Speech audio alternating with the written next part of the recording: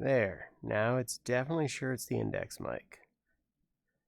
Because today it decided that wasn't good enough the way it was already set. Okay. Squeeze everything back on.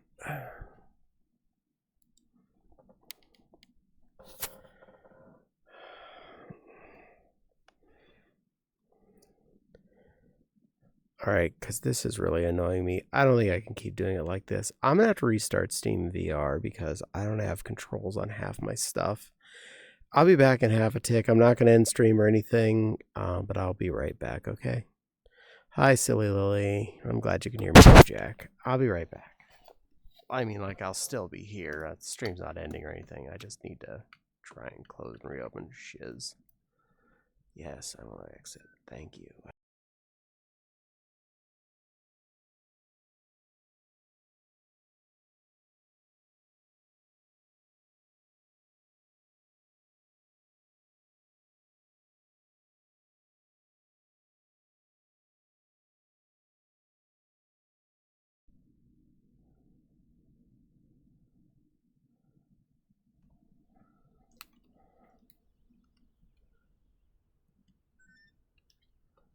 Those active.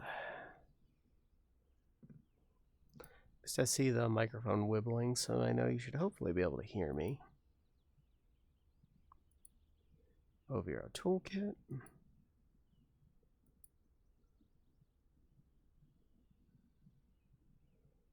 OVR advanced settings.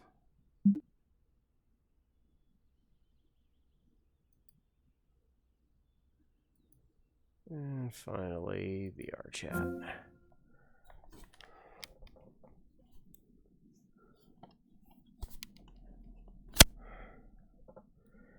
Let's hope things are behaving better this time.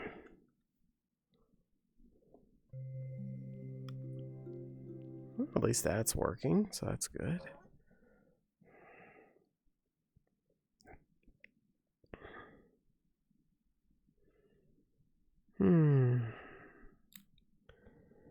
Alright, let's see. Worlds. My worlds recently visited. Place. New instance. Invite plus. Join. We're going to go with whatever's going on this time. I'll know in a minute if it's good or bad, but I'm just going to deal with it.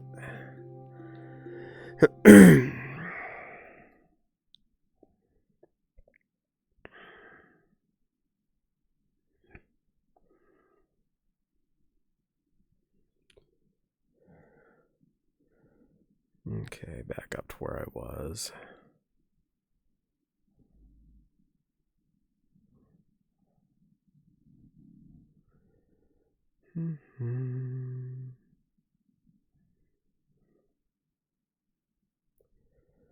Alright, I was facing this way. Camera. Behavior. Camera mode. Stream. Flying.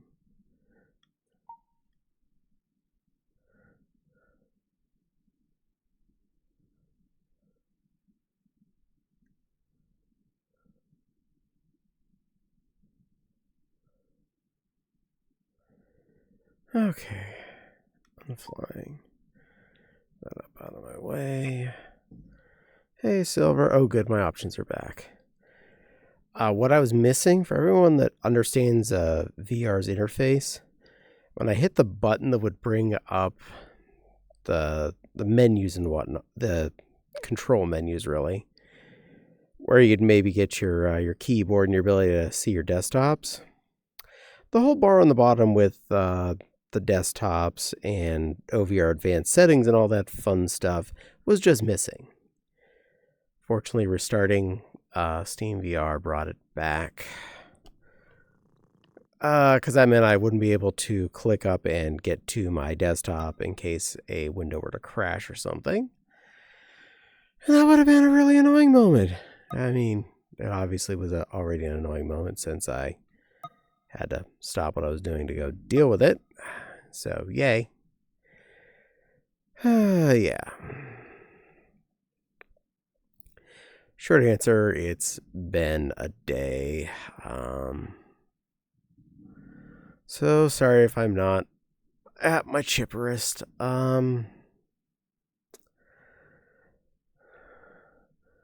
I doom scrolled through YouTube shorts and I came across a very interesting one. I'm glad. I hope it was fun.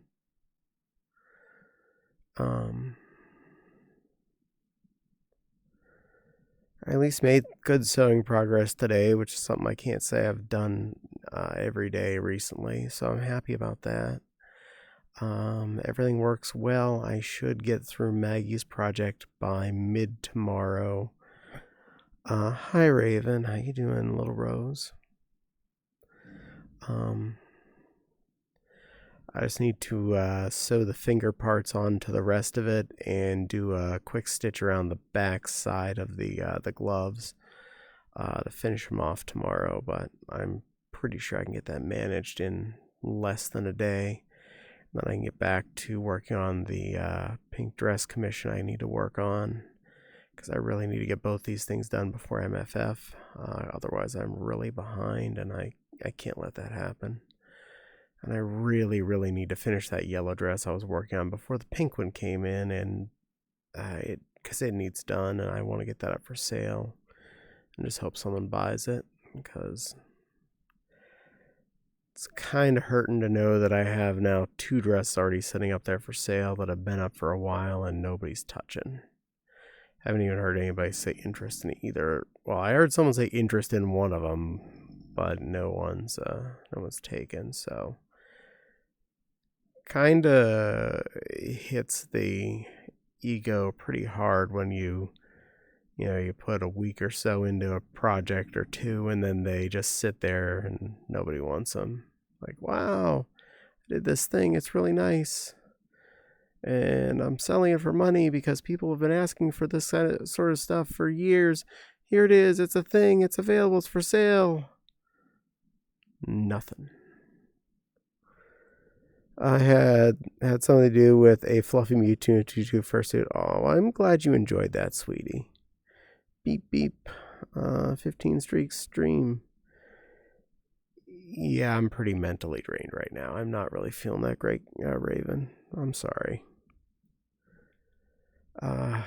Beating myself up pretty hard, and it's kind of rough.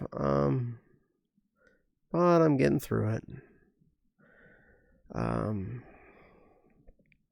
If I can manage to get the pink dress finished by the end of this week, I'll feel really good about it. Then I can finish the yellow one.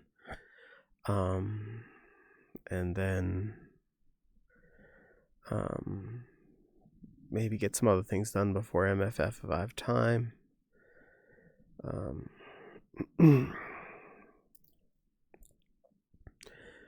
Over the weekend, I managed to get some of the leaves dealt with because leaf pickup here has only 2 days that happen in the entire fall period. One of them started today through like Thursday, and we don't know which day it's going to be. You just have to have your leaves out there on the curb area piled up. You do it too soon, kids are going to make a mess of it, and then you have to go redo it. And or the wind will blow them away, and you'll have to re-spoosh them back into a pile. You do it too late, obviously, they don't get picked up because the pickup's already passed you.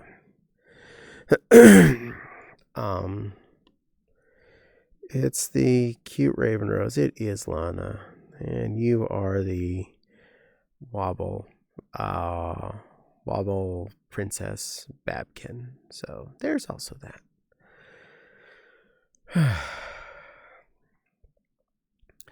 Now, I wasn't too worried about getting all the leaves off the grass. That's not like there's nowhere near that could be possible or required. So I did a quick pass over most of the front yard in general. I was more caring about the driveway, the front porch, and this one part of the front yard where the front side of the house where the wind really blows leaves from several trees around. And it gathers up and makes a big heap. So I got all that stuff out to the front. And I needed to do the back patio because it'll blow into the back of our house and just kind of pile up there and just stay and be a problem.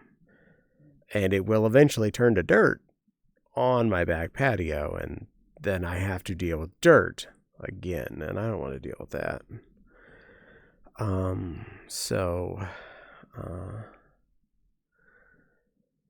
I did that Saturday and Sunday. I put in like an hour and 20 minutes each on it. Front yard was about an hour-ish. Backyard was about an hour as well, maybe a little more on each of them. But I got it done about as much as it's gonna get done. I might double check before the second leaf pickup, which is middle of December. So after MFF. Hopefully I'll have a not rainy day. I can go out and do that and just make sure that the back patio looks okay, and anything that's on the driveway or the front porch I get sorted out. Love the drawing you got up there, Caddie. Thank you, Lana. I appreciate. Hi, Tanya. Welcome in, dear. It's good to see you.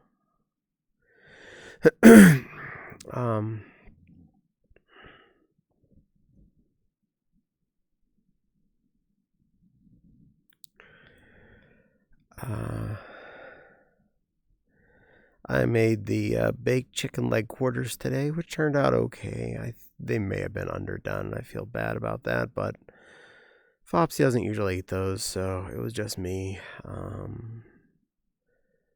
My tummy doesn't hurt, so I don't think I undercooked them and I'm sick or anything, at least. So there's that. Good work, Tanya. You got 7-day streak. Good work. I'm proud of you.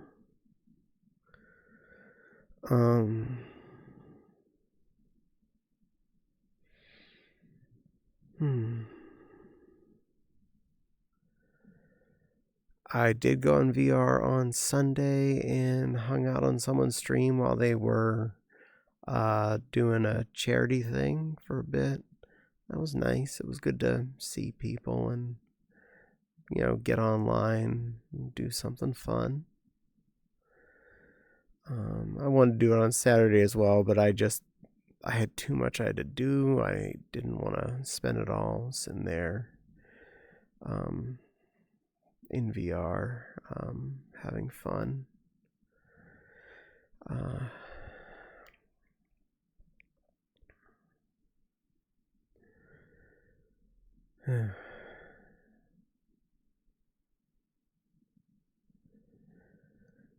Just feeling a little bit defeated and non-productive, and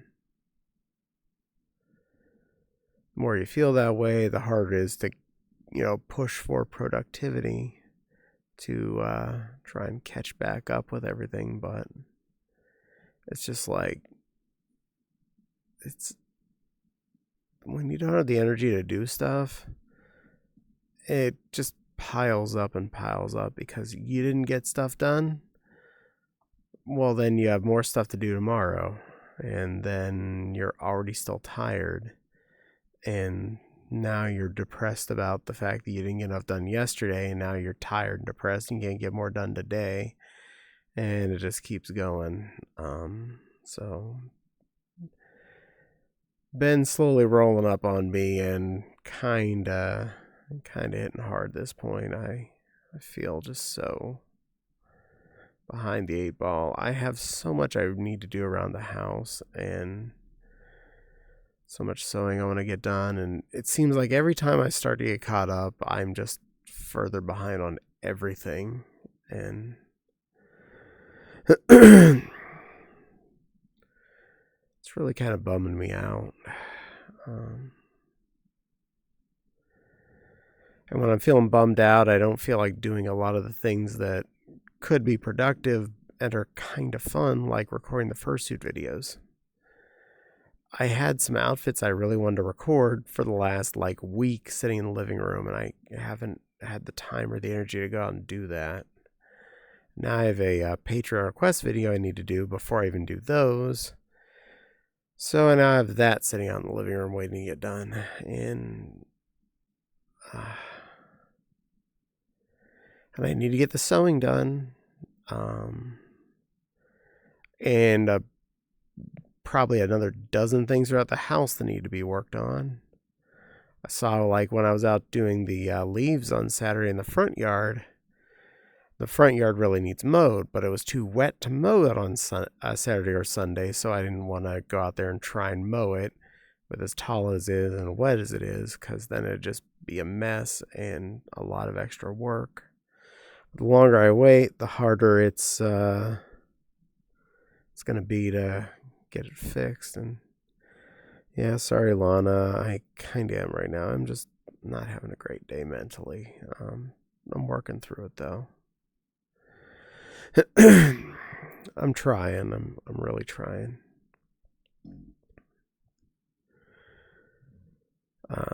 Tried to cheer myself up today by chatting in someone else's stream, and I said something that really was effectively putting my foot in my mouth according to someone else who was watching, and got a long speech over and over again about how I was wrong for even thinking something was okay, and when I was already feeling like, shit, that didn't help. So there was a little bonus cookie on not feeling happy about oneself, being reinforced that I'm not allowed to even have an opinion before someone else tells me how stupid I am. So there's that. I know that artwork got me doubting today. I'm sorry, dear. I'm sorry you're not feeling happy either. Wish I could help. Can't help me today, so I don't know if I have enough in me to help everyone else. I'm sorry.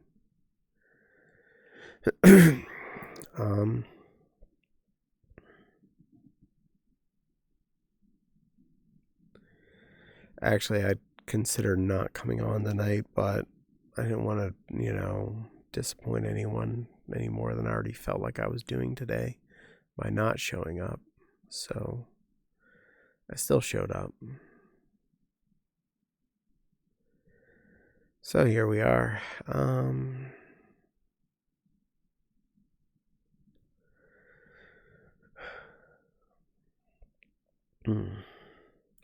You're okay, Caddie. I hope an affirmation can help.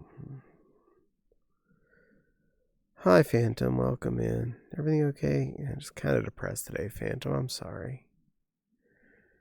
Just not really feeling mentally great.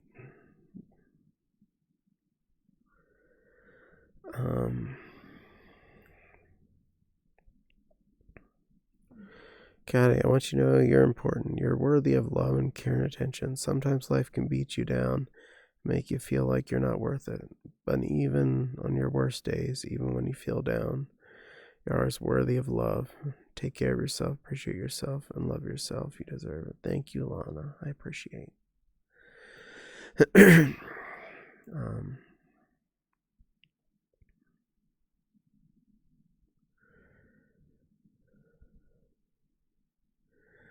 Like, I had so many things I wanted to do today, but I only had so many hours in the day. There's only so much time. And the moment you stop to do anything that you want to do, compared to everything you have to do, you're immediately not getting enough done. And shows you matter is powerful.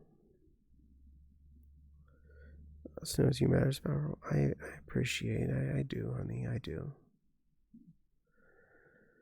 But I have so much I really want to get done positive.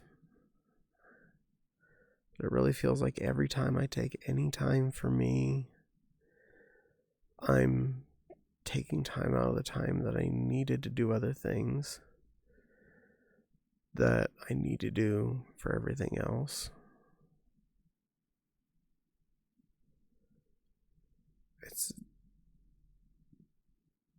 There's barely enough time to just do what I need to do to survive, let alone have fun with it. And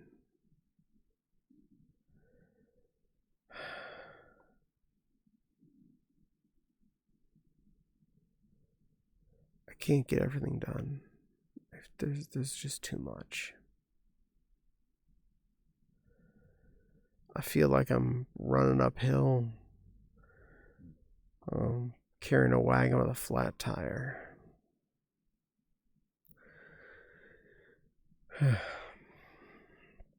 Speaking of which, something I do need to deal with is take the air compressor out to the backyard and fill up the tire in the wheelbarrow. I was realizing as I was almost done with the leaves on Sunday, that was one of the things that was slowing me down. Is the reason why it felt like the wheelbarrow was dragging is because the tire is flat. So, yay. I have an air compressor in the garage. I can bring that out and do it, but by the time I was realizing that, I'm like, I have one more wheelbarrow to go. I'm not going to stop and deal with that first. Hi, Maggie. Welcome in. Shitty, how are you?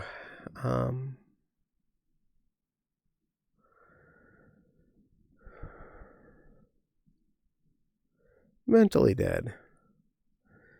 And tired.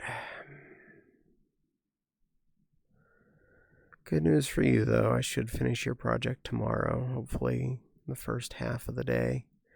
First half of my day. I'm not meaning like by noon, but, in the first half of my available work time tomorrow. I just need to put the fingers in the ends of the gloves and sew up the hem on the back a little bit to make it clean and look nice. But at least you'll have your thing by MFF, so I'll have had that done. You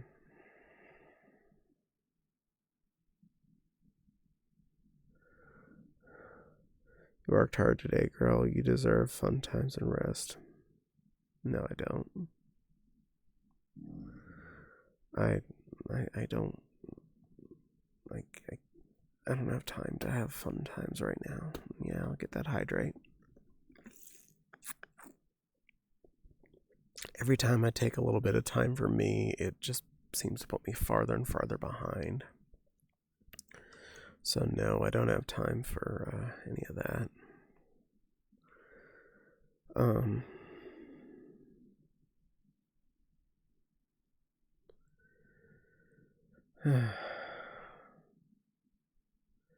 Seems anymore every time I go to anyone else's stream and try and talk, if I get responded to an hour later, that's the only time it ever will happen. For the most part, most people just seem to ignore me anymore, which makes me feel really special. I take the time to type out nice messages, thought out things, and I'll read everything but what I say. So cool. Wow. That's me trying to be social.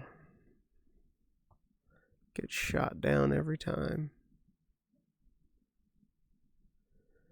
I don't get it. I don't know what I do that I'm doing wrong.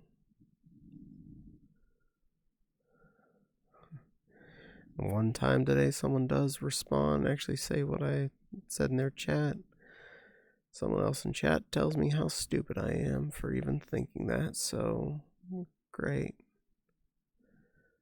Makes me feel special. I'm a good little doorstop. Perfect thing to kick around. Yay. I hope you don't think me rude to say I think you should call it early tonight. You're appreciated. I think you deserve to get some good night's sleep. Some people are just rude. If I left chat right now, that wouldn't mean I get to sleep. I wouldn't be to sleep till 2 a.m. like usual no matter what, so yeah. I'd rather be here. At least you guys are talking to me, so there's that.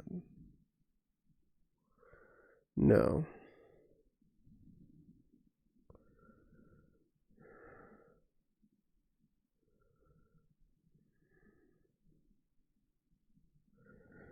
More meant like 3 hours instead of 5. Oh. We'll see how I do.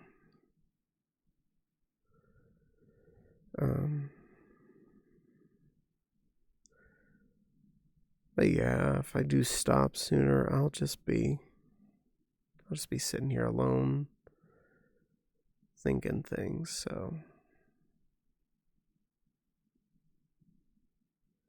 at least this way I got someone with me, so there's that. My body gave me a rough day. I'm sorry, dear. Please make sure you're taking care of yourself and your mental health. I wish I could, Phantom. I really do.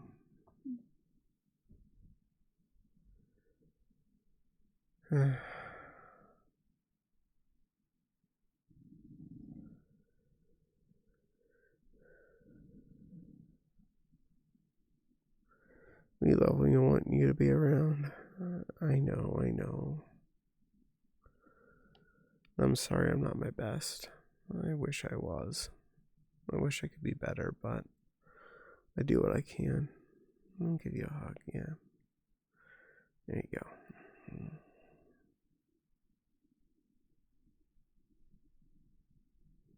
There you go. I got a hug. Chat, since I send you ghost hugs back, thank you. I appreciate it.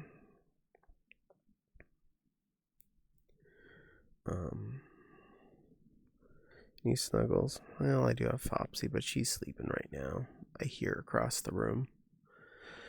And head pats.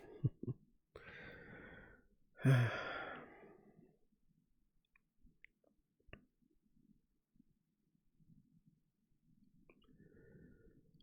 just have so much stuff that needs dealt with, and that's all that matters, is that you try your best.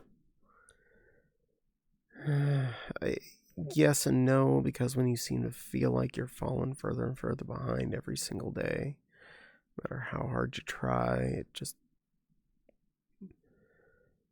It reminds you you're not doing enough. I'm going to ask Fopsy to borrow you at MFF to give you some just warm cuddles and feeling. You know. Oh, shit, always. Oh, it does. And unfortunately, when you're an adult, you don't have like 10 lifelines of people ahead of you to take care of stuff when you don't get it done. I don't have like a mom and a dad here to come over and, finish up things and fix the kitchen floor and do the laundry or mow the lawn for me when I don't get it all done. It's me. It's my duty. I gotta deal with all this stuff. Deal with the things that Fopsy's worried about the house. Deal with the sink that I need to clean the drain out of. 2 of them actually upstairs I need to, clean the U-bends out of. I don't really want to get on the floor and deal with that, but it needs done, and I'm the only one that'll do it, so it's got to get done. My knees don't agree with me that sitting on the floor for any period of time is a good idea. Long enough to take off the drain on the sink to pull it off and clean it out. Not fun. You can't do anything about getting it all done, so you do your best. Your best's all you can do.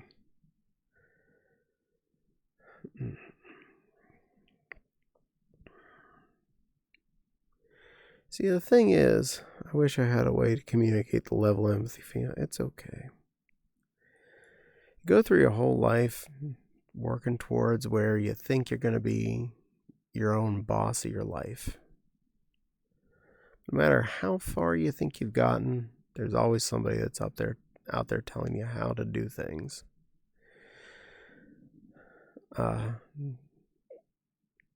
We made it all the way to being homeowners.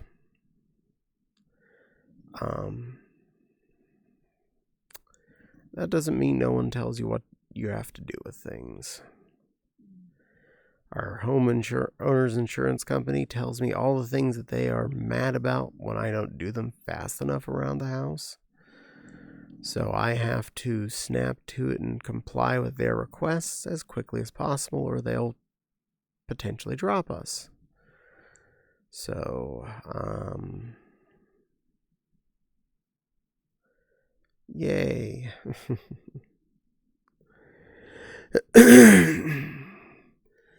And you gotta comply with them, you gotta comply with local city ordinance, you gotta comply with the HOA, you gotta comply with if the mortgage company thinks you're not doing something well enough. So far, most of these things have not complained at me. But the insurance company definitely has, and they were the strictest thing I've had to deal with in a while. And probably according to them, I need to get up on the ladder on the next available day and re-clean out the gutters because some leaves fell in there when the leaves fell off the trees. Yay! That's exactly what I want to do, is get on an effing ladder again and clean the effing leaves out of the gutters. That's so much fun.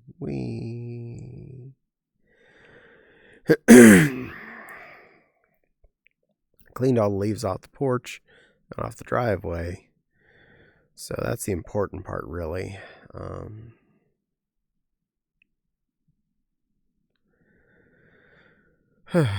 off the back patio, which is something they complained about. So that's all sorted.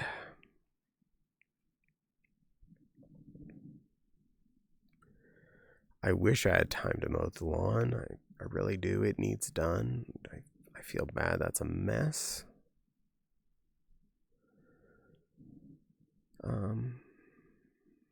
But I don't. I can't get everything done. Just trying my damnedest, and I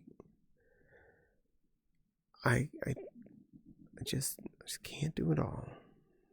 I feel like shit for how not far I get every day.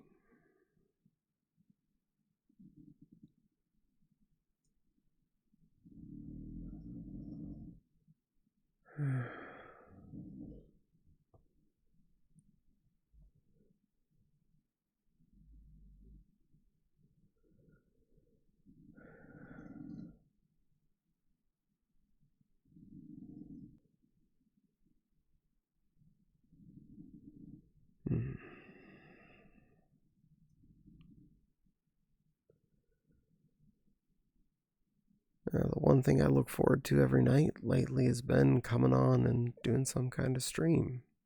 Either means I get to come here and chat or play a video game. That's the closest thing to really downtime I've been letting myself have. I'm either sleeping, doing my best to get work done, or this. So I look forward to this. Thanks for the hugs, Jack. I appreciate. I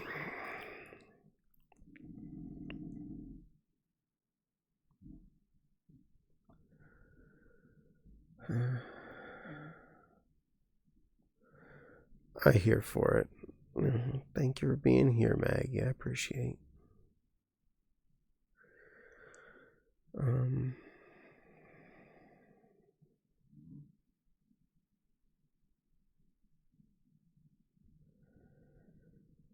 I did my best to make grocery shopping as inexpensive as possible. You need to go easier on yourself. It sounds like you've gotten burnout.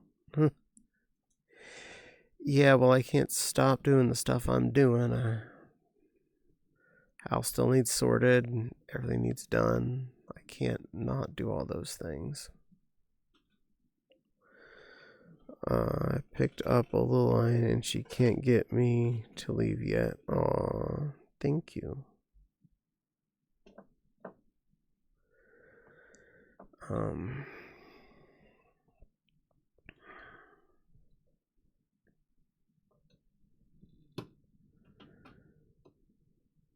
I was doing my best to not buy too many things we didn't need groceries wise, trying to keep the budget in a good stat.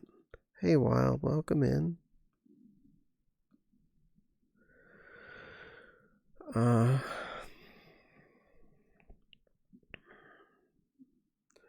Anxious to cook a turkey on the Saturday the 29th for a bunch of friends.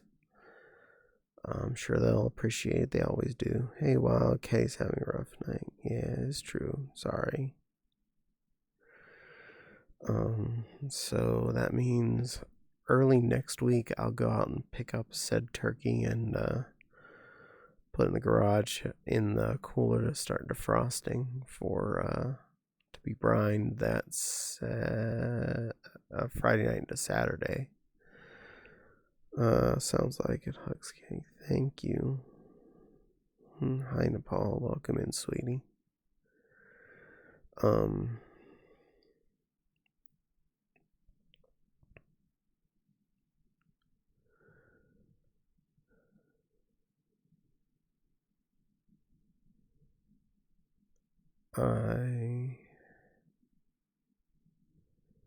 I really need to get those videos recorded. That's got to get done. But I really need to get this sewing done for these gloves done ASAP. So I guess I'll work on those first tomorrow, and then maybe record video, and then work on the pink dress. That commissioner has not been complaining at me, but I don't want to make them mad because I'm not fast enough. Already always concerned that any commissioner is going to be mad about the quality, no matter how good I do. But all I can say is I do my best. So working on that. Hugs the amazing line. I'm gonna have to find one of those to do the hugging. I'm boring, less than amazing line tonight.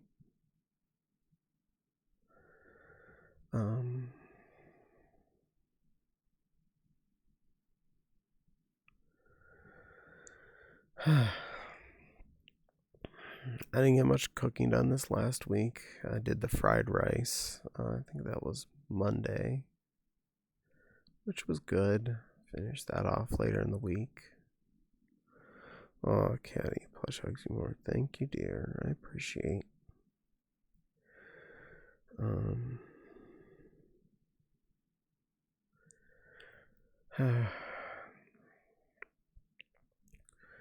Yesterday I did some kielbasa on the grill, which was tasty. An easy food to do. Only takes maybe 5 minutes. And in the last 2 minutes, I put our 4 hamburger buns in the top rack of the grill and let them toast off. They turned out real good. So that's a little bonus.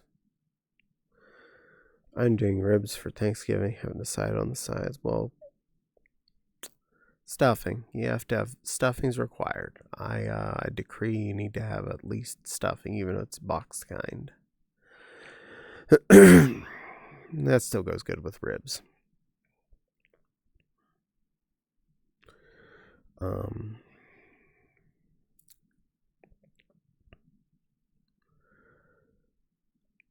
I think it was Friday night. I did sandwiches. I did. Good work, Nepal. 25 stream streak. You did a good job. Good girl.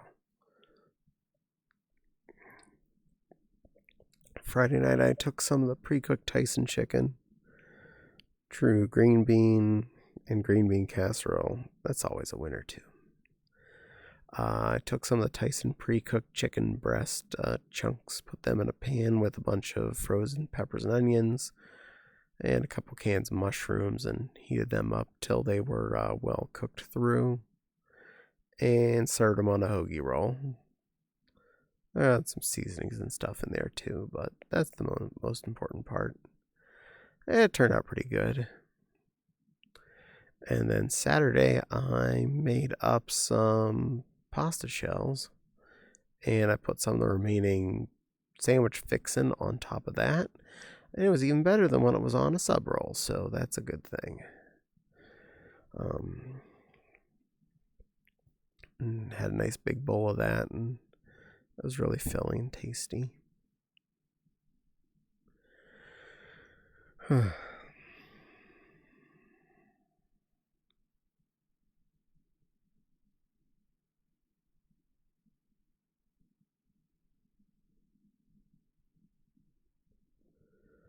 Phantom's looking all happy. I'm glad you're happy there, sweetie. You're a good boy. I'm sorry if I ever disappoint you by saying the word you don't like. I feel bad every time I do. I know I don't mean to, and it just comes out. I'm not good at this. I'm not good at saying the right words. I'm just shit at words. I try my hardest, but I just end up disappointing people in the end, so I'm sorry. I don't like to make you mad or sad at me, so I apologize again. I'm very sorry. I know I screw up a lot. I'm bad at stuff.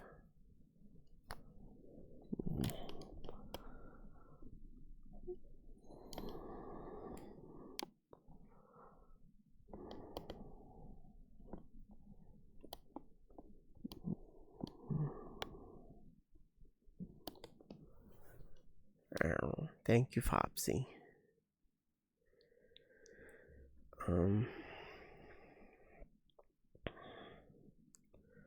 I'll hydrate.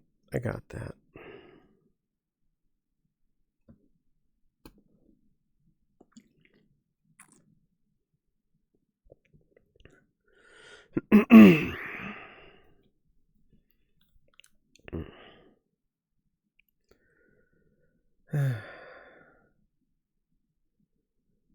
Sometimes when you spend all your time just doing your best to make everyone else happy, and it just feels like you didn't do your job,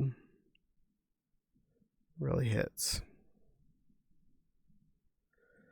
I can't fix everything. I can't make everybody happy. I just do what I can. Get a little bit further behind every day and making people happy.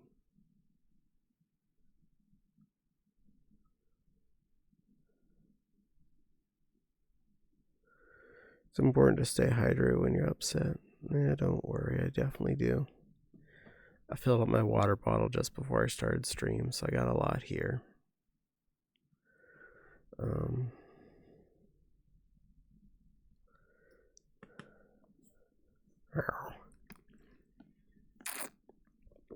Thank you, Fopsy. Caddie, you always make me happy, no question. Thank you, Nepal. I'm glad. I appreciate you say so.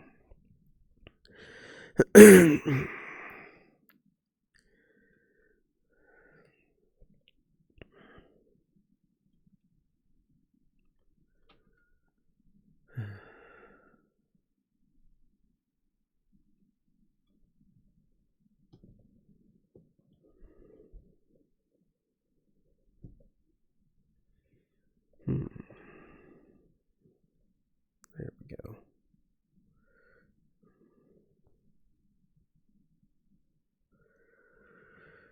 It's just a simple truth, hon. Just a simple truth. I'm glad I'm able to make you happy. Just being here.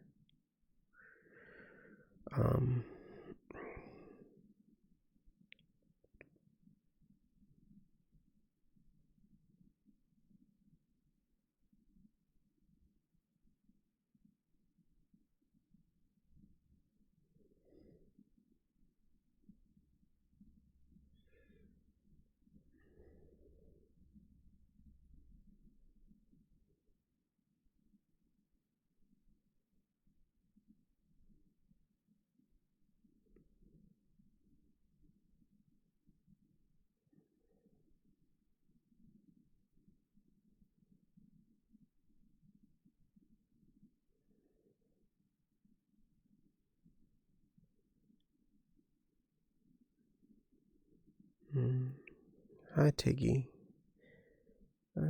Thanks for the hugs. Yeah. I'm not feeling great today. Sorry.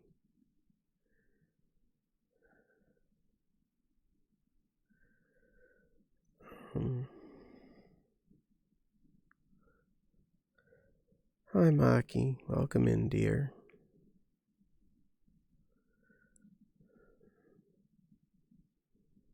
I know I've disappointed you, so I'll say I'm sorry to you too.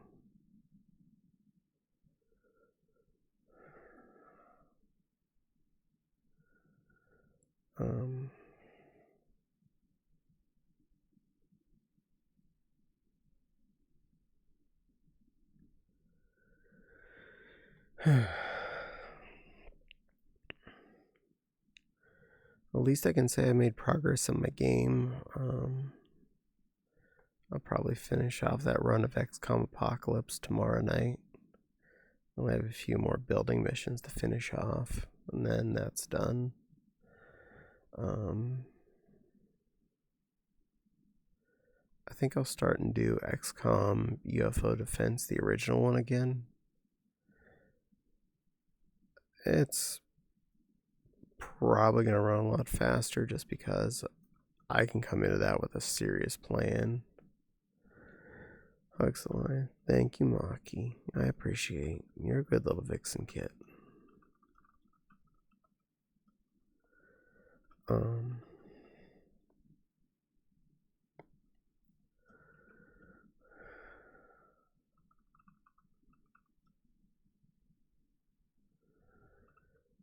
If any of you know someone that needs a pretty dress in her life, either something I've already made or something they want to commission, please send them my way. I'd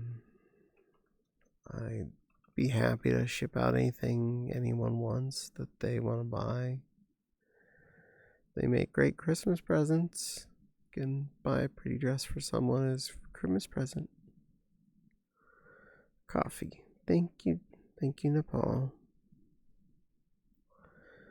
Yeah, if you go to my coffee and look at the store section in there, you can see all the stuff I have up for sale. I have a bunch of skirts and bunny tails and a couple of dresses and some hoodies and things.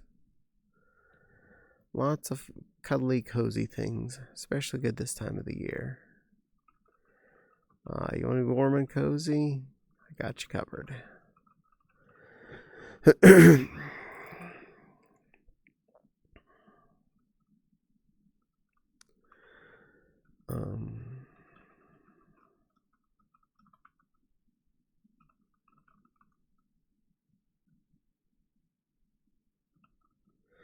The hoodie and the cuffs I have from you are both amazing. Oh, thank you. I'm glad you really enjoy them.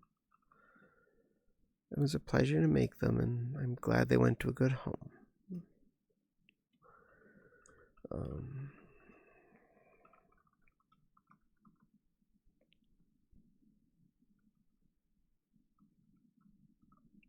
Hugs. Thank you, Maggie.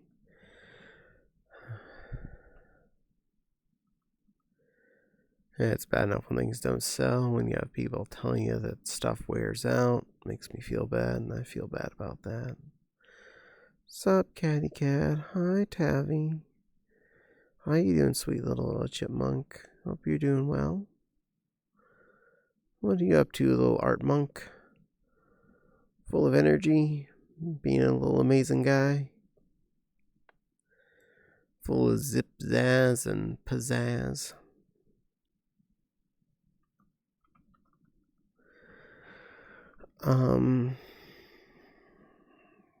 Last you said tired, my dear, dodge in the household.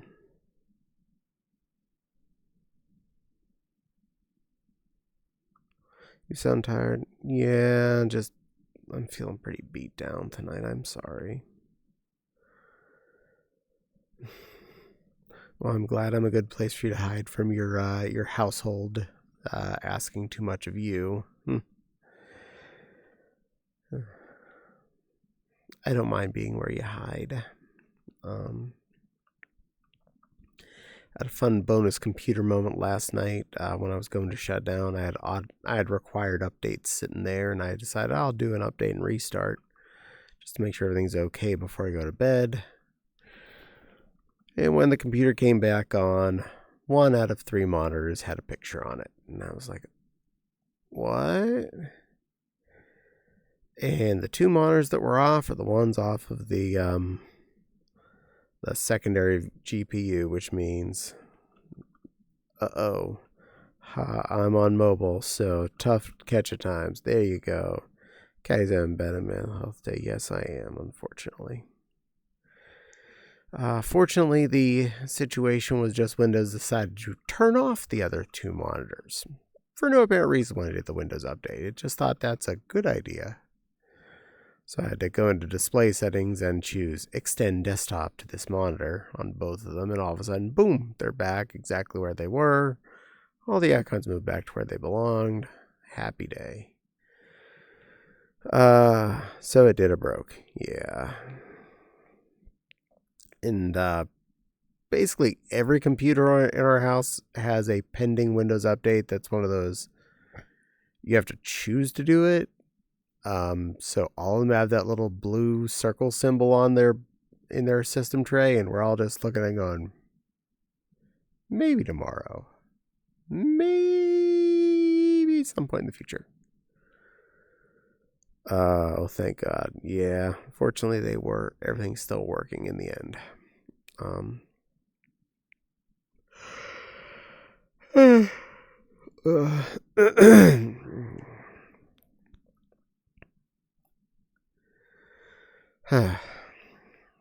But I was able to get those all turned back on before I went to bed, and then everything fortunately was working fine when I got up this morning. And then when I went to start up stream tonight, I was here in VR. I pressed the little button to bring up my desktop displays, and the little bar at the bottom of that was missing. You know, the one that has all of the desktops available. And OVR advanced settings and all that other fun jazz. It was just not there. Fortunately, the few people over here were okay with me restarting to Steam so that I could get that hopefully back up. And just restarting Steam VR was good enough. And then, well, of course, I had to reload VR chat again. And I did do that. Whew.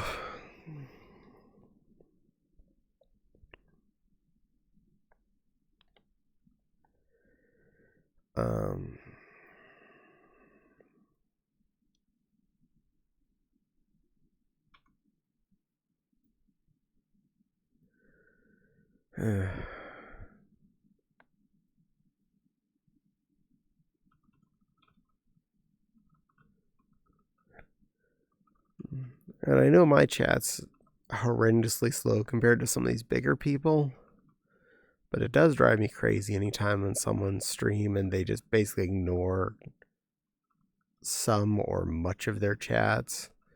It's really frustrating when you try and talk in a stream and just feel like you're talking to the air and no one's reading it. A for simple fixes. Annoyingly simple fixes, but simple fixes. True. You're fine, but I know what you mean. Yeah. I'm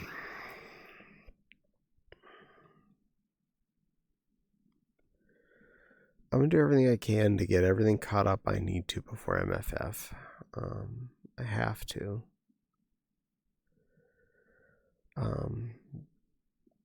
It's just got to get all done. Yeah, it's hard to keep up in larger chats some days. It's not fun. Yeah. I stand by, though. It's the most annoying when you see them read almost everything else besides what you have to say. And just like, well, what did I do wrong? I like slower chats. Fast chats become pay to win for being heard. Yeah. Times when you either have to use that to highlight your message or pay bits to have your message pop up on screen. I don't charge for any of that. You wanna be heard? I do my best to read everybody as quickly as I can.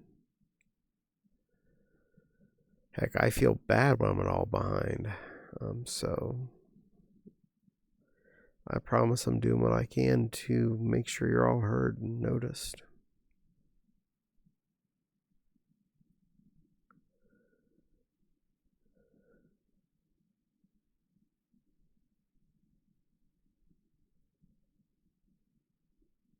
I'm being summoned. Glad I got to pop in for a bit.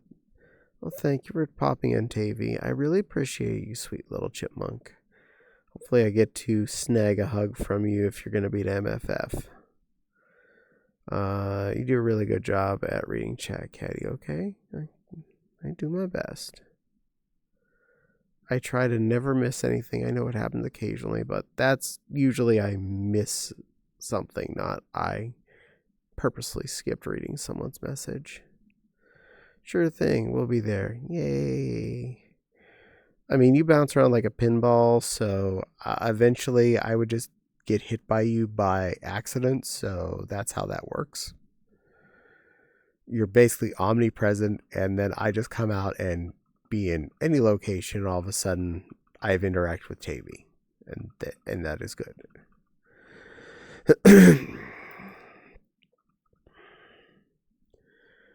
I got a lot of food for a hotel room already. I got lots of those little rice cups, ramen packs, oatmeal. Got the big canister of cashews, jerky, trail mix tubes. So hopefully everybody's satisfied with what I'm bringing the hotel room and I'll get a nice munchie out of it.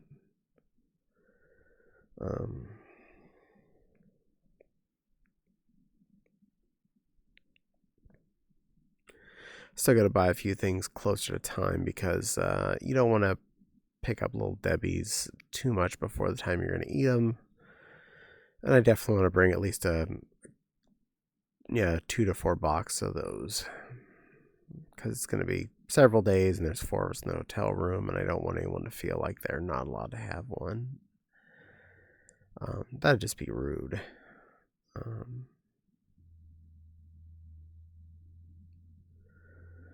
Might get a few more different sweet treats because most of what I have is savory thingies.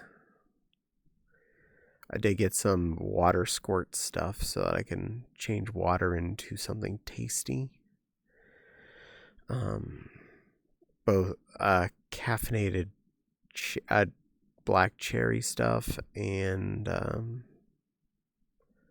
pineapple and something. I can't remember which one, but it's another caffeinated energy type one, so I'll at least make up for lack of bringing Pepsi or something with me.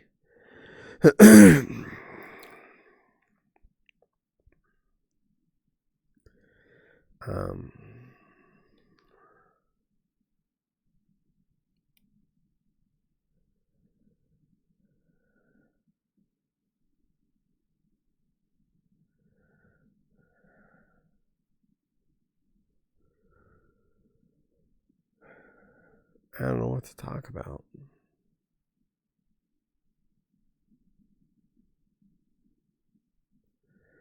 I feel like so much is going on, but none of it makes enough sense to make into words.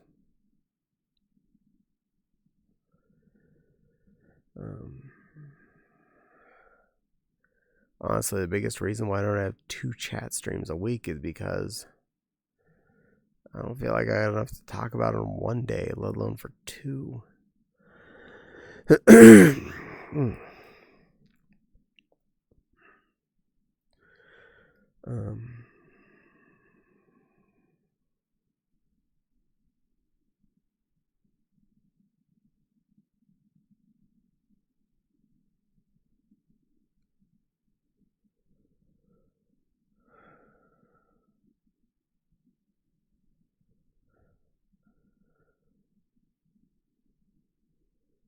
I have no idea right now. I know that feeling, hon. So much going on in your mind, like a train yard with 1,000 different trains, and you get a few bits from each one that goes by. Yeah. What are you gonna make? I'm the one that brings the turkey to our local gathering every year. So I brine up a turkey. I use Alton Brown's brine recipe more or less. Soak it overnight and bake it off in the turkey roaster. I've had a turkey roaster for like 8 years now, and I don't regret spending the $30 on that thing. Yes, it normally only comes out once a year, maybe twice, but it does its job for that one time a year. And I've been told I apparently do a bang up job in my making of a turkey, so there's that.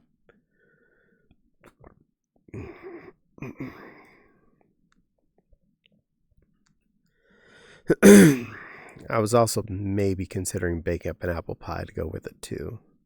Walton Brown recipe and your skill. Oh my god, that has to be. It tends to turn out good.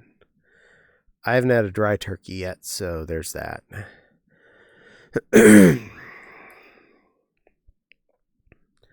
Also, when I'm actually in the baking of the turkey, I augment it with a little Caddie logic, and I usually take like 2 sticks of butter and pour it over top of the turkey before I put seasoning on the turkey itself. Just totally douse it in butter to make it better. What's potluck? Yeah, every year we do a local gathering the Saturday after actual Thanksgiving because it's easier for people to be off. And we have a sign-up sheet, and we all bring what we need to make sure we have a good dinner. Heck, you been on already? Yeah, Miss Echo, I'm sorry. Monday nights are always 7 p.m. Eastern. Tiggy's giving hugs. Apple pie is great. Not dry. It's a base requirement. I'm sure yours far exceeds that. It's good enough. No, I didn't realize you started at 7. Oh, I'm sorry, dear. Yeah, Monday nights are 7 p.m. Eastern.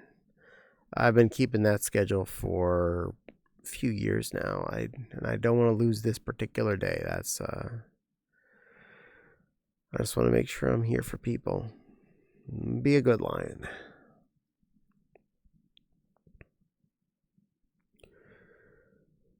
Whether or not I'm feeling good, I like to make sure everyone else gets me as best as I can be.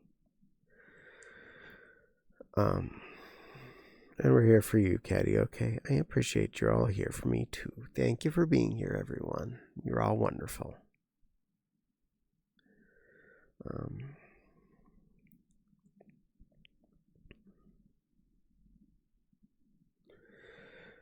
I started cooking turkeys every Thanksgiving.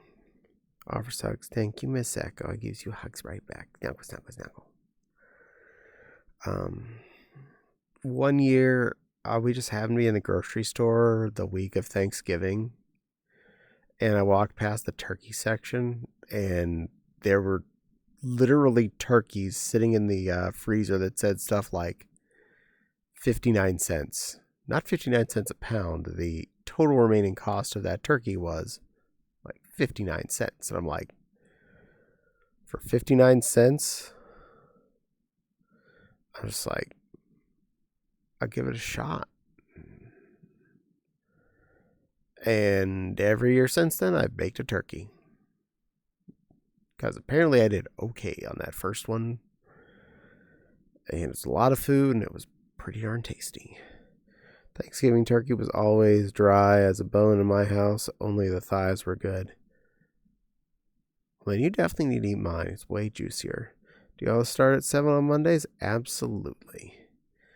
I mean, I'm scheduled at 7, but generally I end up hitting the go live button about 7:01 or 7:02 because something always happens. Doesn't matter how prepared you are, something will always make it slightly behind where I want to be. Okie dokie. Yeah. This is one of the few things I do that keeps me mentally regular, is coming to this every Monday night at 7 and coming here and chatting. Adds a little stability and a little normality to my world. And from what I can tell, people actually seem to enjoy this, so I try my best to make people happy. I gotta go back to chores, and I'll be back. Take your time, Miss Echo. Good luck with your chores. Do what you need to do. No rush on my account. Be good to yourself and don't overstress. And I can watch Alex if she shows up.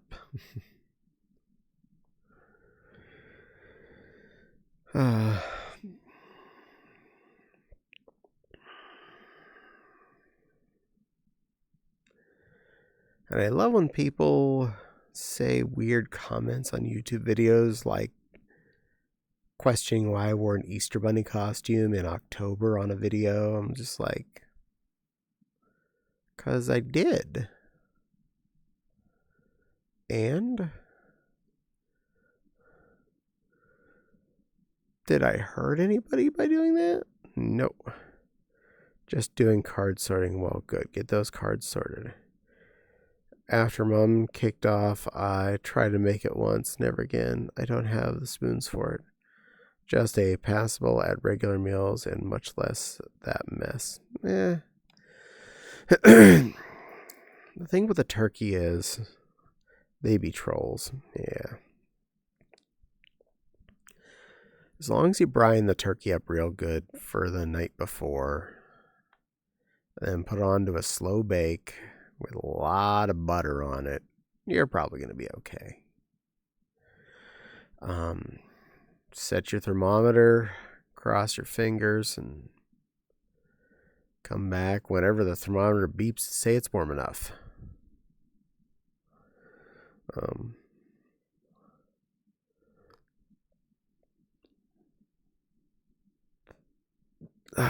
And shove the butt full of vegetables. Not stuffing, vegetables. like carrots and onions and celery and such. Jam it the heck all up in there till there's no room inside that turkey's bumhole. And that helps keep it moist inside without being a problem of a thing that needs to bake for excessive period of time.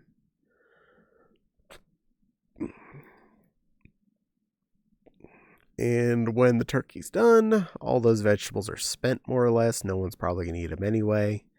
They sure add a lot to the flavor of the turkey.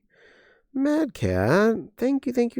You've been subscribed for 31 months. Wow. Thank you very much. I really appreciate it. Wow, that's a long time. You're coming up on 3 years there. That's crazy. But you've been very supportive. I definitely appreciate that. You help make my months more stable, and that's a very important thing. Anyone that can do that, be subscribed, you definitely help me. You definitely help my normality. Help me better be aware that if I'm going to have an okay month. Sends hugs your way. Oh, thank you, sweetie. I really appreciate it. I do.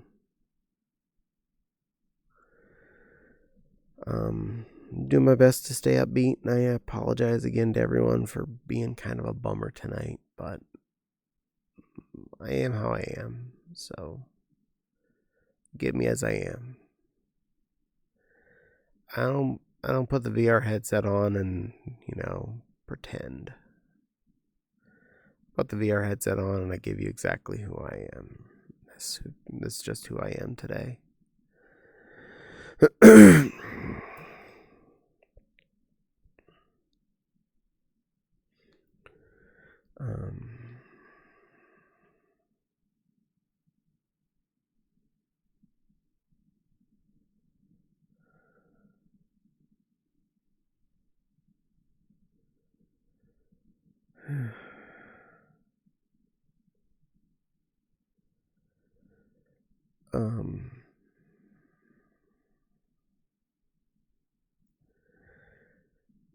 Meow.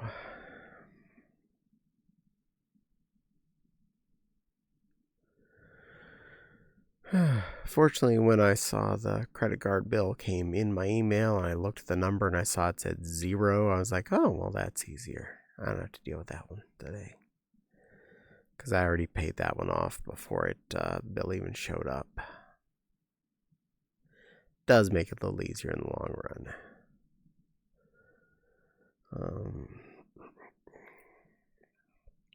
And I at least have one small payment coming in for sure. One good size one coming in that should help refill the checking account a bit. But I do need to sign some money out and give it to Wild for our part of the hotel room coming up at MFF. Need to bother that Foxy for the number I need to send off. I believe Wild likes PayPal. That's, I think, where we've transacted the last few times. A lot easier than trying to deal with bringing cash to the con to hand off. That's always super awkward, especially when you concept the idea that you effectively are carrying around several $100s worth of money that needs to be handed to someone and not in some way lost. When it comes to, PayPal, the moment I've paid the money, it's in their account. And then all I need to worry about is any money that I want to bring for me cash-wise. And or just whatever cards I want to spend on for that weekend. I definitely find, especially at conventions and on trips, using my cards is so much easier than trying to pay with cash. Trying to pay with cash just feels like such a hassle. You really don't want to know how much cash I would carry at cons. I kind of regret it. I used to do most con stuff in cash form. But now, everything takes cards. Heck, most of it takes tap pay, which is so much easier. tap my card down on somebody's little square and boom, you're done.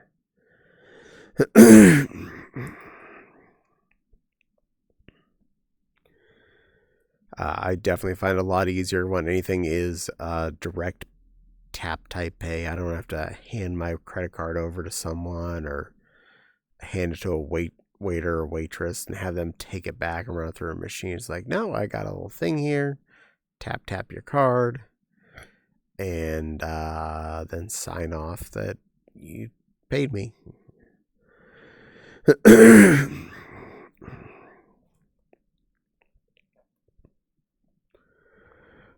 Square made things so much better, but I still like cash for in-person payments. I can understand that.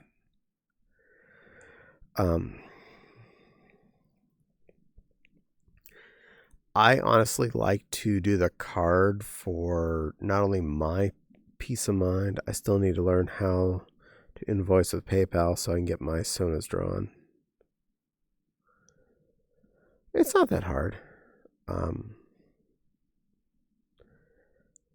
It's in their menu set there. It's not that bad.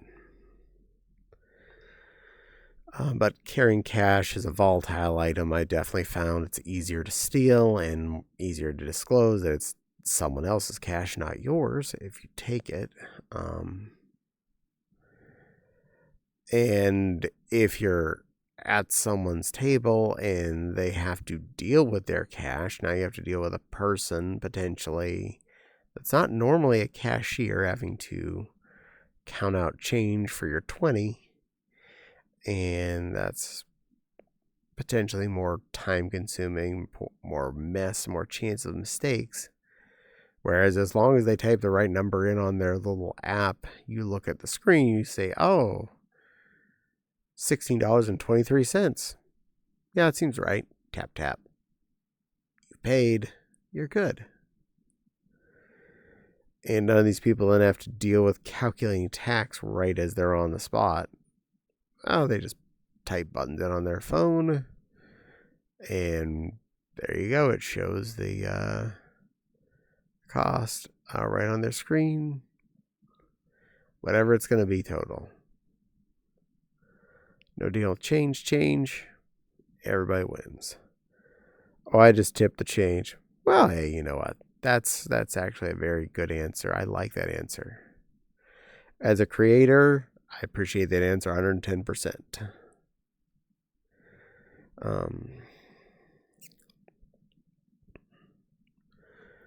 Anymore, we don't know what we want to buy at conventions because we have badges, we have fursuits, we have more t-shirts than we know what to do with. Mostly we end up getting either like a random plushie that we'll find or like keychains and things. And pins. And we're starting to fill up on those, so it's hard to say what we need to purchase at the con more than just be at the con and have fun. So, mostly that. Mostly the latter. Be at the con and have fun. Be a fluffy critter. Run around, see people. Try not to get exhausted.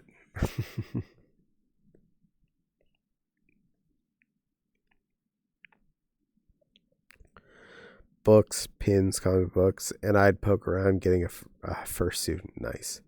I don't remember the last time I bought merchandise at a con. You know, that's fair. Honestly, the last couple cons, I literally bought just maybe a handful of keychain type critters and stuff like that. It's been a long time since I bought anything substantial at a con because it's like, I got everything. I've been a furry long enough. I have all my basics. Being a fluffy critter is like 5% of the reason I go to a con. Yeah. Steven the German, thank you for the raid. What a sweetheart. Thank you. Welcome in, Raiders and Steven. I hope you had a great time.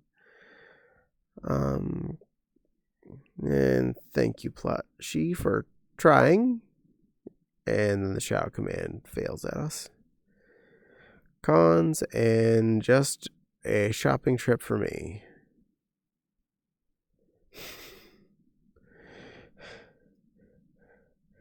it are failing. Cons are not and. I get you. Let me see. Hello, Steven. There we go. We got it. The shout out occurred one way or the other. I thought I saw it show up. Yeah, at least one of them showed up. We got something going on. This will work. Yee. Well, you're getting lots of fluffy hugs there, Steven, so. But the basic shout out did show up, so we got that rolling. Something made my ass buzz. Hopefully it's not too critical because I can't see much of everything.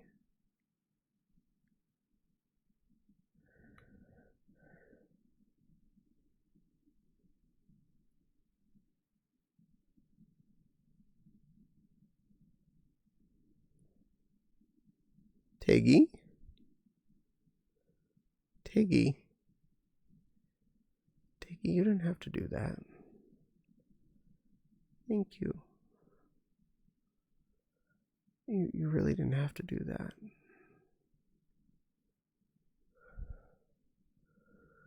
I'm not exactly a social bun, so I just end up trying to find a quiet place to hide. That's fair. I'll take it since it's cold. Yeah, it's felt very different without the usual crowd. Yes, thank you. I owe you a lot of hugs. There'll be a lot of yummy snacks in the hotel room. I promise. Make sure all the best stuff's there.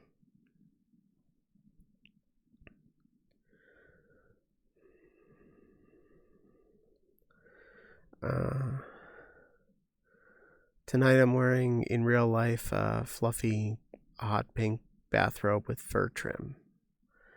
Because it's comfortable and easy to deal with when I'm in VR.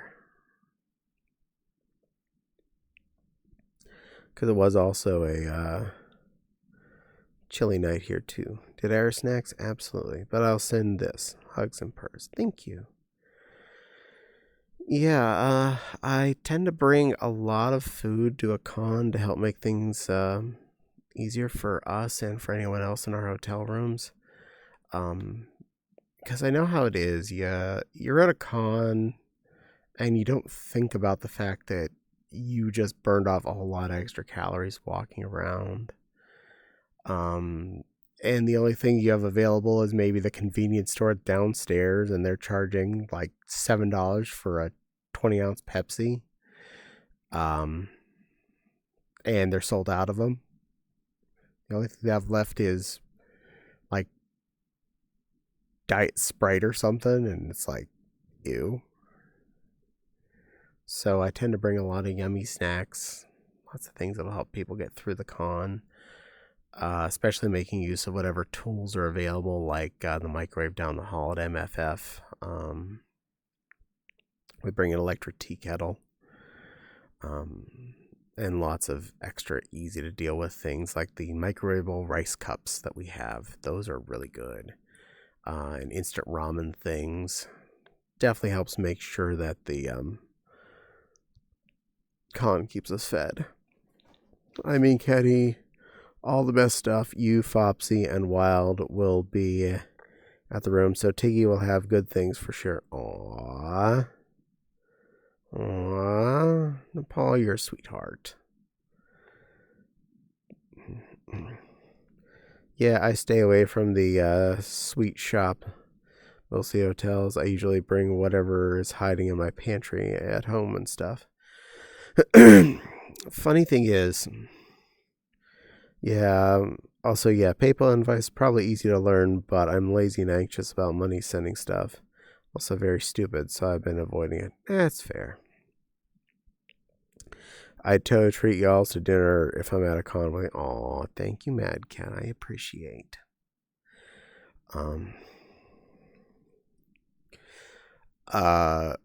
Many at the Ricotta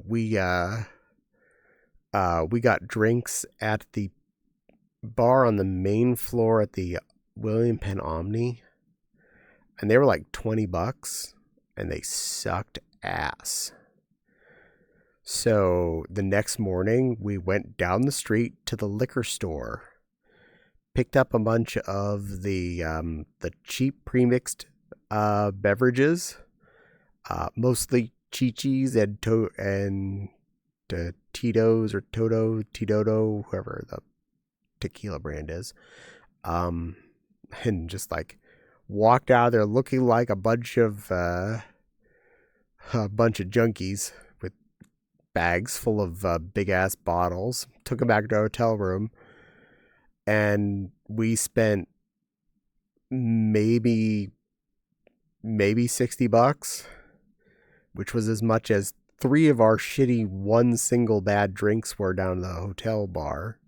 And we had like 6 big honking bottles of premix that just pour over ice in the hotel room, like, and we win. And we've been doing the same thing ever since. Just bring stuff, because F it. Yeah, Tito's. Whatever place you want dinner at, my treat. Oh, thank you.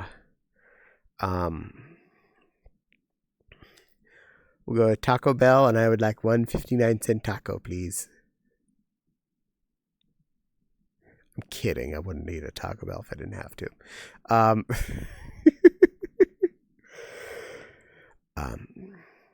Nepal is well aware why I would pick anything besides Taco Bell, having been to our Mexican place in town, which is pretty much the same price as Taco Bell, if not possibly cheaper.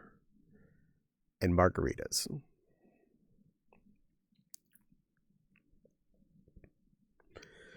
But at MFF, since it's basically food desert anymore, it's a lot easier to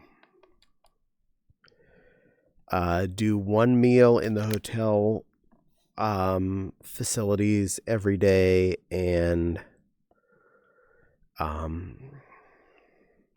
one meal in the hotel room from like a ramen pack or something, maybe a beef jerky to go with it. It does help a lot. Been doing that for a bit now, and it really eases the cost, because the DoorDash was just painfully expensive. Taco Bell is good, but it's fake Mexican. Very true. Taco place is far, far better, cause same price, but much better food, and yes, margaritas. Absolutely.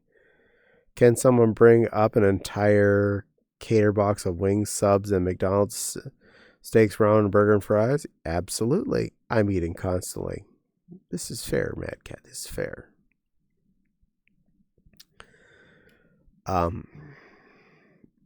We definitely have brought in a lot of crazy amounts of food up to our hotel room at cons, either from things we picked up from local stores or things we brought ahead of time. We're feeding the entire chat tonight. Yay! Chat feeding. I think the only things that really limits me at MFF are either transport space or cold storage space at convention. Because there's usually a small fridge, and it's not really one of those things that will cool anything down. More of those things that will kind of keep food cold if it was already cold when you put it in there. So you're definitely limited to maybe chilling off some drinks a little bit, but not really expecting to keep leftovers or anything in that fridge. Not the worst situation, just something to be cautious of. My con food budget is normally around $200 to $300 a day. Wow. Con tip: raid the nearest convenience store or aisle ahead of time for unlimited snacks. Caddie, you're okay if I join. If not, that's fully okay. You're allowed to come in, Nepal. That's okay.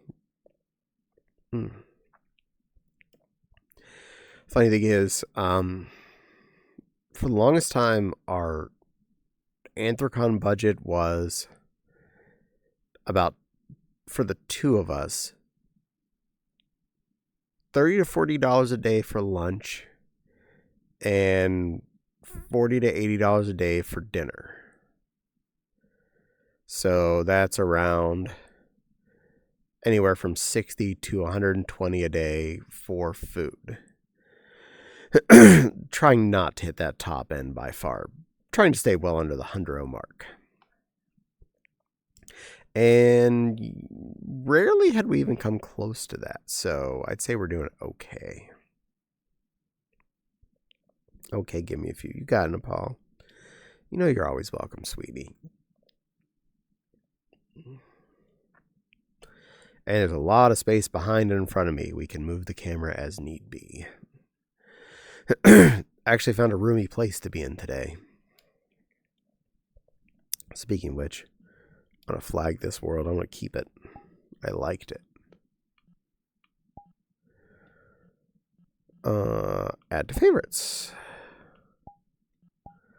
Also, recent worlds. What was that one I was in recently that I kind of liked?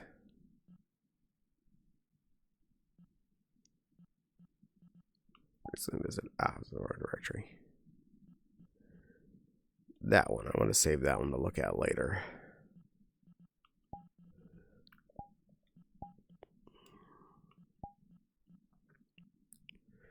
That one sucked. That was kind of silly. That one loaded weird for me.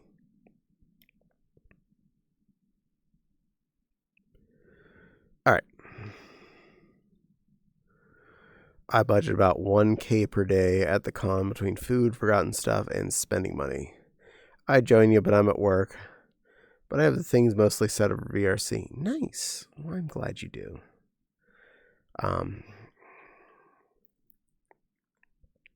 But I hope you're having an okay day at work there, Mad Cat. And I hope your little stinker's doing well, too. So you're one of those suspiciously wealthy furries? Honestly, when it comes to con time, I tend to bank it as that is an over budget phase. That is vacation. That is where I would spend money.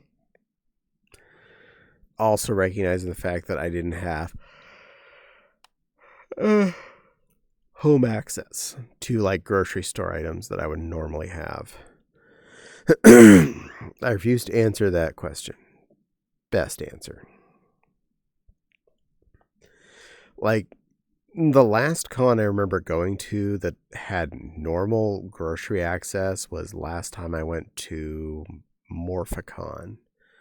And it was across the street from a Kroger, which meant I could literally walk across the highway, not a bad highway, just a regular one, and I can go get groceries. I don't plan on spending much at MFF. I was wanting solid first thing time. Very fair.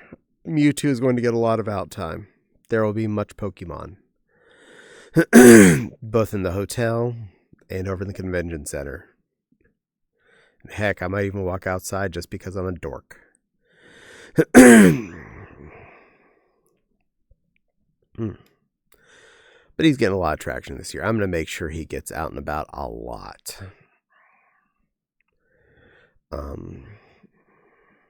Spending stuff at the con store and whatnot, I don't know. I don't have anything I want. I'm not going with any needs. I don't really like comic book coming out or anything. I don't know about any art someone's making special prints of that I want to pick up. So expectations, 0. Maybe a couple panels I might want to go to. Eat at the Buffett once a day, most likely. And spend a lot of time in fursuit. Maybe if I'd been better with a crowd like y'all's, my one MFF experience might have been not what it was. I'm so sorry, sweetie. But yeah, MFF is definitely crowd.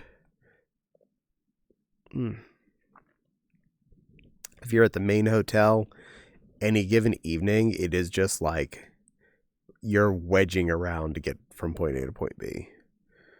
I got a panel on Sunday, hint, hint. I have no idea what the schedule is, so I have no idea which panel it is. Maggie ad content. Oh, you have a panel, so that's the one you're going to be hosting. Offers a hot cocoa. Oh, I definitely love that. I should make one of those soon. We have plenty in the kitchen.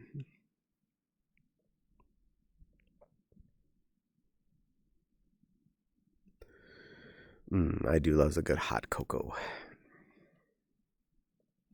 Can't really deal with that when I'm in VR, though. A little bit messier when you're working with a non-visible amount of liquid. That's why I usually drink out of my straw bottle. Kig and Furry at 3 p.m. Yay! We'll have fun being a Kig. Not exactly my bag, but that doesn't mean that it's not valid and something that you should enjoy and have fun with. I'm hoping the food trucks out back are good this year. Last year's Heroes were actually delicious. Expensive, but delicious. Probably skip the fries this time, though. That really didn't seem necessary. But man, that extra big meat sandwich was, killer. Crowd wasn't the problem. The crowd that I was around was, the gyros were amazing. Yeah. I got to model in a bikini coming up. By model, I mean my friend Angel. Aw, cute.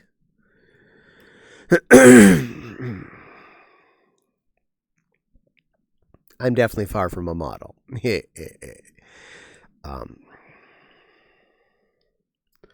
That my experience with staff was less than great. That's unfortunate. My experience with the staff that I spend the most time with has been really, really good. Hint, hint. I love both of you staff people. Both Wild and Nepal are really fun to be around. So's McLeod.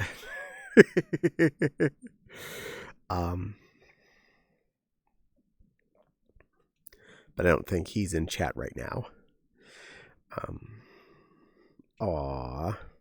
Yeah, you're great staff. The friends make or break it. Wow, this is giving tongue face. I mean, without some of you staff members, I wouldn't even be at MFF. Because trying to play room lottery was actually one of the things that was telling me I'm never going to try to go there. So that kind of fixes that problem. Sup, Jax? Welcome in, Red Banana. No, I'll let him know. That he's a really amazing part of staff and he's a fun thing to see. Yes, you should. I won't go into the details, but that and MCFC are why I stepped away from Furry. Oh, I'm sorry, sweetheart.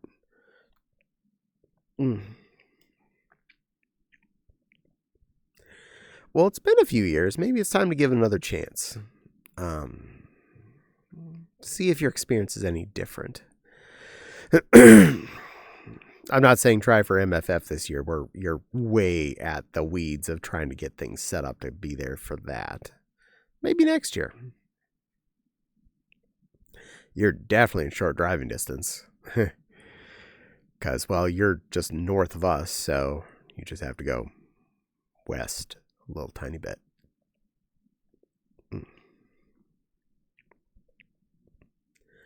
But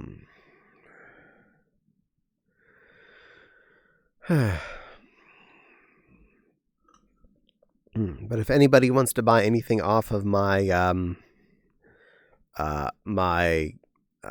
Ko-Fi shop that's going to be at MFF and wants to pick it up there, let me know. I'll waive shipping. You can just get it in person, get it handed off. The fops, sometime I spilled the tea there.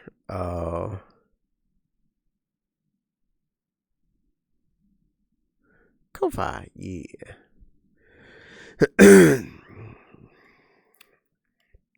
But yes, if you actually do want to pick something up at MFF off my Ko-Fi shop, send me a message. I'll make a special price that involves MFF pickup for shipping as an option of $0. Yes, it means I got to figure out how to wedge more crap into the car, but that's not as big a deal, especially if I know I'm getting paid. But it's not buying something at MFF. You're just getting it delivered at MFF. That's a very, very important technical point. If you do buy something, it's not a purchase at the con. You purchase it away from the con. I'm just dropping it off in your hands. I'm just a delivery boy at that point. Do the Throne Store too. Caddie, don't tempt me with a con delivery of things from you. But I wanna. If I do that, I'll just swing by. Honestly, same difference. If you ever want to come and pick something up, physical, yeah, that's fine. I'll waive shipping and just put in a deluxe Target bag in the living room for pickup.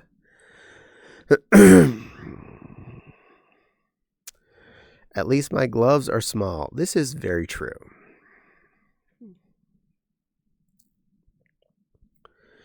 You got a cute outfit to wear for it? What, for if you come to pick something up? Or is delivery line? I don't have a cute special outfit for it, but I'll dress however I dress, which is probably extremely feminine at MFF. I wish someone would take me to a con, but I don't have a lot of money to go around. This happens. But if your name has anything to guess by, you're probably at least close to Eurofurence. So at least you're not too far from a con. For our perspective, that'd be like within our state to be within your country. Delivery girl outfit.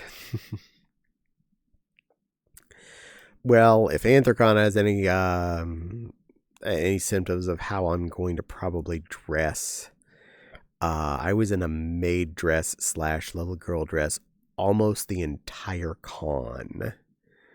I brought several, and I just switched around what I was wearing, in or out of fursuit.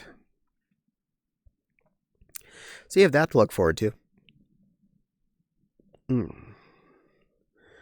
Worked a double shift Sunday, made 70 bingles in credit card tips on the first shift, then 30 on the second shift, and 60 cash, and I got paid weekly. Nice. Daw. I'm in the U.S. mostly. The one I could go to is in the mountains. Ah, okay.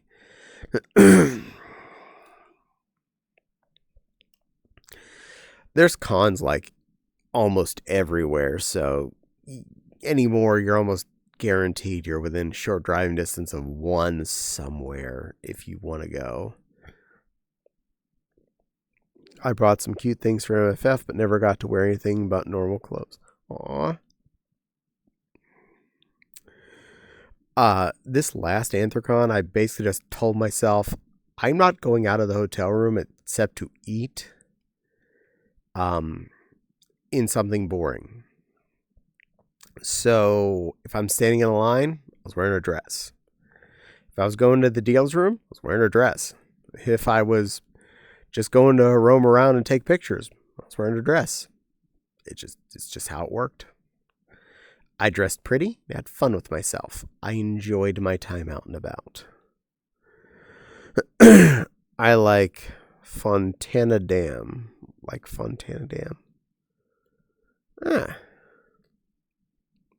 I have no idea where that is. To be fair, the United States is huge, and I only know the areas I've been to. Heck, there's a lot of this state that I live in that I don't know much about. I don't have cute PJs that I didn't need other outfits. That is definitely fair. For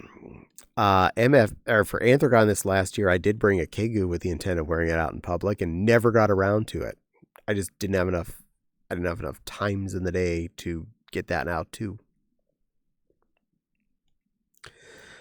In fact, I think I had at least one dress that made it to the con that never got worn.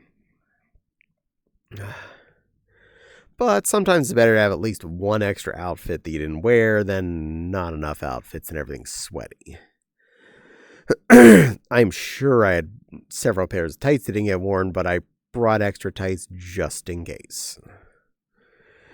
Because I was enjoying wearing those. They made me feel happier. And I feel like they really make my legs look nicer, and I like that. Anyway, need to pretend to work. Take care. You too, Mad Cat. You be good to yourself. I'll hug your little stinker, okay?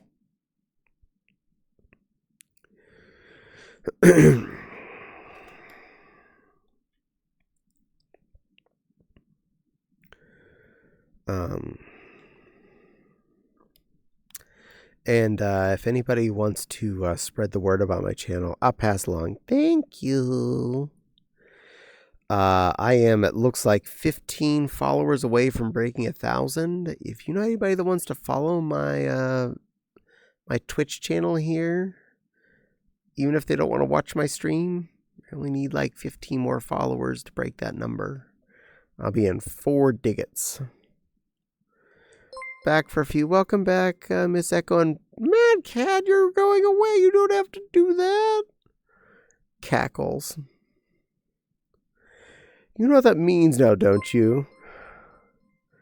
First off, thank you for giving Yo-Yo, Tavy, Billy Goat, Zizzy, and Steven German gift subs.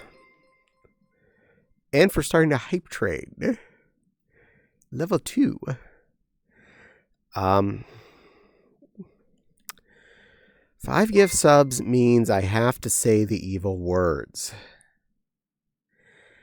I'm a cutie. I'm a cute little lion in a bunny girl costume being all cute for all of you. I'm a cutie, cute cutie. I'm a cute, cute lion. I'm a cute lion here to entertain you all by being cute. I'm a cutie. Woohoo, made a hype train. Uh-huh. Because Mad Cat's a sweetheart. Well, I can do that. Are you in desktop by chance? One last thing. Let's see. Avatars. Avatars. Oh, did something boop? That was Nepal. I will let Nepal in. And dink. Where is it? Where is it?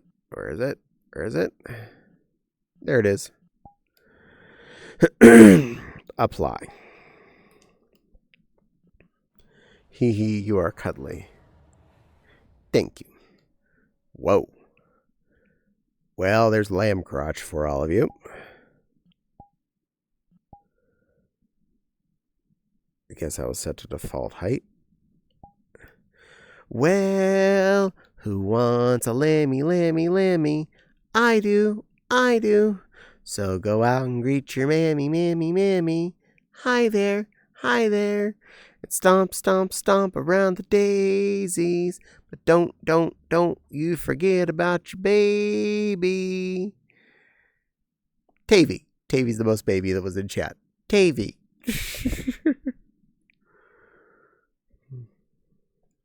There we go. Lammy, lammy dance. Let's see. Back to avatars. Upvoted. Where's lion? There are lion. Bows. Enjoy your event. Thank you, sweet little Mad Cat. I hope you enjoy your dance there. And yes, thank you, Miss Echo, for saying I'm adorable. And Tiger Paw be all fidget. Does anyone want to play Adventure of the Lamb? I haven't played Cult of the Lamb on stream in quite a while. I actually turned off the extension recently because someone was noting it was popping up for them. I'm like, oh, I should just take that off. Hello, Butter the Paw Lover. Welcome in. I hope you're having a good day.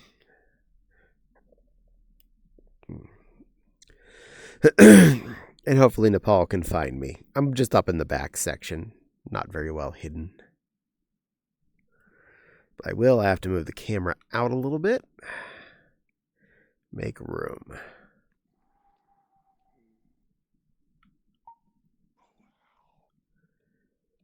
Yeah, it's a pretty big world, isn't it? And all I'm showing them is the trees behind me. I like the bar. Yeah, it's a pretty cool bar. Here, I'll show you all. The bar in front of me. That's what I'm staring at besides my chat windows. And then I try and turn it back around, and I fail. And scooch in just a little more. Good enough. Let's see. That is actually my right side. There you are. Hi, beautiful little plushie. How are you? I'm doing okay. You doing better now? A little bit. Mwah. Yay, that's good. You're a good girl. Yeah. Oh. A cutie appeared. They did. Beans. You got it. And let's see. Get up to the camera. They're going to be paw beans because I really don't feel like playing camera games right now. Beans. Beans, beans, beans, beans, beans, beans, beans, beans, beans, beans, beans, beans, beans, beans. And the hype train has exceeded. Thank you very much for that hype train. Enjoy your emotes that you get from it. Oh, and I'm a good girl. I'm a good girl, Jack. I'm a good girl. Doing my best to be a good girl. And I'm doing good, says Butter. Yay! Real Steven says, hee hee. A cutie appeared. Yes, a cutie did appear. There's the cutie. It is a pretty cool bar. Icy beans. The redeem I got to use it. Yay! Okay, now your turn. Yeah, I saw. Steven, I'm a good girl, right, Mark? Yes, you are. And a cutie pie at it. Oh. Mm-hmm. Good girl. See, that's my sweet little plushy girl. Steven's giggling, so he's happy about what he got. Well, that's good, because I already took his points. You returned his points? No, I took his points. Oh, you took his points. Okay, good girl. Yeah, we don't need to crash this economy. Hey, you get something, it gets paid for. Mm-hmm. In general, this world is actually really cool looking. I picked one spot to be in it, and it just happens to be probably one of the most boring points in the entire world. I'm behind the building we're at. Oh, thank you for the biddies, Steven. Thank you, thank you, thank you, thank you, thank you, thank you, thank you. I appreciate every dollar helps support this situation. And that's 100 biddies, and yay, they popped out on the screen. Yay. You're a very sweet Steven. You're a good Steven. Are you a universe? Do you have a gem in your belly? Do you generate shields and swords out of it? Have you accidentally done healing and or making bubbles? We really need to know these things. These are facts. Yeah. We are the crystal gems. And Steven!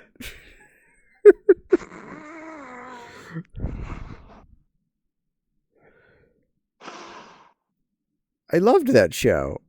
I'm happy it had a conclusion, but I'm sad it ended. I never, when it was on, I never got into it, and I just haven't had a chance to since. It was almost done when I finally got into it. And then I went online and watched the whole flippin' thing from beginning to where it was. And I was like, is there another episode? Not till next week. What do you mean not till next week? I've just watched like 50 of them and you're telling me there's no more right now? No, it's still running.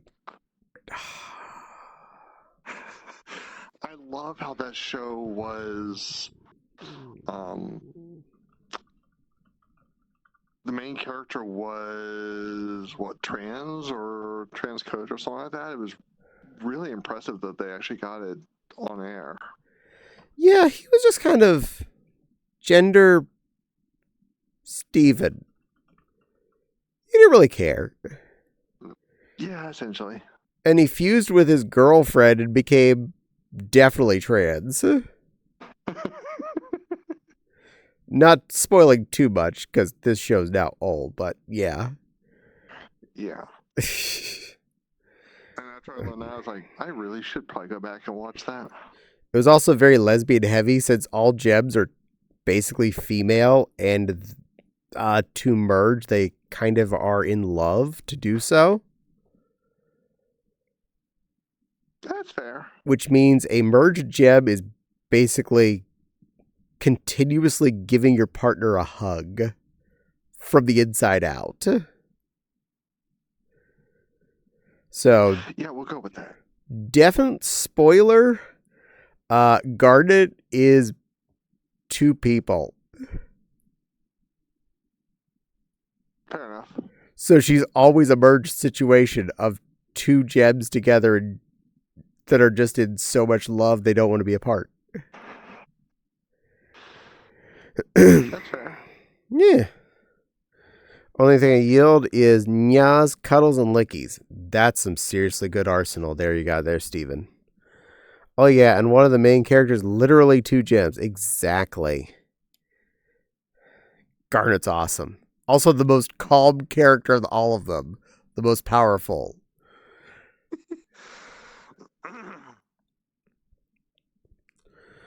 Of the two gems together, it would be equivalent of humans. We're going with hug. We're going with just a continuous loving hug in a warm embrace. Lick attacks. Oh, you've been lick attacked by Steven. I'll get you towel later.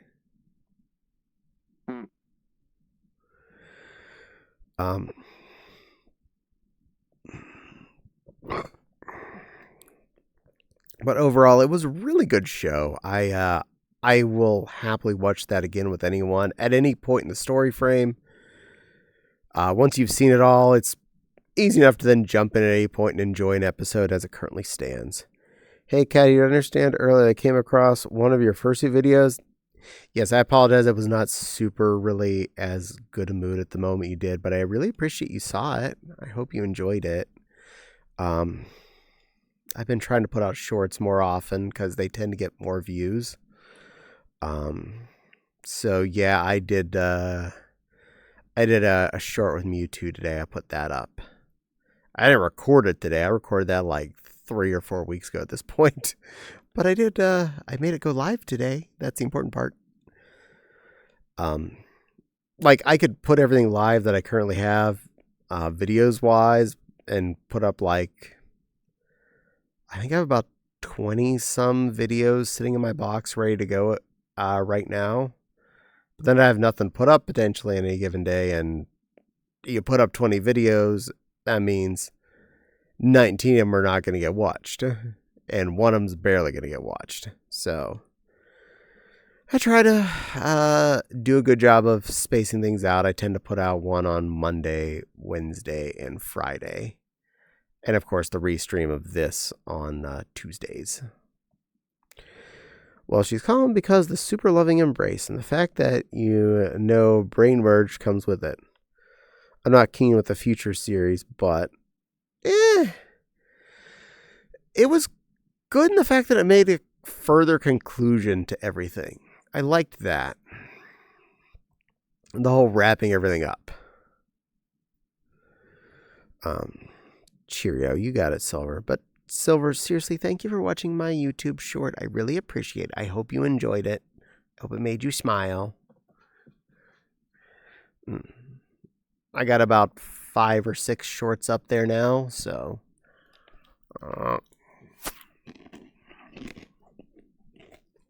cashews. Don't worry, Wild. Those are already packed for MFF as well. So there are cashews for the room.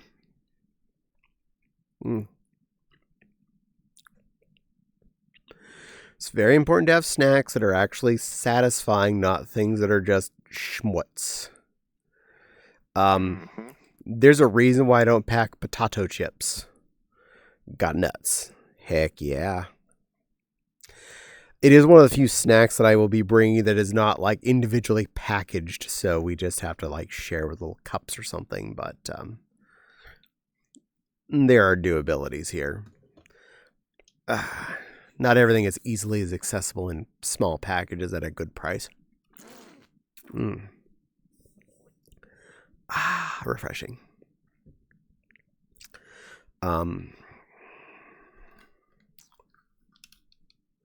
Because like the big tubbo of cashews, only like $10 at Walmart. And that's a lot of nuts. Nuts in your muzz. Heck yeah. Oh, that reminds me. Since you are both in chat, Wild, Tiggy, are there any specific things you definitely don't want me to have in the room? I don't think either of you are an anti-banana. I remember, I think it's Noob is very no banana. Or any other food products that are just absolute no's, because I'll make sure not pack those.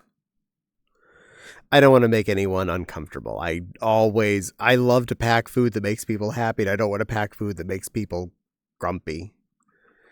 As someone with a severe lactose intolerance / mustard, very violent allergy to, I try to remember and accommodate other people's needs.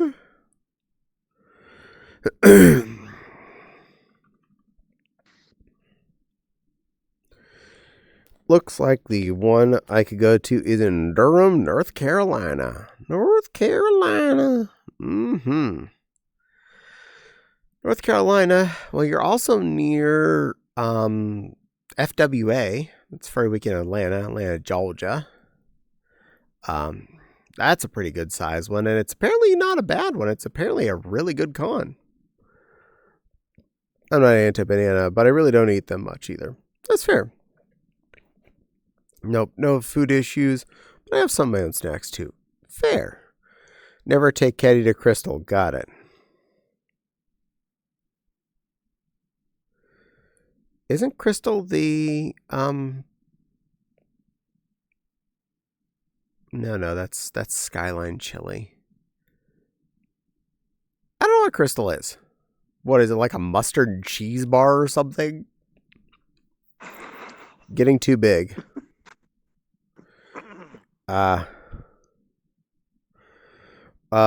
Miss Echo says, Wild, I could have a few. Yay! Yeah, I have a video I saw at FWA. It was hilarious. I couldn't stop laughing during Ferality Soma when I saw it. Wild Fox says, sure. Furry Tiger Pot says, Crystals is like a White Castle. Oh.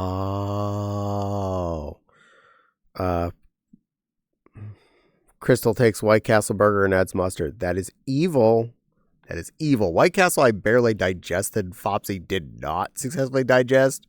We went there the one time, so yeah, that's definitely not on our homework list. Crystal is sexy blue fox from Star Fox. Fair. I even have a local family member to FWA if I either wanted to stay off site for free or if I wanted to show up the day early and have somewhere to be. I have been offered space unconditionally. which is kind of cool, but I don't see us going that far away for a con. It's hard enough to do Anthrocon at a little over 5 hours drive and MFF at 3.5. Going all the way down to Atlanta, that's got to be at least 12 to 16 hours drive from here. So I can't see me doing that. It's not close. Unfortunately. An airplane travel for 2 people with fursuits, it so quickly becomes not worth the expense. And I'm just nervous to fly with my suit in general. Exactly. Then you try and get one packed down into a container where it's going to be adequately secure and barely have room for anything you want to bring for it.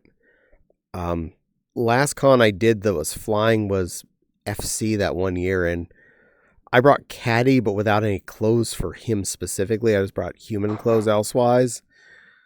So that's an easy thing to pack. No padding, no extras. He fits in half a foot locker.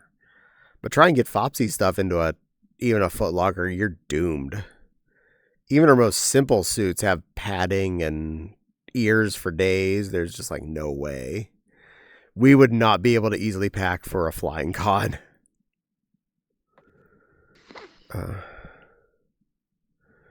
It's the exact same cooking method. Kay needs to check on someone now. Good luck. I need to check on someone. That is absolutely fab. You're allowed to. I think it's about 6 to 8 hours from my house to Atlanta. That's not the worst.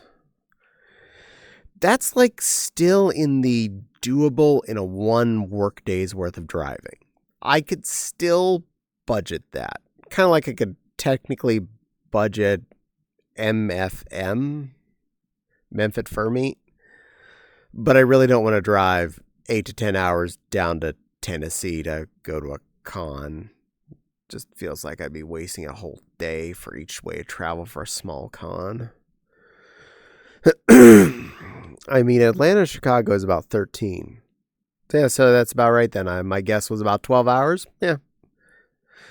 My math guess was pretty darn close for that. Or was it 12? Yeah, it's an additional 4 hours for Maggie because of where she lives. Yeah. From her place to Atlanta. Yuck. Oh. Yeah, well, 3.5 to 4. Hello, Caddie. I need to bring Michelle to your room. That reminds me to message Fopsy. Maggie, remember to message Fopsy. Thank you for the gift sub to Mad Cat. Yee, thank you, Mad Cat, for giving Yo-Yo a gifty. Durham is an hour from location. I live in Foot Whizzle, Indiana, so I'm about 2 hours north of IFC, 3.5 hours east of MFF, and just over 5 hours west of Anthrocon. And I think it's 8 to 10 to MFM from when the 1 year Javi went down to that. But man, I used to be better with sitting in the car for extended periods of time. Anymore, going on an 8-hour drive, I just want to like pass out after. I'm done for the day. I've had enough fun for this one roundabout. Be Whiskered 2026. Nice. Only like 20 minutes to the RW International to Durham. That's pretty darn close.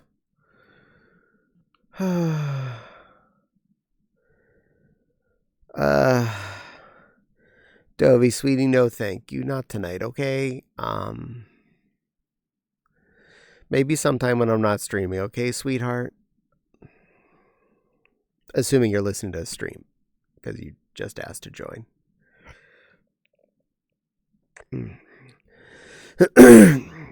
Generally, I'm pretty restricted with whoever comes in on stream chat here. There's a reason why Nepal never gets a no. Because Nepal is here whether I'm in a good mood, a bad mood, or will take care of me when I'm feeling rough. Because she's a good girl. I figured I would I figured I would at least ask tonight. Well, you, unless I specifically tell you elsewise, are always welcome. I wasn't here at the beginning of the stream, so I had to ask someone else about what was going on. Aww. I was just feeling poopy head. Yeah, that's understandable.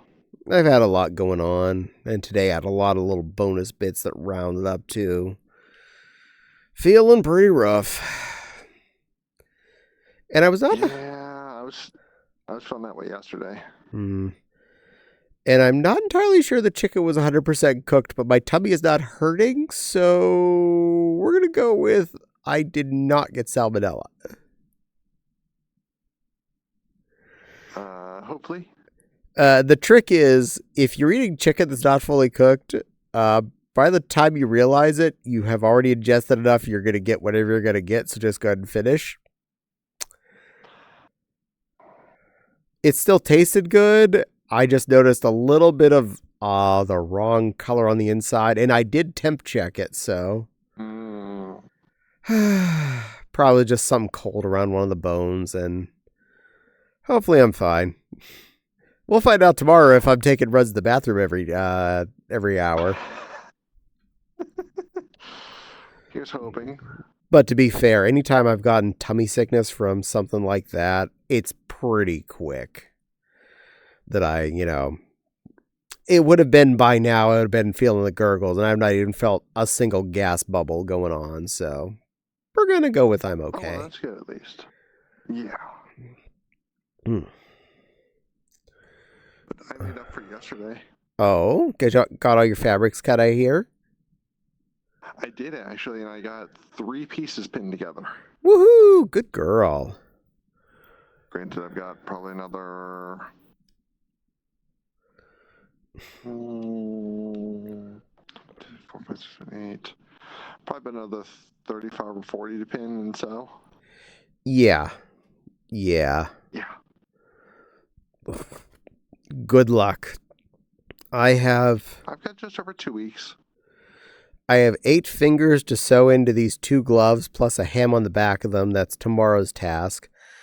I have the 4 long seams of that dress that I want to hopefully also do tomorrow.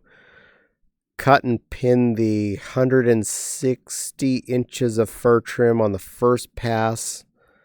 If not, run that over the machine as well.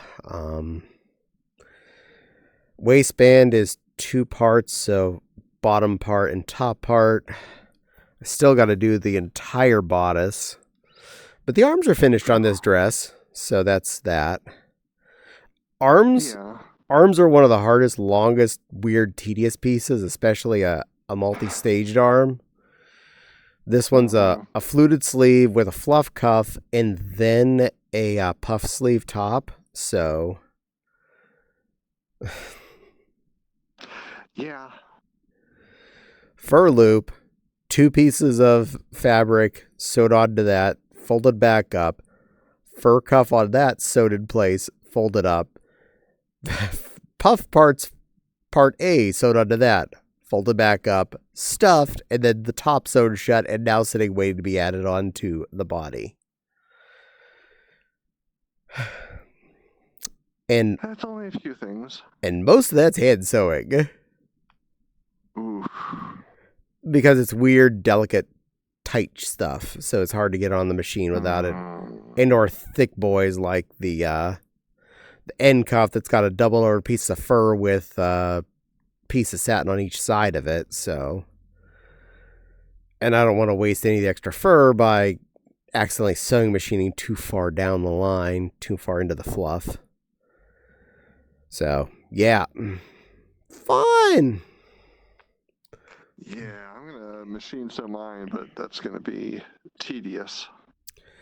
Oh, yeah, especially seeing as how many you're doing a bunch of spaps. The spots are all going to be hand sewn, but I'm going to deal with those once I get the actual body done. Make sure that fits first, which it should, but we'll make sure it fits first. And then I'll deal with where I'm going to put the spots. Probably for the best. Because you should still be able to Yes. invert and get to your back and whatnot. Oh, yeah. Bewhiskered is 2026. The 12th to the 2nd to the 5th of April. Nice. Oh, don't feel bad. I enjoyed pizza night without lactose tablets, so we'll see what happens tomorrow. Good luck, Tiggy. Hopefully your tummy behaves. For me, if I didn't do that, I wouldn't have made it to bed without it not behaving. Question, do you know if Fops you prefer Telegram or Discord? Telegram, I think. Caddie, you're doing a blep. Sometimes. See, I'll forget where my hands are, so I don't remember what I'm doing. All I know is don't have my hands fully off the controllers because there's a good chance my eyes go shut. And I hate doing that. I hate when that happens. And I can't squeeze the controllers shut because then my eyes are closed and I look like I'm just excited to be able to get out. So I got to make sure I'm doing something in between. There. I need to do I love you hands and then I can blep at you. See, that's why when I'm on stream with you, I have the HUD up so I can see what my expressions are. I usually have mine up too, but it occasionally turns itself off, and I hate that. Speaking of which, my face mirror turned itself off again. There we go. Now I can see me. Now let me reset me back to the way I want me. This used to stay stickied, and now it isn't. Tools. Options. Personal mirror. Settings. Face mirror. Opacity. Turn it down a lot. Position. Over there, out of the way. And size. Reduce you a little bit. There we go. Now I can see me again. Yay. Okay, it looks like you were horny. Yeah, baby. Yeah. Blushy, blep, and crazy. I like it when he does the spicy happy face by accident. Yeah. I've had enough times when I'm hanging out with someone and they would say, "Are you okay?" And I'm like, "Why?" "You're doing a face." I'm like, "Oh."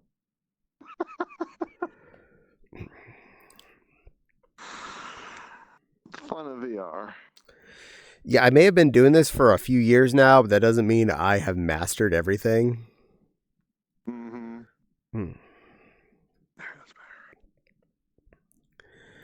And I'm hoping that there's at least hardware and driver support for the Index for the next few years. I know it's EOL at the moment, but I do not wish to go and purchase a new headset and deal with that. I'm comfortable with the hardware I have. It's good enough. It does what I need. When it eventually does happen, yeah, I'll probably end up buying like the frame or something, but for now, please let my Index keep working, Valve. I like it. Your Index is EOL? Yeah, as of now. Really? Yeah, since they announced the frame, the Index official, even though the frame doesn't have a price tag attached to it, they end of life the Index. Yeah, we're end of lifing the Index, but we're not going to tell you what the replacement's going to cost, and it comes out sometime next year. Good luck.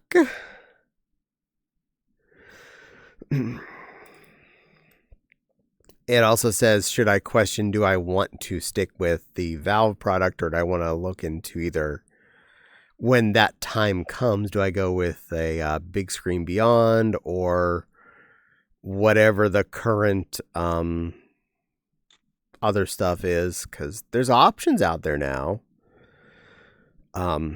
Unfortunately, the Vive doesn't have a lot of newness options either, so... The Pro 2 is still current and still pretty solid. Truth. Hi, Silver. I'm a teacup line. I'm an itty bitty teacup line to be sitting on your desk and popping up and say, hello, sweet little silver. I'm a teacup line here to make you smile. And you're a little silly babkin here to make me smile too. Thank you for that. Because all of you have cheered me up a lot tonight. Thank you. And you're a little teacup plushie. That's a part of the redeem. We will make it part of the redeem. Good teacup plushie. Frame looks interesting. Yeah, my biggest concern with that is dealing with multi-flavors in this house. Because we've been Lighthouse people since we've been in VR. Which means, yes, says Silver. We have 4 lighthouses around the room. We have 2 VR headsets that work with them. We have a total of 6 trackers that work with them. The lighthouse are not going away. The potential is that we're using, say, a hybrid situation where we're using the lighthouses for the Vive trackers and the inside-out tracking for the headset and the hands. And from what I saw, to even get the hand straps for their new controllers, it cost extra. Which is bulltoot. So by default, you get the face piece and the handy grips, which require AA batteries. They're not rechargeables. And a single AA lasts like 48 hours of use. That means either I'm going to have to keep a chain of rechargies in this room, or I'm going to go to Sam's Club and buy the brick of energizers and just have them sitting in the room ready to go. All right, oh, we're VRing. Quick, pop out your cartridge or slip a couple of dubbies in your pocket for when your controllers die. I have not spent enough time in VR headset to know if it's worth waiting to get one at all. Fair. If we were to talk price, of me going to a con in Twitch stuff, I would estimate 400 tier 1 subs, 200 tier subs, or 500 tier 3 subs, plus 10,000 bits. At least that's what I would estimate. Well, for the price of all that, you could just pay for all those into Caddie stream and gift sub formats and donated bits. You don't have to worry about going anywhere. All you have to do is come here and hang out with me and see how happy I am for the fact that I know I've had my all my bills paid for the month, which would be amazing. Also, I'd end up in the Plus program, which would be really nice. Well, no, it wouldn't, because that'd all be gifts. So none of that would count, which is bull. Hee hee, yes. Giggles. But yeah, even the strap on the top of the headset is not included in the base kit.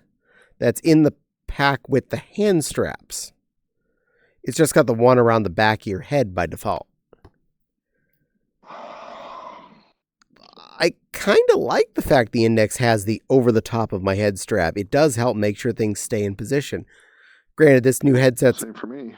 The new headset's going to be a lot lighter and might be fine being worn as just a goggles as opposed to a brick with a support system. But it's really hard to say. Straps, really? Not by default. Insane. You got to pay for those. Part of me's thinking... Oh, come on, seriously? Yeah, part of me's thinking I'm going to look and see what the mounting points are and sew something for myself. They're just the standard little loops that, like, just a little thing. You go anywhere and get hand straps. Well, not they, like, drop your wrist. They're the ones that go on the outside of your fingers so that I can do this with my paws and not drop my controllers. That hand strap is the one that's missing. Oh, yeah, if it was just missing the little wrist lanyard thing, I'd be like, well, these aren't, like, glued on here. They're just on with a loop. I'll just take them the hell off and put them on the other one. I mean, that's all I have for straps for mine, or the wrist lanyard ones. Yeah. One of the things about the index controller is it has the little grip on the outside of it, so I can keep holding my controller without actually having to hold my controller at all. Oh, nice. And that's also where all the finger tracking comes, because hand open is actually my hands open, and then fingies is fingies. Yeah, I don't get that with these. Oh well, whatever. Meh. You're still adorable. And you're still active, and that's the important part. I'm still in VR, and I absolutely love that. Yay! And Tiggy, I'm a good girl. I'm a good girl, Bun Lion. I'm here to smile and make all of you happy today. I'm a good girl, Bun Lion. And this is a good girl plushie. What? I didn't make you say anything. I know.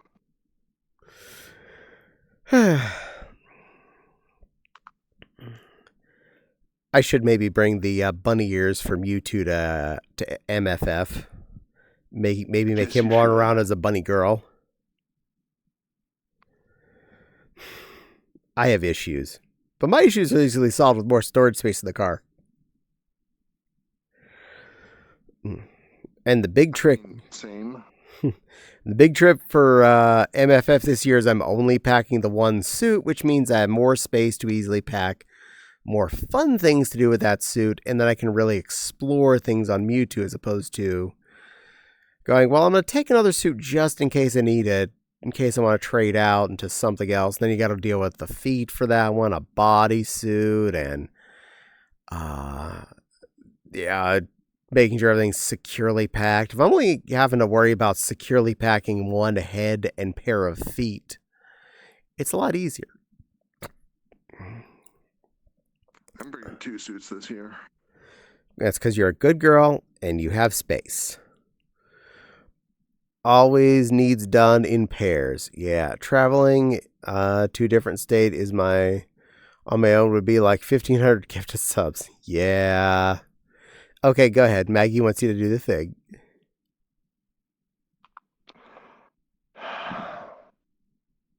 Maggie, I'm a good girl, Renamon. Yes, you are. You're a very good girl.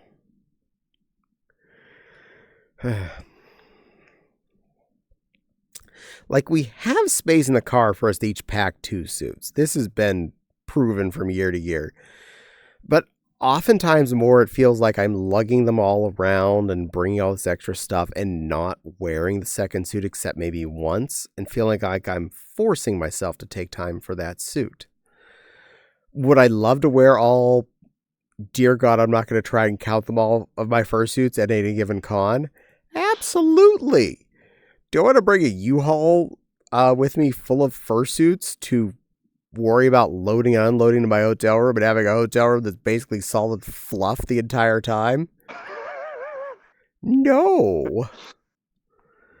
I'd have to get a suite all my own and just have it be full of my fursuits and have time to wear like 5 of them during the con, and the rest would be like, congratulations, you lifted all these and hauled them across a half a state. Good for you. Take them home. Sure. Yeah, I think Tiggy and Wild would really love it if I brought like a U-Haul full of fursuits and brought it in the hotel room at MFF. They would just love that. They would love the fact that I would basically fill up the room into fluff. Because at least. True dat, yo. True dat. Like, at worst, I might consider bringing a second fursuit as a partial, but that'd be like extremes. That is if I'm really realizing I have a ton of extra space. But I already know I'm bringing Mewtwo's full ass to this con, so I want to make sure I'm not over budgeting space in the car. Anthrocon this year, I brought Mewtwo, but as a partial, so I left his ass at home. Oh, his ass takes up so much space in the car because it does not deflate. It is the foam cornucopia of chaos with hips to live through. That's a phrase. Yeah. Cornucopia of chaos with hips to live through. Okay. The only way I could undo the foam cornucopia out of his tail, but then I still have to somehow pack that in the car. So I just leave it in there. It's easier that way. Mm-hmm. And I pack his bodysuit in a laundry bag, which means a third of his tail and his ass are inside of the bag, and the rest of his tail sticks out of it. Because it just doesn't work elsewise. Maggie just seen a quick changing in suit between stuff. Nosedives into the fluff pile. Yay! Well, at least you are going to be comfy. So it'll be warm and cozy in there. I know you get chillier more than anyone else, so go ahead, dig in. Get under all that floof. Observing from a light post. Hello up there, Miss Echo. The light posts are really small. They're behind us. You're not up very high today.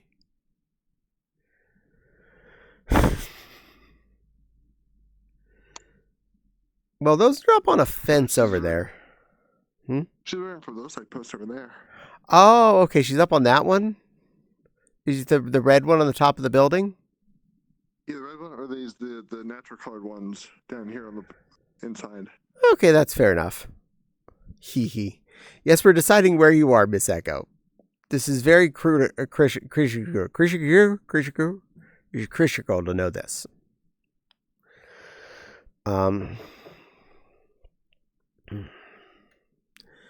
But assuming, since I'm only packing one fursuit, that means I only have Mewtwo's head and feet and his partial hands that need to go into the tote that are of any amount of mass. In the hands, I say that with the extreme relativity, because his partial hands are lycra with polyfilled fingertips. Elsewise, they're basically flat.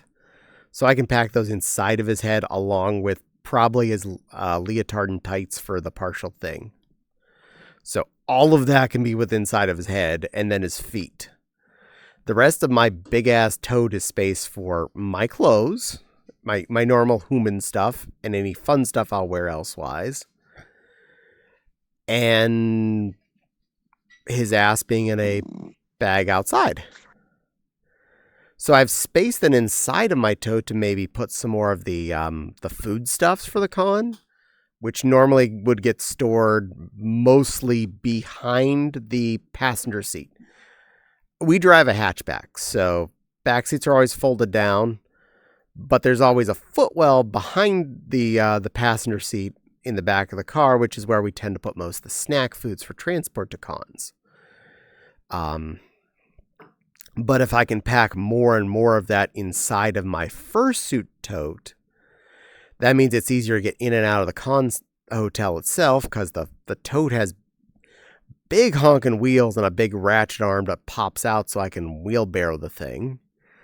So the more that I can get inside of there, the less I'm carrying, and the easier the con is to enter and exit.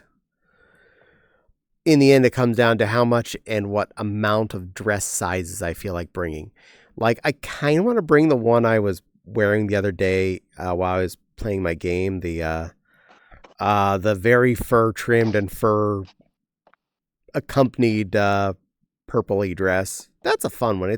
I don't think it ever made it to a con. But it's a really comfy one.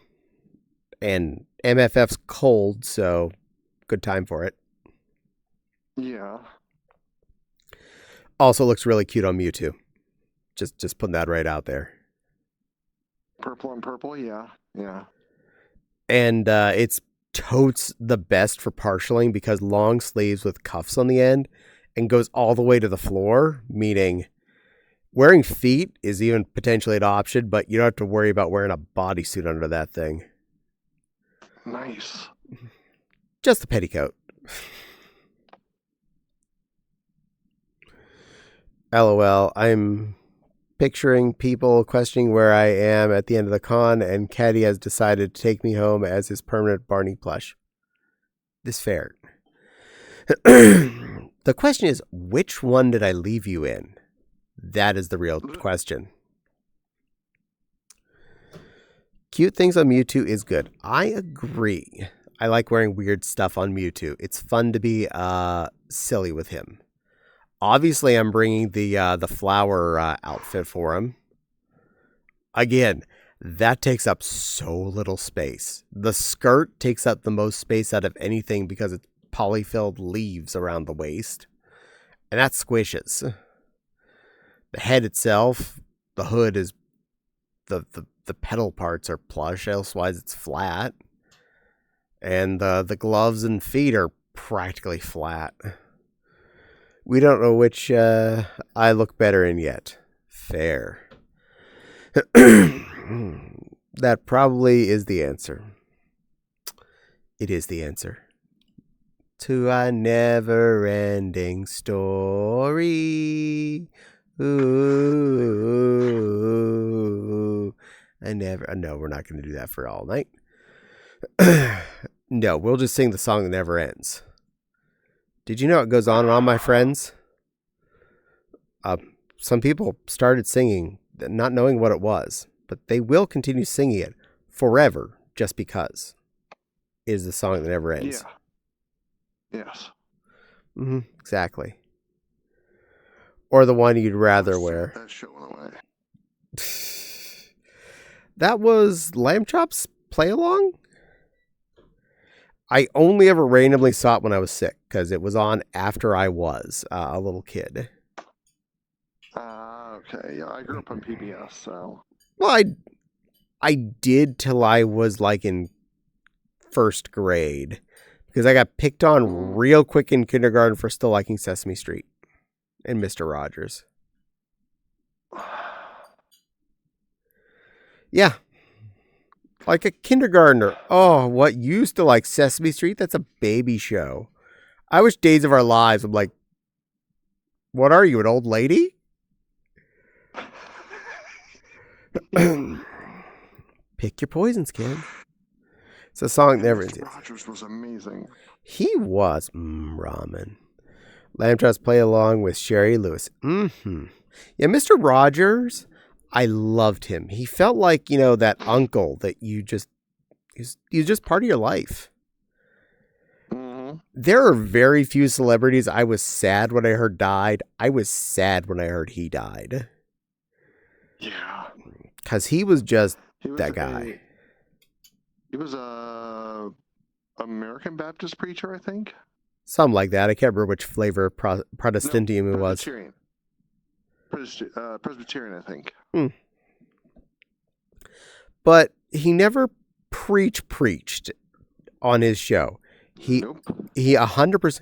I didn't realize he was anything religious, period, till after he was dead. Same. It's just like, wait, you're a preacher? You're doing the one thing that you wish all Christians ever would do and just be nice and tell everyone to be nice to each other? Are we sure he wasn't the Jeebus? I mean, from what I read, he viewed his doing the show as his ministry, essentially, which is like, that's a heck of a way to do it. Yeah. Never try to convert anyone on TV. Never try to force it down your throat. He just forced down the most important values.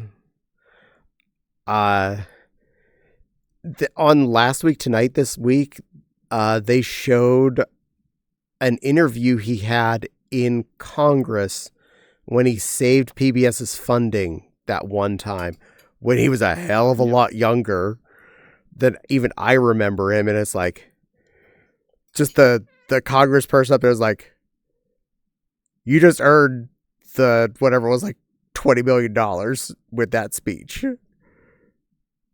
Yeah, because how heartless did you have to be to say no to Mr. Rogers? Yeah. Seriously.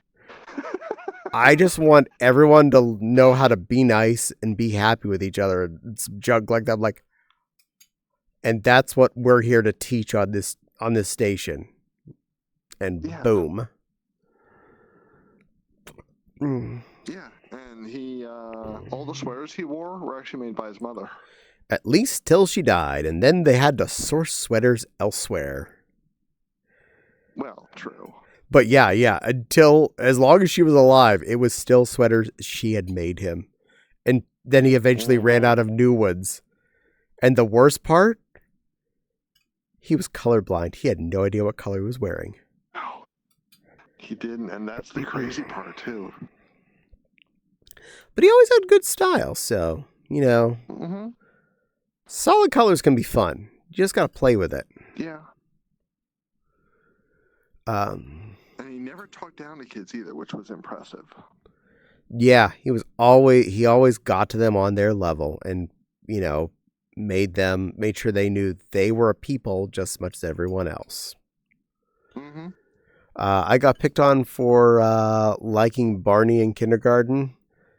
Yeah, well, you can't be expected to give up what you really enjoyed for the first 5 years of your life the moment you end up in school. It's not how things work.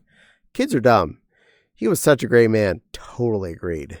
Now toddlers play COD and make fun of you for playing Fortnite. John Oliver brought him up in his report this week on CBP. You want everyone to feel special and unique, and remember that exactly. Mr. Rogers wanted us to all feel special and important. Also, apparently, John Oliver was able to talk to the Bob Ross estate to get another painting of his to put up for sale to donate money to PBS.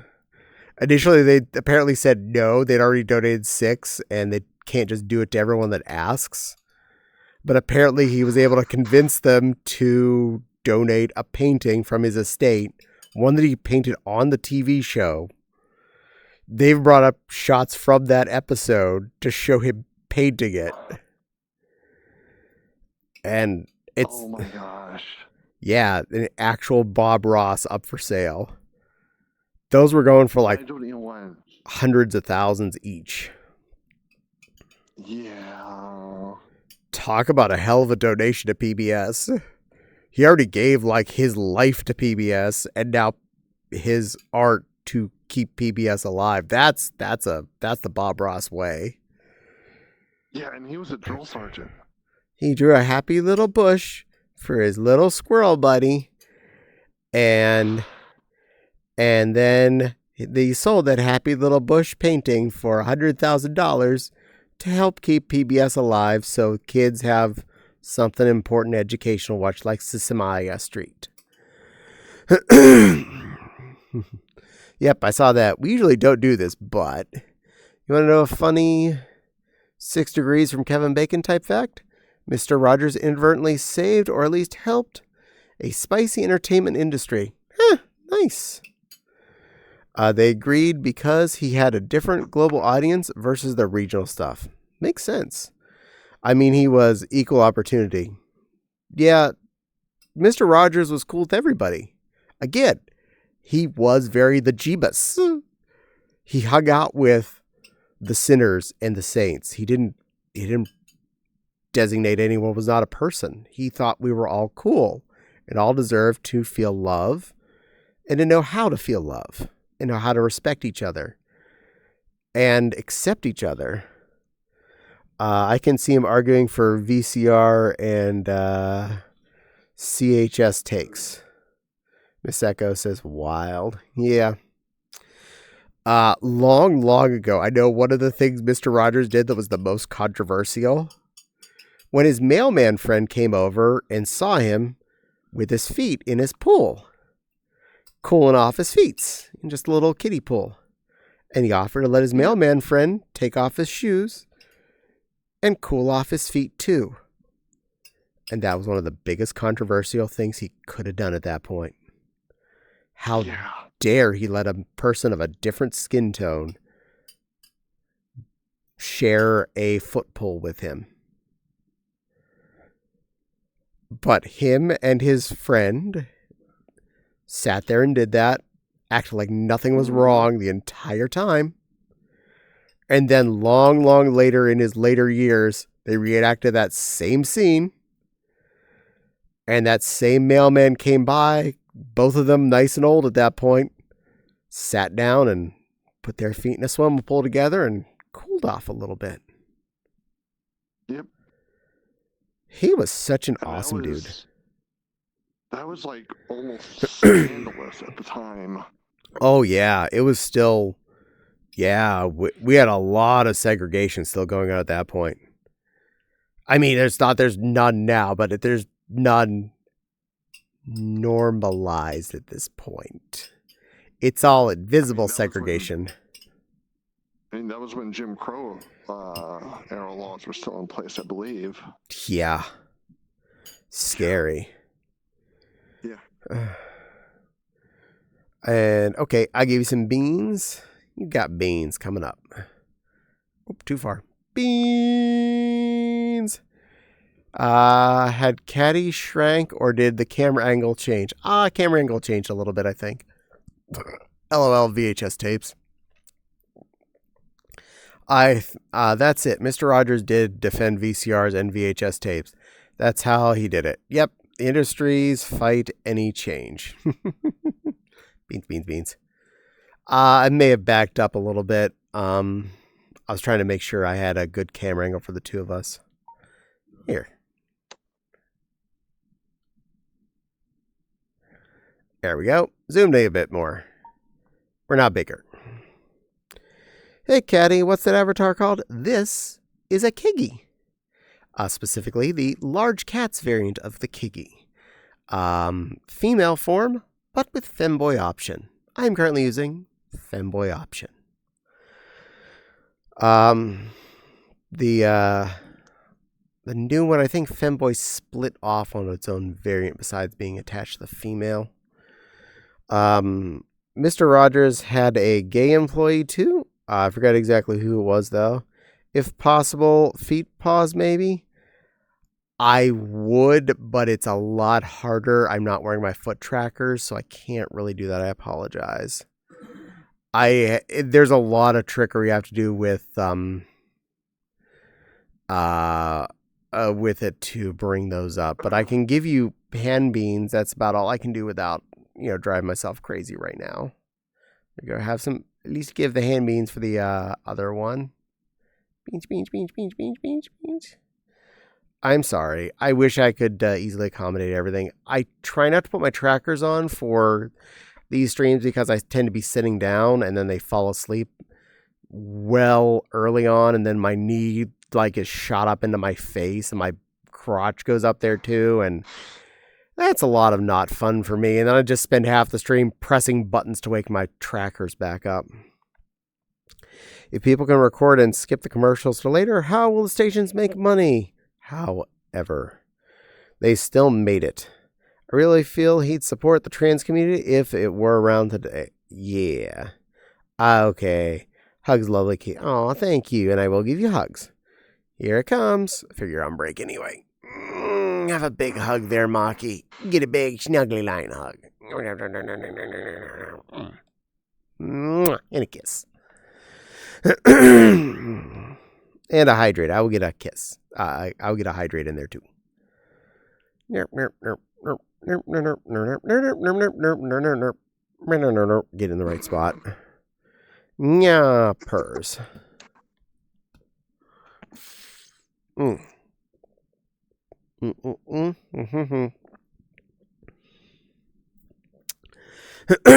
Doing my best to clear my throat when I get a hydrate in there. I apologize for any extra noise it causes. Just trying to make sure I get the value out of it. When you sit here and talk for 5 hours, your throat gets dry. Just heads up, if you didn't realize that. Yeah, it's sad. I can't stick around much during these streams, but thanks to work, but I try to pop in every once in a while. Oh, well, thank you for doing so. I really appreciate it, sweet little Maki. You're a good girl. I appreciate you. I'm sorry I'm a very neglectful friend and don't get to come down there very often. But now my current work means I'm basically working every time I'm not sleeping, so points.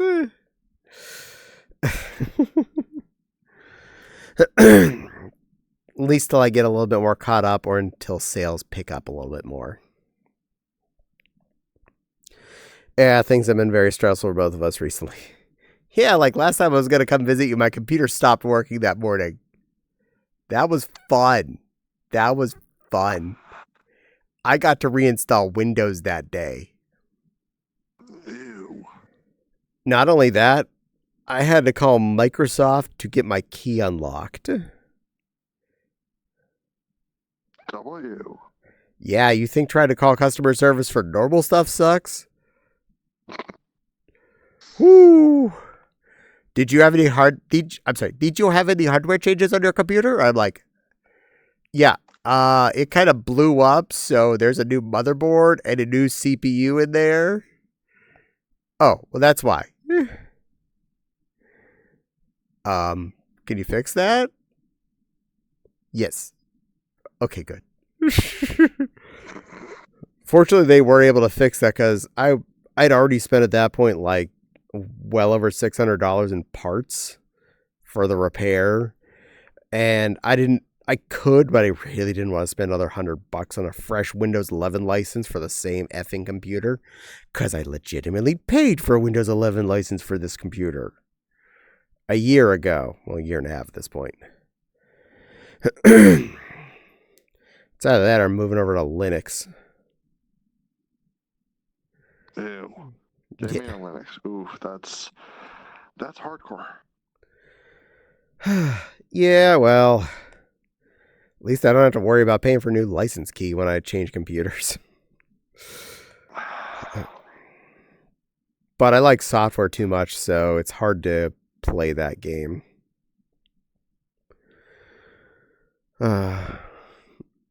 Watching a Sifu vid, and it's making me want to play a game, but I suck at it. Try it anyway. Have fun. Microsoft awful. They want you to pay for the apps that used to come free for every computer. Exactly. Maggie says, yeah, Windows is kind of dumb for digitally associating the key to the motherboard. Exactly. What happens if you get an upgrade?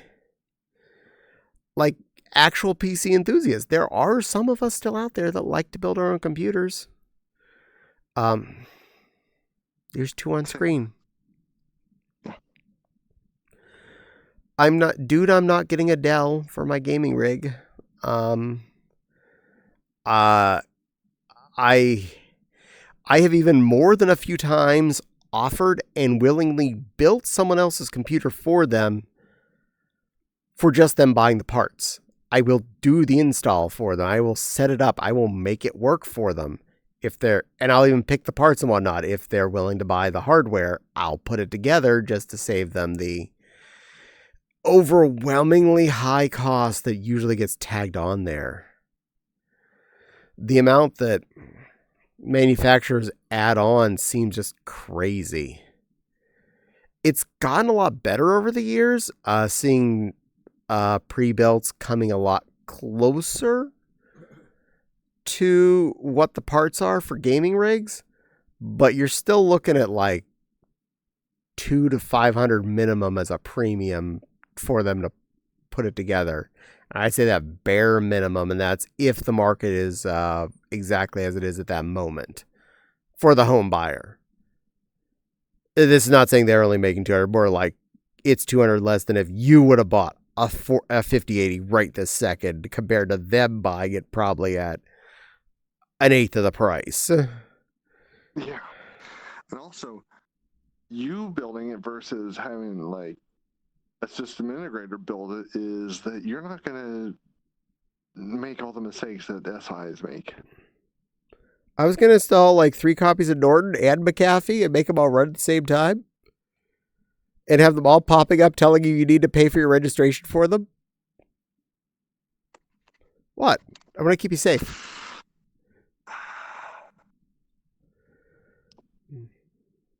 I was going to find the Dell bloatware and install that too. And we're going to run single channel memory? Oh, of course. 100%. Perfect. I mean, currently I am, unfortunately, because one of my sticks has been DOA since the DOF of my computer. Well, Yeah, but you know that running dual channel is Better. way better. Yeah, I miss my other 32 gigs. I would love to have it back.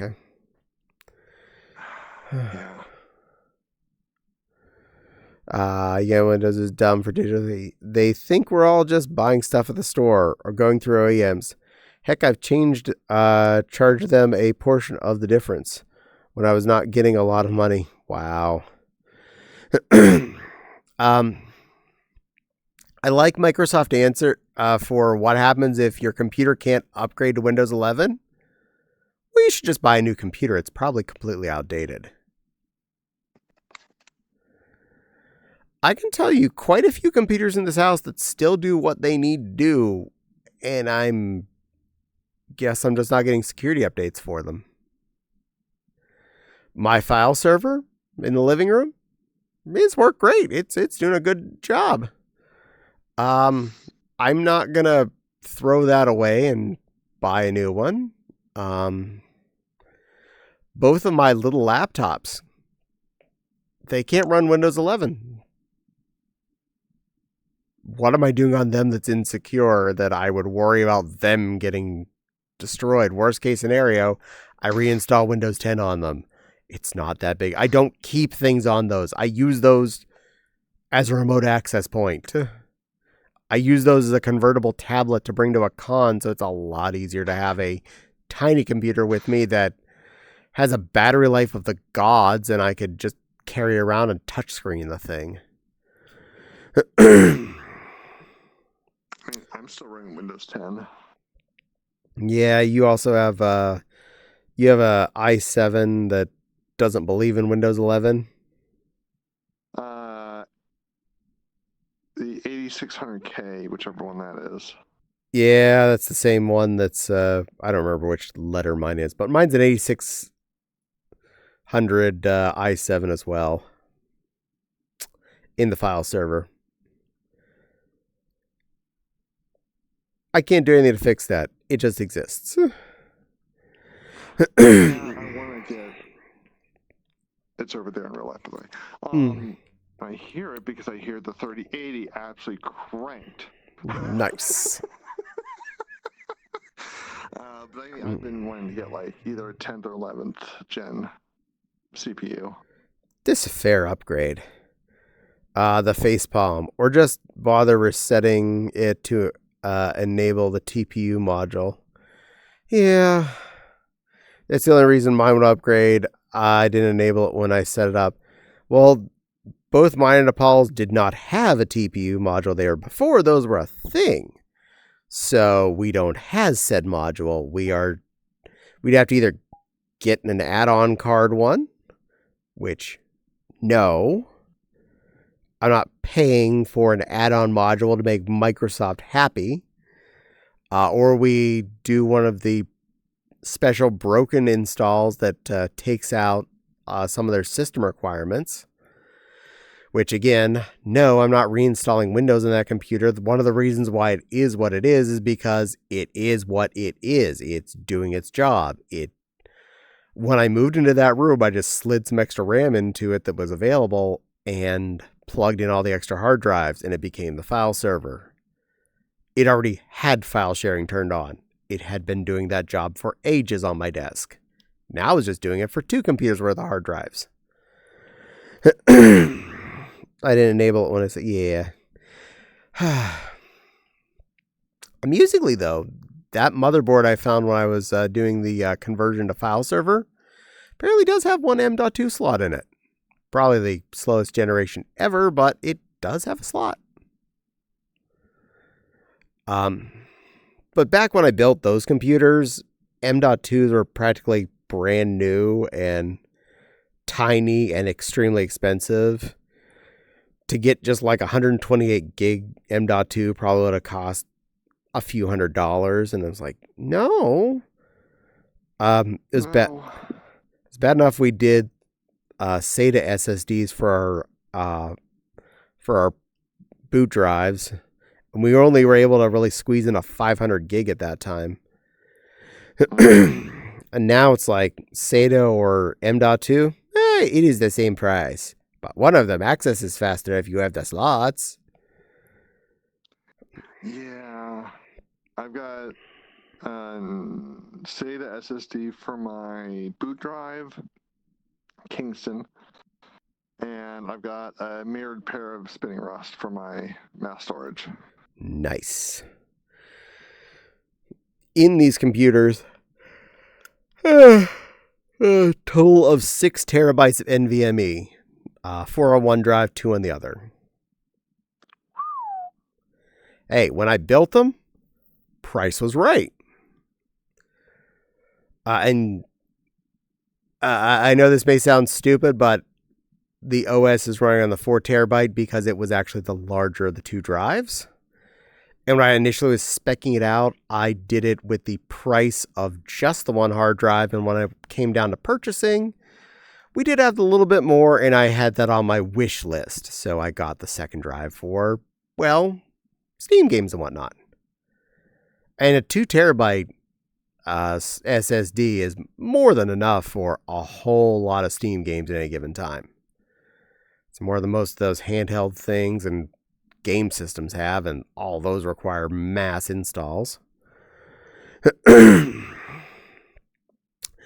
Something that still drives me nuts is the size of the hard drive in both my PS3, my PS4, and the PS5. It's just so tiny.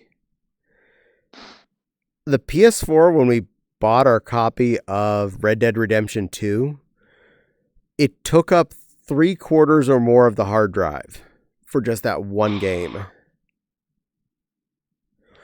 One game. We had to uninstall a whole bunch of stuff to make it have space for that game to be in there. And I never got around to playing it. And I think like a 60 gig drive? No, it was hundreds of gigs of install. Oh my gosh. And it came on an effing disc. It's on a disc. Access code. Yeah, probably.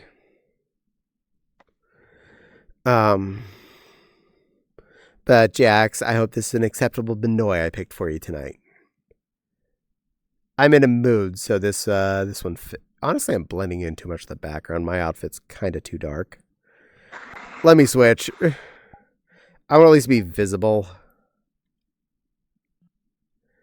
There. You can see me again. There we go. Little Rent-A-Puff.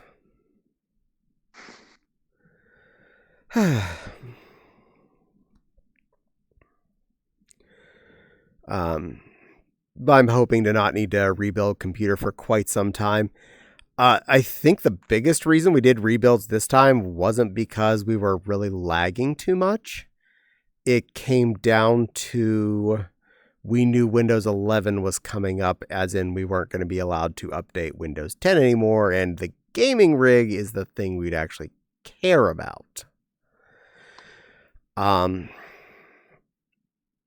So it was coming down to, this is the thing we'd actually have to use it on.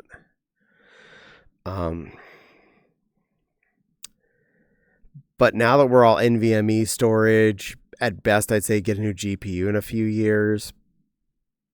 But assuming Microsoft doesn't make some new crazy requirements about some new chip that comes out in 2 years that everybody has to have Windows 12. Yeah, we're going to need a DLP chip. Does your motherboard have a DLP chip? Oh, I'm sorry. It was made after the year 2025. You don't have a DLP chip. You're going to need to get a new motherboard with a DLP chip. What does it do? It makes your life more secure. What if I just don't want that DLP chip and to be more secure?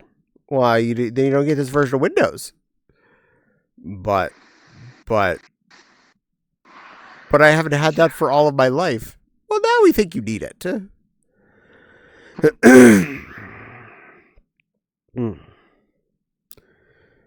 Jax is, looks like he's very happy with things. Blushing a little bit there.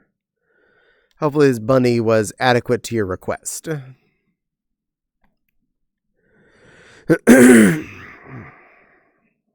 I apologize. The first one was definitely blending in the background. She has a dark outfit, and it'd be shadowy out here. I was in an evening-y mood, and this place definitely fit the mood. Mm-hmm.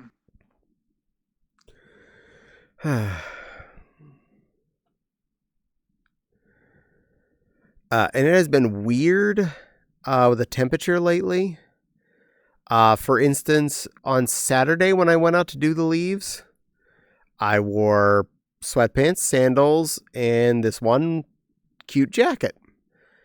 And about halfway through, I was like unzipping the jacket to let out a little steam. In the same amount of time, Sunday, I went out to do the backyard. Same jacket, same pants, same sandals. About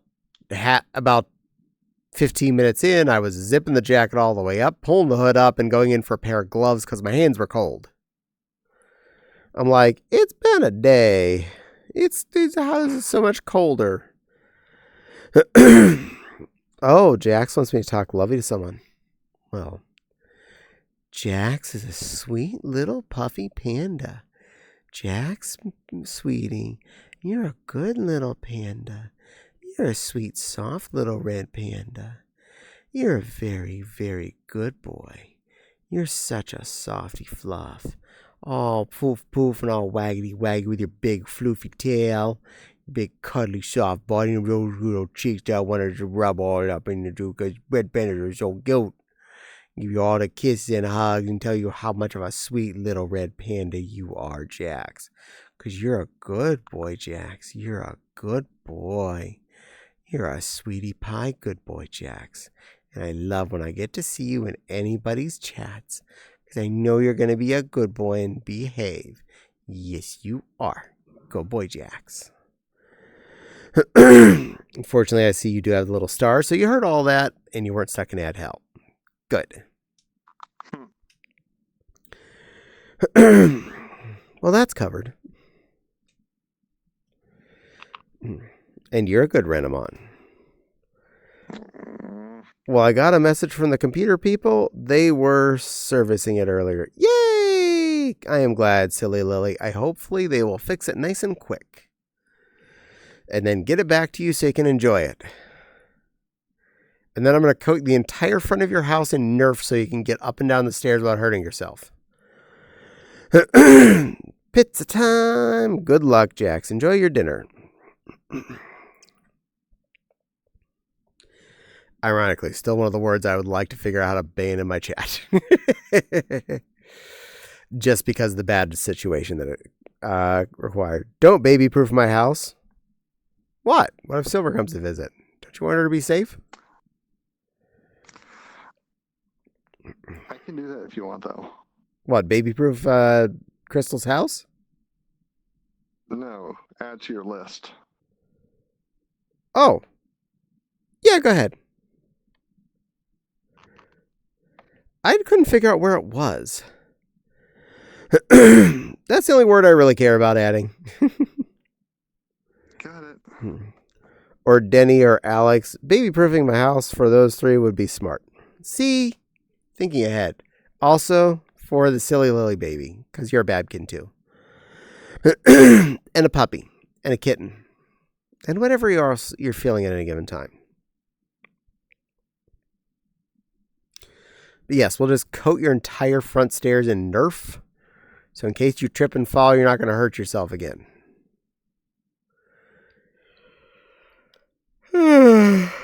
Oh.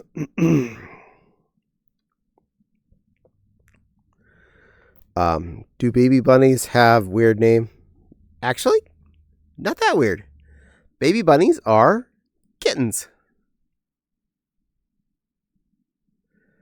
The more you know. Yawns cutely. Aw, is Steven all sweepy? Are you a sweepy bean? Oh, but yeah, baby bunnies, kittens. The more you know. Exactly. I'm full of useless information out for everyone to know. Nerf guns? Time to put out an eye. No. We're going to use the extra big darts, so you're not going to be able to do that. Getting there. So how long are we banning that word for? I honestly can't eat it, so it just kind of teases me anyway, so I'm not going to get mad at anyone if it makes their message get starred out, but yeah. We're just going to leave that out. There's no reason to say it in this chat, so we'll just not talk that word. Watching some classic Peanuts right now. Oh, snap. Classic Peanuts. Gonna pull the football away before Blockhead gets to kick it.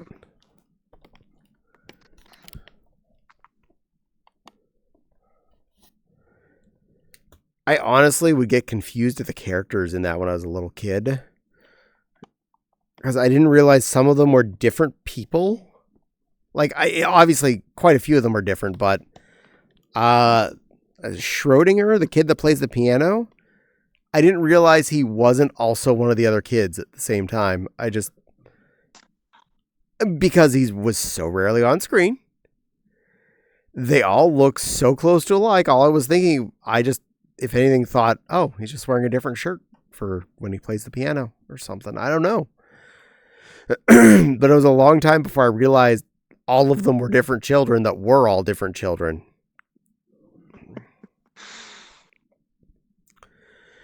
But that's animation back then for you. Nowadays, each of the children would have their own action figure and very distinct model on screen, so it is very definitely known that this is this character, so you know which one to go buy at the store. With their own personal accessories that are very unique to them. And you have to have. Critical. An assembly piece for Ultra Snoopy. So you'd have to get that one piece out of each character that you put together to make a big Snoopy in the end. For no apparent reason. Because it's not scaled with anything else, but it's a thing you collect one piece at a time. Ooh. Not Snoopy, but the doghouse.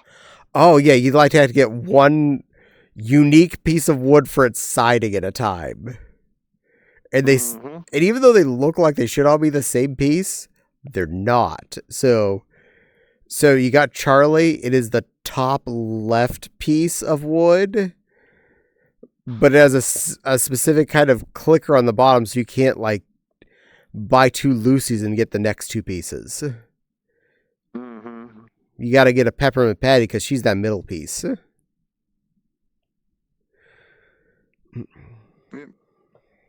Exactly. Snoopy and the gang. Good grief. Good grief. One year, my one of my bald friends had me make him a Charlie Brown t-shirt for Halloween. Oh, nice. So basically, he got a yellow polo shirt sent to me, and I went and got some black fabric, made a black zigzag, cut out a black zigzag for the middle of the shirt, and sewed the black piece and sent it to him. He wore it with a pair of khaki shorts to work and drew a little zigzag on his head for the hair. I was like, "Aww, yes."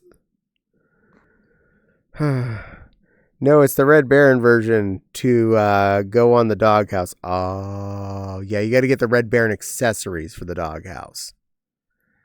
But you also have to get the doghouse kit, which is an entirely different thing besides the characters. So, that would make sense. Like you get a wing with this one, you get a propeller with that one, or whatnot.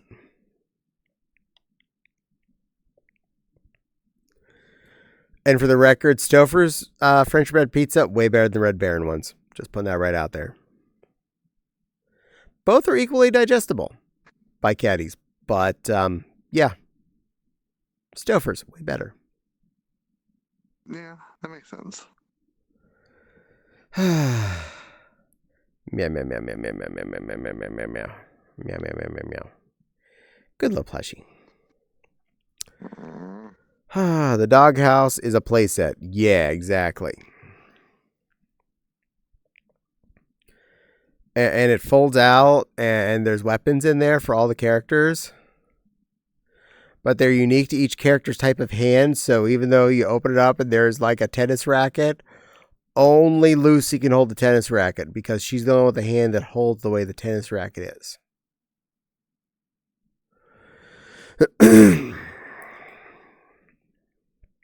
So even if you get the doghouse with all the weapons in it, you still have to buy all the characters because not a single character can enjoy everything. I am not salty at all as a collector of Ninja Turtles, He-Mans, G.I. Joes, and quite a few other different action figure critters over the years. Mask, Skylords. I had one Insector guy. The Voltron people, of course. They went in everything. Yeah, the Voltron Paladins were just basically a family in our house, and they did everything. They were the toy. If any other toy had space for a small character to sit, they're the ones that sat in it. Like those cheap plastic boats with chairs on them and whatnot that you get at the at the drugstore or whatever.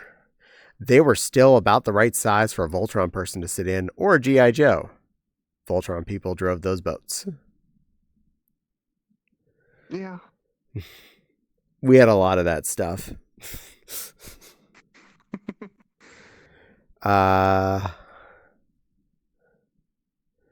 Snoopy's Red Baron accessories age from buying all characters.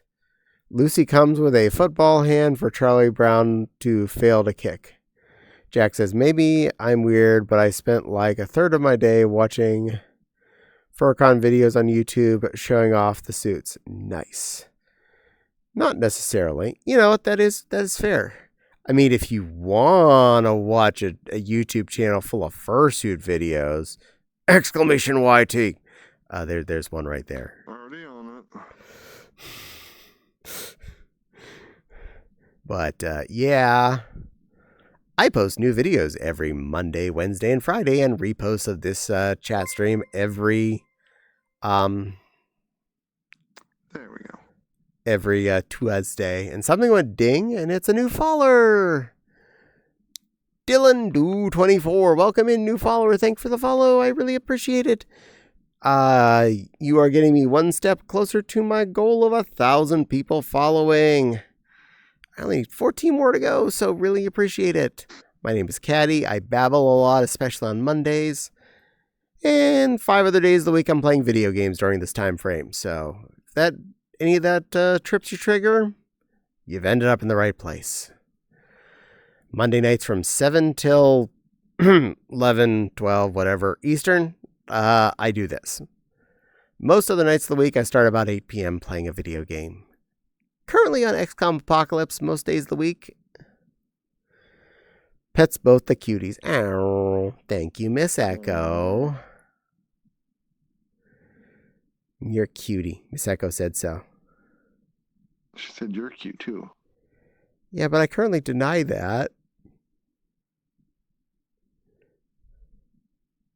Sounds like somebody needs to give this one 5 more gift subs. I'm in the DIY sauna again. Oh, you turned up your bathroom to steam mode. I'll admit I accidentally did that when I took a shower the other day. Fortunately, not too sauna-y, but I forgot to turn the exhaust fan on. I realized that when I was just about to get out of the shower, I'm like, well, okay, I could get out of the shower, walk halfway across the room, hit the switch, turn the fan on, drip water everywhere, or I could just finish rinsing off for another 2 or 3 minutes and get out. I went with the second option, less messy. 11, 12, and 1 a.m. It all depends. Exactly. I feel so much better. Yay! Enjoying it? I hope you are. But yay, good work. I'm glad you're getting a good steam off. I did it back at MFF in 2017. Was nice. Okay, seriously though, if I wanted to use a bathtub and really enjoy it, I go up the road and visit Javi, and I say, Javi, I'm going to go sit in your bathroom for a half an hour. And he'd probably say, okay. He has the fun bathtub in his bathroom with the jets and the warm and the bubbles. Also, it's big enough for a fat ass tall person like me to actually sit down in and get comfortable. Remind me after streaming to tell you a story related to that. Like last couple times I've tried to take a bath at either this house or our apartment. Be like, I have two choices. Either like my legs are up out of the bathtub and my back is in the bathtub, or I'm sitting with my legs mostly straight in the tub itself. Like, wow, isn't this magical? My legs are all wet. And the rest of me is out of the tub. Wow. I was so stuffed up. Aww. I can breathe without being squeaky toy. It's very much nice. Yay! I'm always a squeaky toy noise. I got a nice comfy seat too. Yay! LOL. It's not Alex, right? No, sadly me and Alex are 1,000 miles apart. Oh, I'm sorry. I didn't know. Oh. Yeah, we sorry you're very far from your Alex, but hopefully one day you two can be physically together. That would be very nice. It's one of those storage stools. I store extra linen. Oh. Nice. I'm currently sitting on my desk chair, which is Lazy Boy brand, and it's comfy as heck. Also has fur covering it because way more fun to be on a pink fur covered chair than it is to be on a boring brown leather one. I mean, the fur covered chairs in your car were nice and comfy. Oh, totally. And now that they're just freshly washed, they're even comfier again. Woo! Yeah, that the Diet Coke explosion last week, a couple weeks ago. Yeah, that was not fun.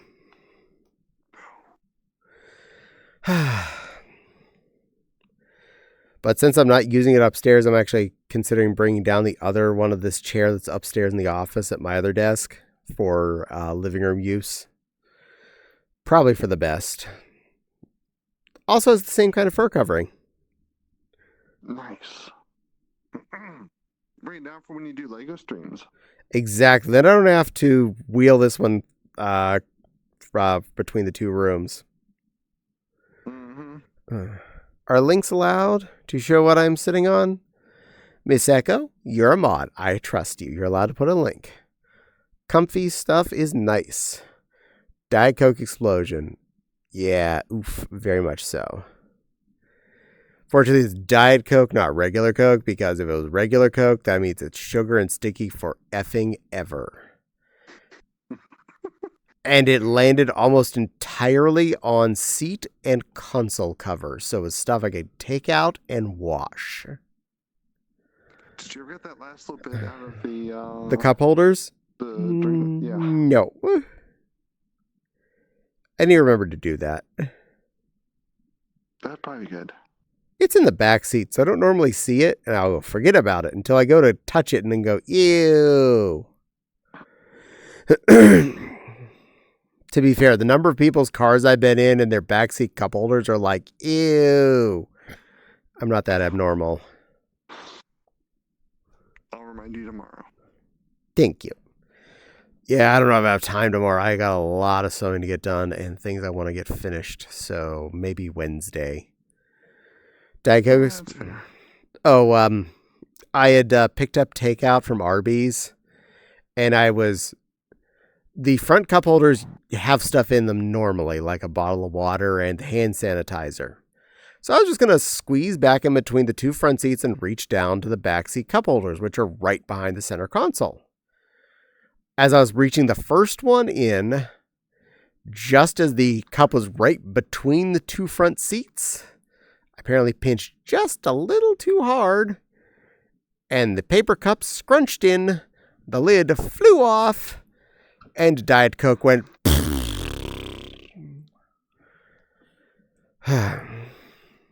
And then I came home and cleaned the car.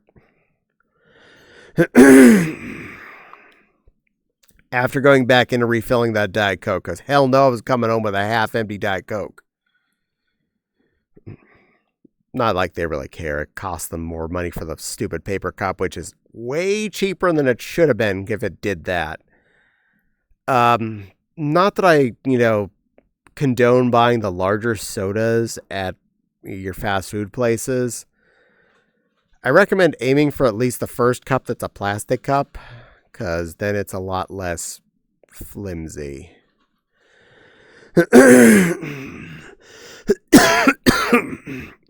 That cleared up.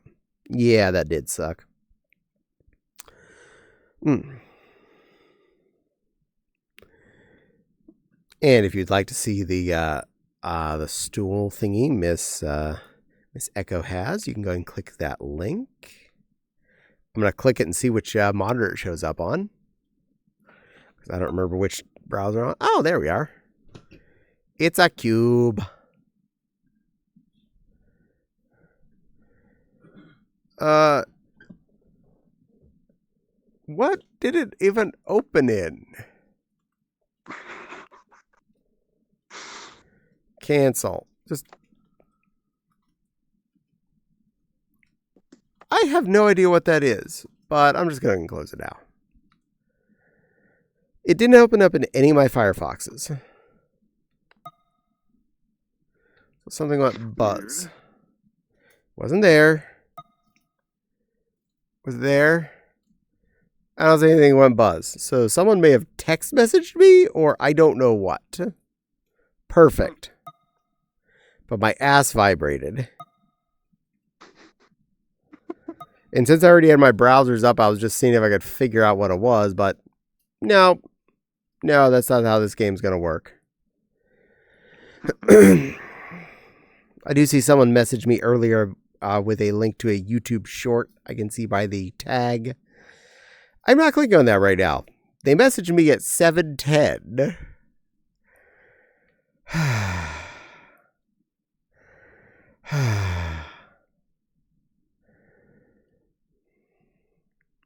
I thought I was usefully clear on how much I post when I'm streaming up on everything. And every time someone messages me when I'm streaming and I tell them later, yeah, I stream on that day. At that time. Oh, okay. Couple weeks later, same person will message me again during the stream. Yeah, I stream on that day. Oh, I thought you streamed on this other day. Yeah, I stream on that day too. During this time. Don't expect me to respond right away. That's part of the rules. Adds automatic nasal aspirator to cart. Yay!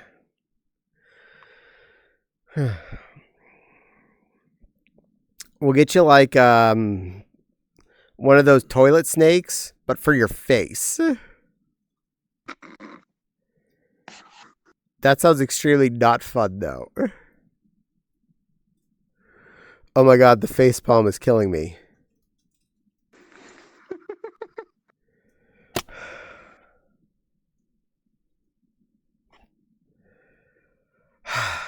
Yes.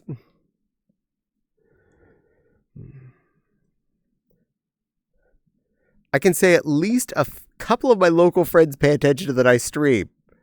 Hi, Tiggy. Hi, Wild.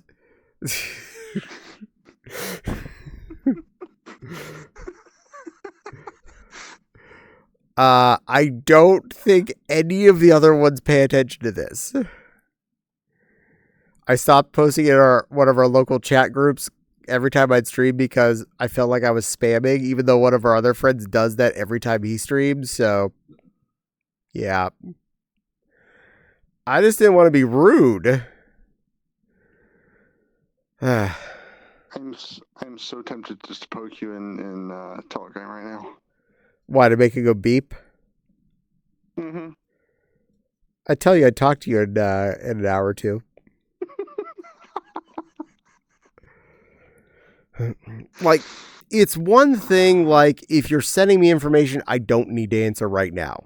Like when Maggie sent me her measurements during stream. That was actually exactly what I needed to have happen, and she already had warned me ahead of time was going to happen. which is fine. That means the next day I could cut fabric so I could work on a project. And I did.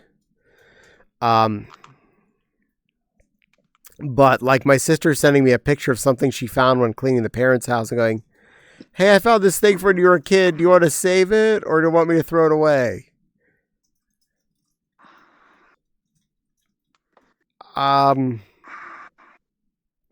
That's a picture I drew in the 3rd grade. Mom hadn't thrown that away yet? You do know where the trash can is, right? Put it in.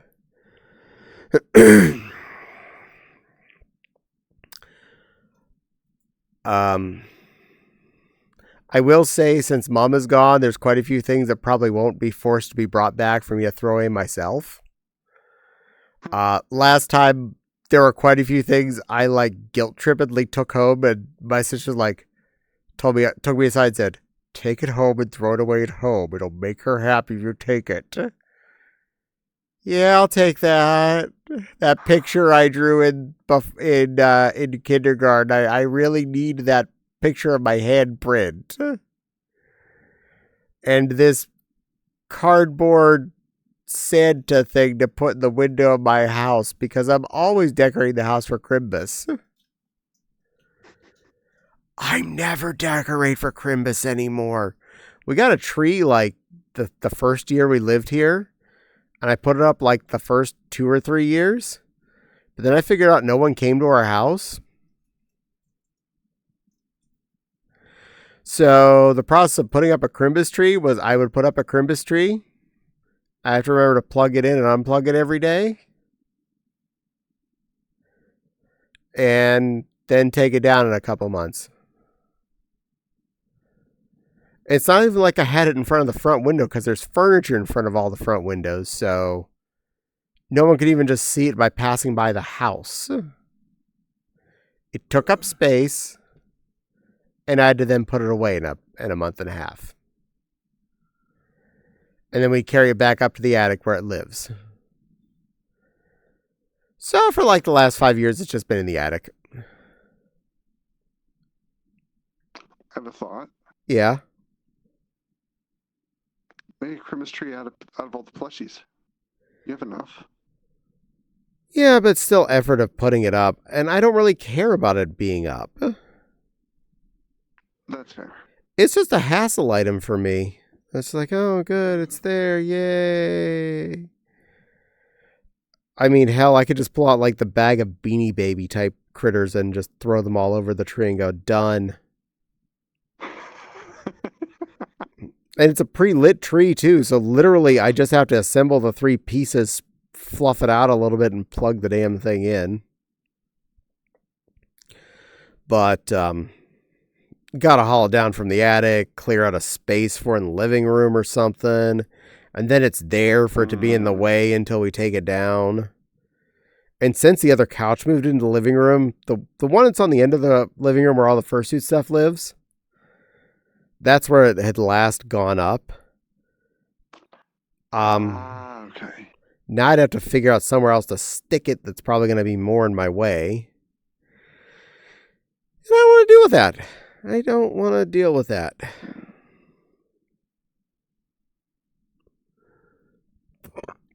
I got a new tree to put up this year. Yeah, it's not needed if it's not feeling right. We put up more as memories for my grandma. That's fair. Since she was making a lot of noise about getting one for if it's her last Christmas, etc., etc., she'll live another 2 years after that, and the tree is still good 5 years later. Well, hey, if it's not in the way and you still enjoy it and you have a good reason for it, that's cool. We even have outside power outlets that I could string lights across the front porch, which we did a few times. We had the hanging droopy strand things. But it's still just a pain in the ass to get up on the ladder, hang that up, and then, remember to turn them on. 1 year, one of the switches in the front of our house turned that outlet on and off. And now none of them do. It just stays on all the time. And I don't remember which switch it was that did that either, so I'm not going to fiddle with it. I'm not going to rip wires out and see if the switch just went bad or something. It probably did. LOL, fursuit storage trumps the tree. Yeah, exactly. Fursuits need to be somewhere and accessible. And a tree being in the middle of my fursuit video zone is a thing I can trip over and knock over. So that's extra wasted space. The other option being put it over where currently the Lego table lives / the exercise equipment, which is kind of blocked off with the Lego table. And all my current completed sewing projects waiting to be purchased. Hint, hint, poke, poke, Kofi. They like it. I just don't care anymore. My time in the hospital over Christmas changed me. This is fair. I know in previous years, Dad would put up the Christmas tree and lights for Mom. Lego table? Yeah, the Lego building table for when I stream Lego building. It's out in the living room. Ko-fi, yes. No, not the Lego table. Exactly. Oh, and Miss Echo, if you're interested in Legos, I will send you a picture of my constructed Lego table after stream. That's impressive. I don't know if Dad's going to put up a Christmas tree this year because he would do it for Mom. And that's not a situation anymore. So the question is he going to do it in memory of her, or is he going to just not do it? I know it's completely her fault that he put the lights out outside, because he would grumble about that every time. He'd have to go hang the running lights around the porch. She loved her pinball machine, as she called it. Pinball machine? Yeah, because she had enough running lights on the outside of the house, and she turned on, she said her house looked like a pinball machine. Oh, so you get that many lights, I just call it a Griswold house.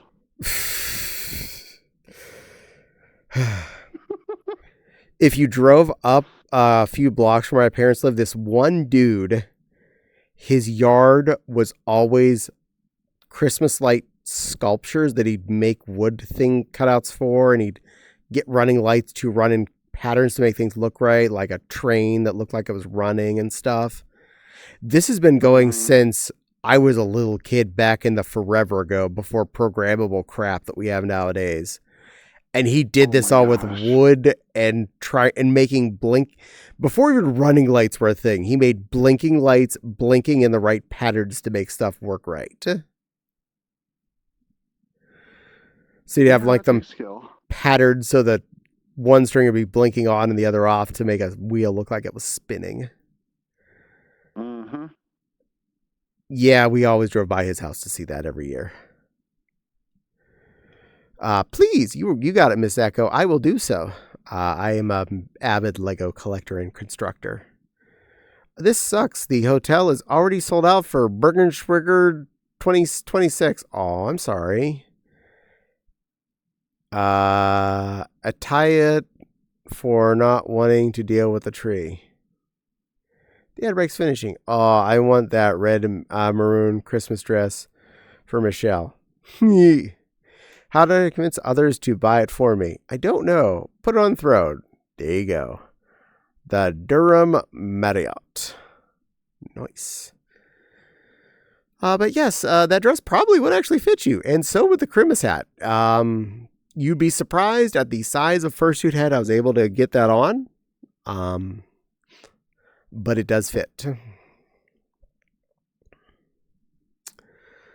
Fun, interesting hotel thing. A person I watch on the YouTubes that reviews hotels and stuff stayed in apparently the largest brewery in the world, which is down in Florida near Disney Springs. Huh.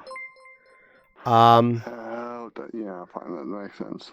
He gave a rather good review of some of the foodstuffs and others not. And Stitch Badge, thanks for the follow. I really appreciate it. Welcome in. I hope you enjoy your stay. I shall hydrate. But it has an even bigger food buffet than the one in Pittsburgh, which is pretty awesome. Wow. Like way bigger. Like a not quite a Golden Corral, but it definitely had way more food splops than ours does in Piggy.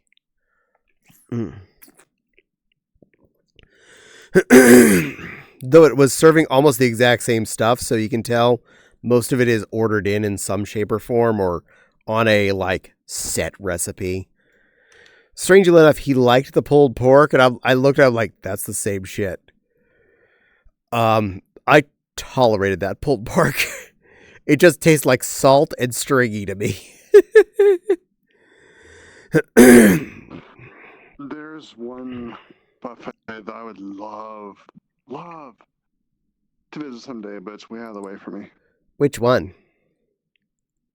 Oh, a certain one in the middle of Pennsylvania. Middle of Pennsylvania? It's run by the Amish. Oh, that one. I've been to a few of those. Oh, we got one of those here in Indiana. It's I think it was franchised. Well, we have one like that up here. It's a gigantic. Because Javi made a stop there one year after Pokehagen. It was gigantic. It was delicious. I got bored halfway through walking through all of the store sections, though. Oh, jeez. Look, it's another chair. I don't have space in the car for a chair. Look, it's another chair. I don't want that chair. But oh my god, yeah, the Amish food was delicious. I can look up what town Pokehagen's near, but it's like there's one right north of us. To be quite honest, if you really want to go to that, and you're visiting next time, we can drive up there. It's only like a 20-minute drive. It's like, seriously, that's not an out of the question kind of thing to go for a trip to. I don't have a throne and stuff. I'm not popular enough to get it. Sure you are. Nepal has a throne. Anybody can get a throne. Yeah. Shitty Maple, by the way. That was the name. Ah. Sounds good. Those are always nice things to end up at. They tend to be well priced, and yeah, you're gonna get all the home cooking you can put in your face hole. There's a restaurant in Durham called Pokeworks. Like I could, but I don't feel like anyone would buy. You know, like I made up a throne. So far, I've had one person donate a little bit to a game that I put up as a people can partial pay to, and somebody bought me the arm for the microphone. I put it up there. I got told someone wants me to put stuff up there. I'm going to do it. And I'm not going to pretend like I expect anyone to buy anything. But it's up there in case anyone, feels like being extra nice. Buy stuff off of it. Pokey like sushi? That would be amazing if it is. I'm curious how the sponsor brunch will be this on Saturday morning. Speaking of buffets, Pokehagen is near Angola. Ah, that's the town. Angola. Thank you, Wild. I'm related. I just found out Weird Al is actually coming to Savannah again after 26 years. And apparently he's coming to Fort Wayne next October. And I don't know if I can afford it. So we're just going to not deal with that this next time. But hey, I've gotten to see him in concert quite a few times, so that makes me still happy. Maggie, I'm jealous of you.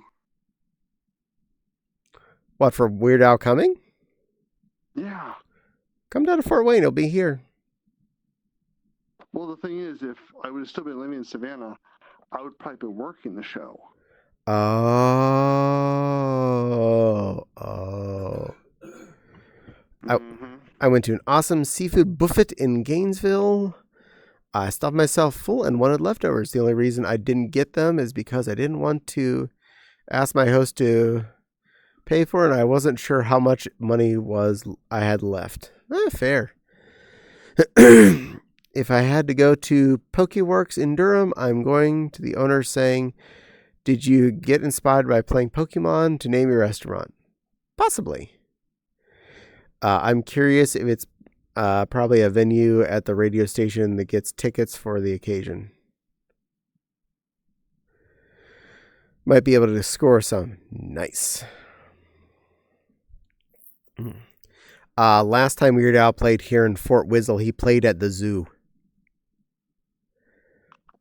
I'm not kidding. Nice. They have a an amphitheater outside, like where that we parked in the auxiliary lot, and then there was the main lot you walk across to get in. Cross the other direction across the main lot, and there's the amphitheater back that way.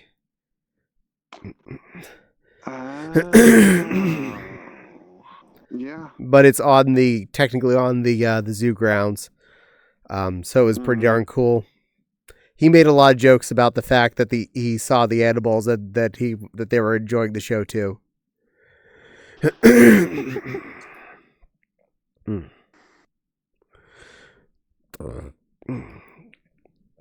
Steven's joking. Wild says, I had front row tickets the last time I went to see Weird Al. Yeah, Wild was in front row seats in said concert at the zoo, which that Foxy could walk to.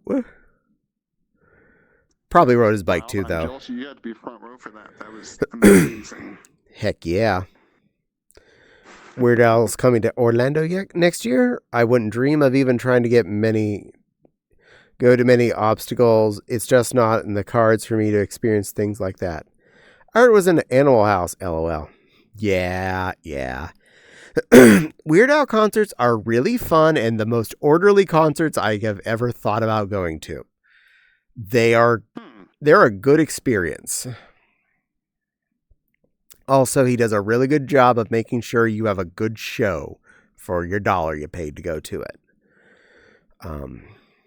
Though I was really tempted when I heard this afternoon about the concert being in town next October. I was just like, and the tickets are going on sale tomorrow. So I'd have to dedicate October 15th next year that I know for sure I'm going to be free and that I have the money to pay for the ticket now for it. I'm like,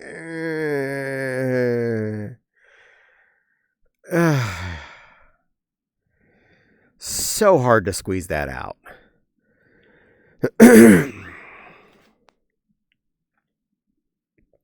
Such is life, though. Yeah, I'm looking up his tour dates right now. But it's a fun time. So if any of you can go to his tour, I recommend it. If you've never been to a concert before, it's a good one to go to as your first. He was my first concert. I went to Kings Island to see him in their amphitheater. Nice. What was my first? My first is either TSO or Green Day. I don't remember which. Good choices. I'm not a real TSO fan myself, but I would definitely have done Green Day. I got taken to a Piano Guys concert once. That was fine. I kind of like them better in a YouTube video than in person. Yeah, I used to like them, and then I don't anymore. We'll just leave it at that. Yeah, I can guess some reasons, and those reasons come out when they're in concert in person. Yeah. Also, that one was at the theater at Hershey Park in Hershey, Pennsylvania. And it's an old ass theater that was designed for really tiny asses. And I was a lot bigger then. So I was uncomfortable for the entire thing. Here's your chair. Does the arm come off? No. Nope. Wedge. Clunk. All right, I'm in there. Fopsy, you're the end seat. Because if you have to get out to pee, there ain't no way my ass can get out of this in the middle of concert to let you out. Me pee? Oh no, I'm holding it till we have left this building because after the concert's over, those potties are going to be swabbed. We will make it anywhere. Let's see, I heard it was Greensboro at First Horizon at Greensboro Coliseum in June. Hello, I am sorry about the wait there, Stitch, but welcome in. I had to enable the 10-minute holding pattern due to reasons that happened a few weeks ago, which we're not going to talk about. So it seems to have solved the problem, and the problem has not continued, and we're happy about that. But welcome in. I hope you enjoy your stay. I am sorry for making you wait, but I appreciate you being a good little girl, boy, or NB, and being patient for that process.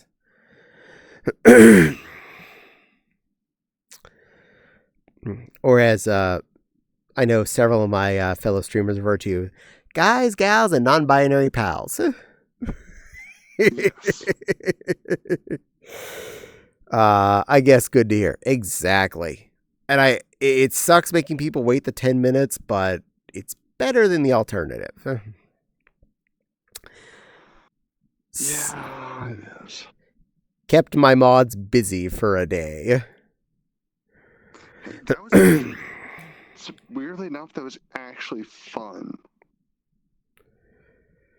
Okay, well, yeah, my mods had fun. It was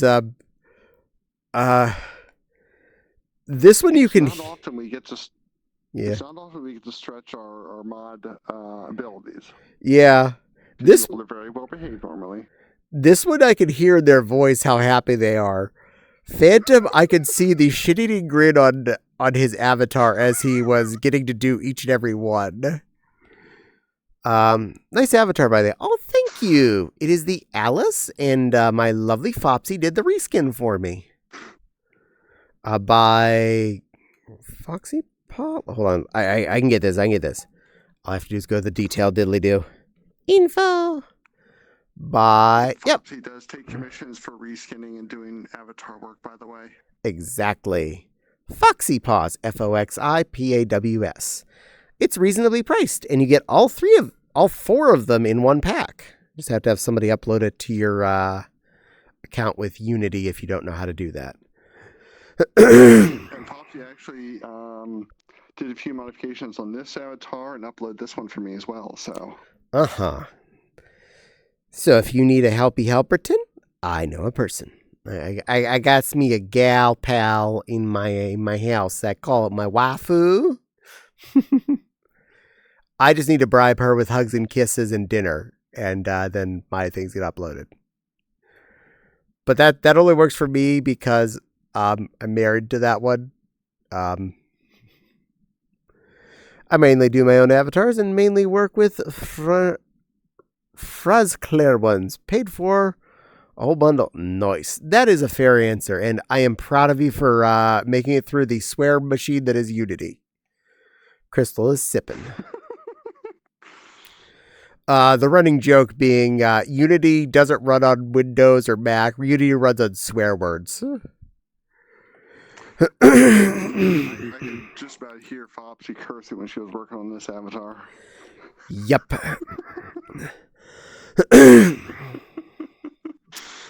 But if you're looking for good deals on more bulk avatars, Hobbert's Patreon, if you join it for $10 a month, all his avatars are available for download.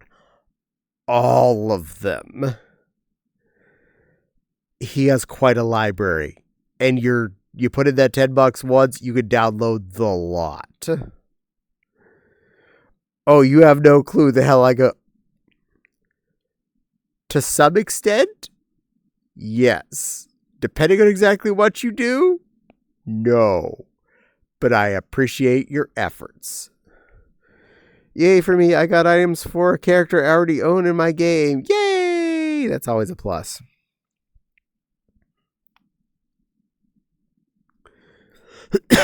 um, I always like playing Borderlands with this one because I've played Borderlands enough that I have all of the skins unlocked more or less.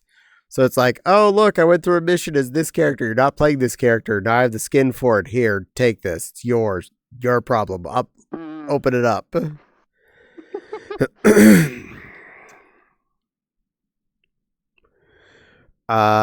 Look up my name on VRC chat and look what I have. LOL. I will do that after stream because I have enough things on my screen right now. It's a lot busier in front of me than you might think.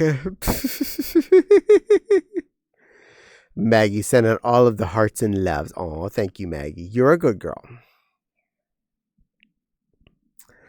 But yay, we're down to 13 to go. Only 13 more and I break 4 digits.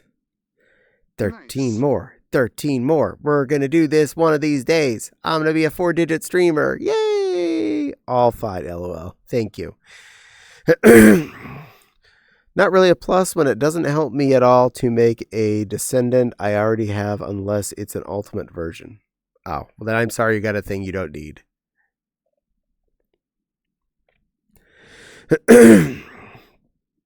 But yeah, you got something? Ooh. Oh, that one hit hard. Big yawn. Yay!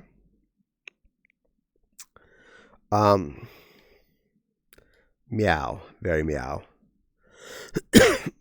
It was very interesting watching a lot of the VR chat stream, charity stream that was going on this last weekend for trans rights.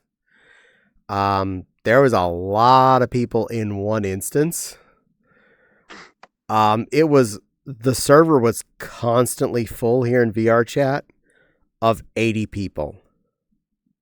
Oh, I believe it. And that's really, really encouraging to see. Oh, yeah. There was 40-some streamers that were doing streams for it. And they raised $52,000, I think, total in the end.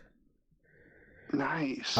For both the Trans Academy here in VR and the Trans Support Hotline, I think specifically. Both of which are very important. The one does education, and the other one is, of course, well, basically 911 for trans people. Yeah. How laggy was it? Surprisingly less than you'd think, because they made a rule in that server. Poor or better avatars, please, please, please, dear God, if possible, if you have something good, I don't care if it's your actual character or not, please don't be anything as low as poor. And it wasn't that bad. I did have the problem when after I was in there for about a half hour, I couldn't do the bring up my desktops button on my controller anymore, but I was fine for anything else. Walking around, talking and whatnot is all good, as long as I didn't want to look at my monitors. So I accepted that. That was fine enough. And I lucked out. I got to be one of my actual avatars because Ghostly Caddie is like medium. Yeah, that's what this is medium. Let me double check. Info status. Yep, medium. Back. I got a couple others that hit the medium zone. Like I could be the basic Alice.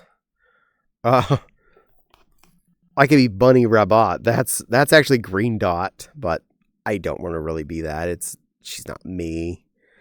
The Alice Good is Green Dot. Verbunnies are yellow. Squirrelin. This one showing is very poor for me.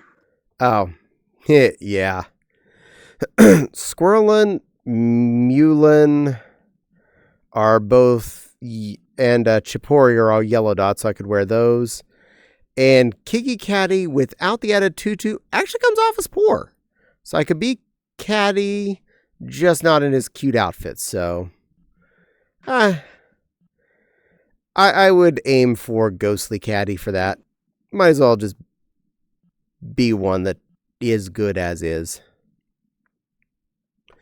I'm off to bed. Well, good night, Wild. You rest well.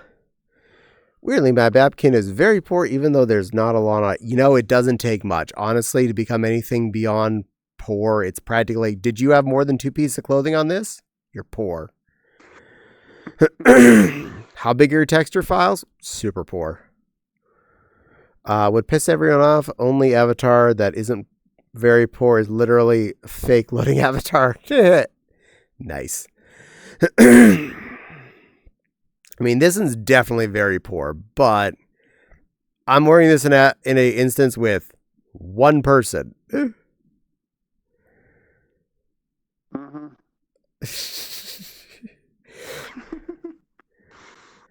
Granted, I'm also streaming, which means OBS is having its own, love of my GPU. But fortunately, a few of my avatars are either too basic to have any clothing things that Fopsy could put on them, or or never really took the time to do it. So, yay! Ghostly Caddie wins. Here, I will show you Ghostly Caddie so you can see what I was on Heartwood's stream on Sunday, because I stood behind her. There we go, Ghostly Caddie.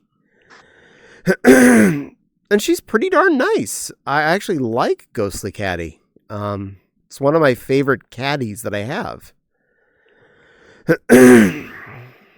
But it's apparently not a non-excessively new avatar.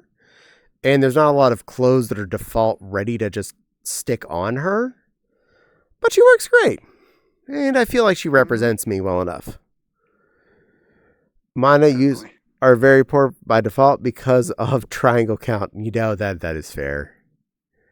That is very fair.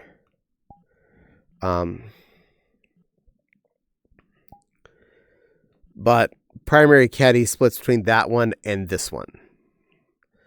Because I really do like the Kiggy. Kiggy is a fun avatar to play around in. I feel like it's a very expressive kitty face. I feel like it's very inviting and very pleasant. And I like making people feel comfortable. Hi! Rubs black cherry scented floof on the snoot. Right back at you. Ow. Hello, beautiful mad lad. Mwah. How are you doing, cutie pie? It has to be extremely late for you. Are you just getting up, or are you still not gone to bed yet? You sweet, sweet, cuddleable little dragon lad. Did you just call this model Ghost Kitty? Oh, Ghostly is the maker of the other Linus. Easy to get that triangle count down, but the avatars look like crap. They're designed to have a outline on it. Yeah. And yes, mate, I figured you meant the last one. I'm falling asleep just flicking through Twitch. Well, thank you for flicking to me, sweetheart. I really appreciate it. You're a wonderful, beautiful lad, and I love the fact that you decided I was worth looking at. I definitely know you're worth looking at because you're cute as heck. You, Mr. Lad, are cute as heck. Also, you know what? Mwah! Put another lipstick mark on your cheek. Deal with it, nerd.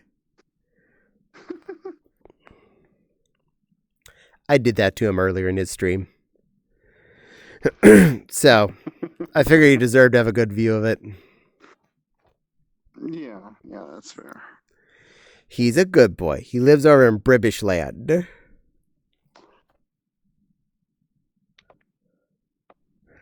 he has a very cute accent. I love hearing his cute little voice speak.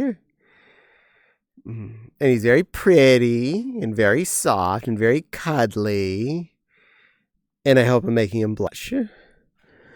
I'm still enjoying chatting in between teasing some friends. Good work. You do that, Maggie. Get them friends all teased. I'm here chatting for maybe a little bit longer. It's after 11. I've done my minimum. I put my time in. That's the important part. Yes. I was really bummed in my XCOM game when I got back from the first Alien World mission and I was locked out of being able to get transported items around because Transtellar decided to sign a pact with the aliens, which is a permanent thing once it happens.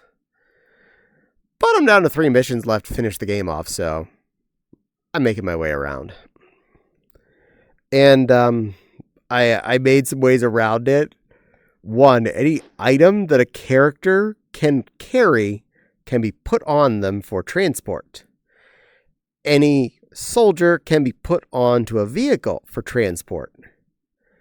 So I made a biotransport that seats 36 people. I mean, that works. And equally so, if I need to equip weapons for ships, just transfer them to whatever base has the weapon manufactured in, equip it, and then send them back where they want to be. Nice. Mad Lad's blushing and smiling. It's bedtime, as you were so tired earlier. I'm going to do the easy ones first. Both Hydrate and an Ara. But I don't know if Mad Lad has a turbo or not, so I will wait till after the ad finishes, and then I will take care of that request there, Jack. Oh.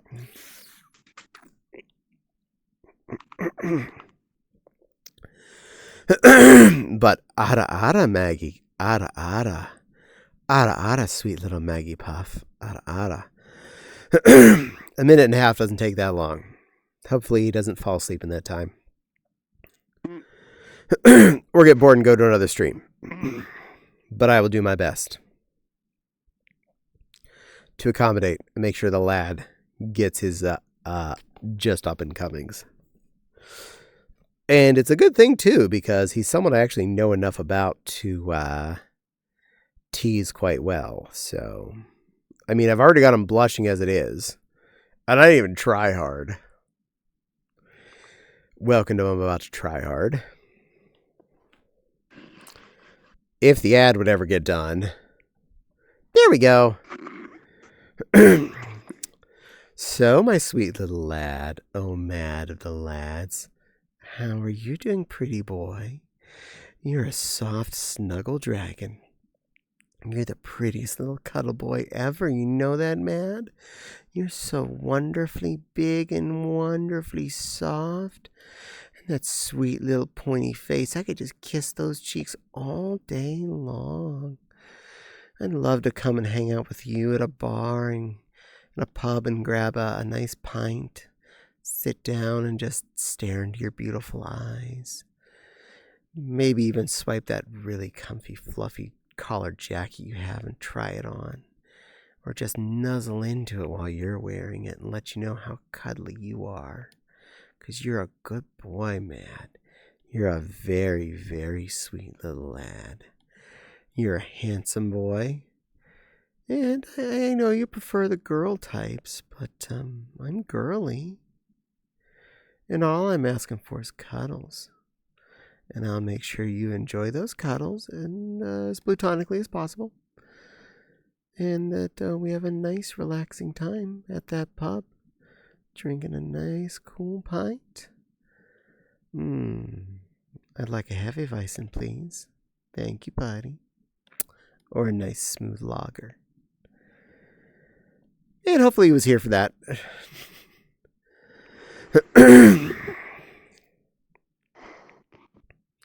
I do what I do well. Yeah, that's fair. So yes, that job's accomplished. And if he wasn't here, I'm going to tell him he needs to go watch the VOD later to enjoy that. Because it'll sure be up.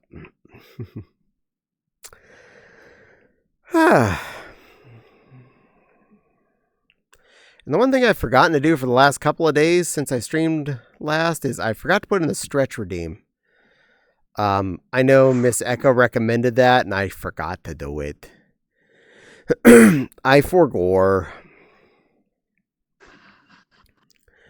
It's funny, my butt won't feel like it needs stretched until I do stand up afterwards, but partway through sometimes my arms will feel like it. And I'm cheating really hard. They're on armrests right now, hence why my hands are where they are. But yeah, sometimes it is nice to just put them up.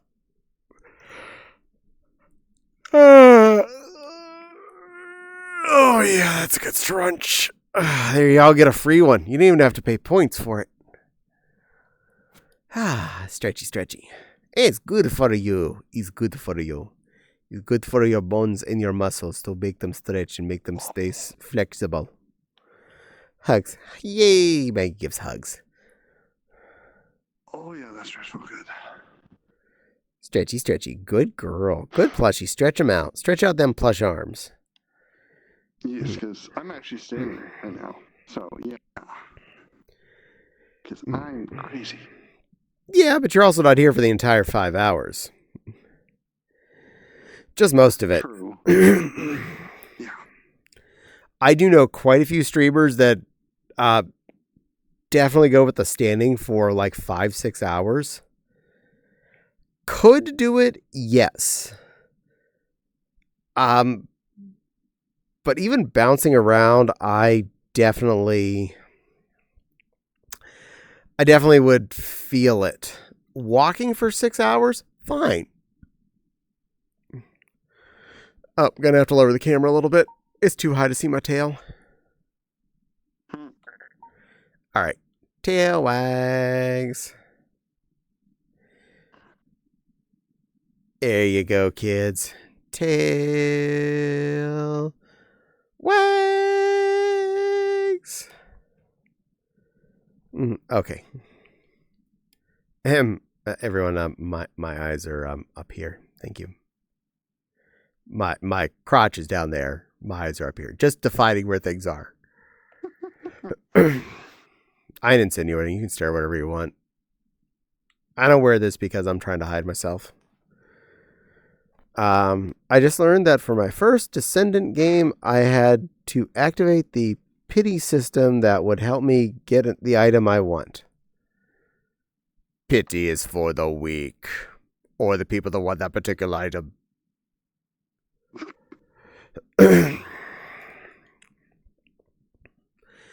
Interesting how some games are like that. Like Undertale, to get the good ending, you have to not kill anything. It is somehow possible, apparently.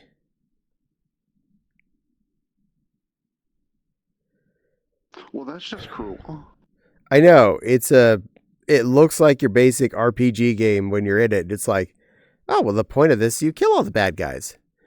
No, the point of that game is to not kill anything.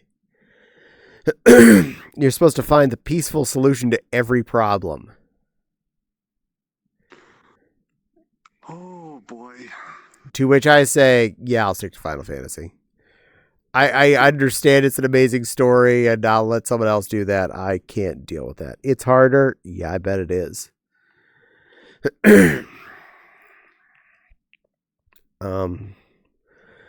I did that ending. It wasn't that hard to do.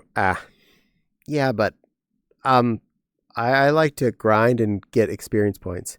They expect you to do a normal kill, not a kill the first time.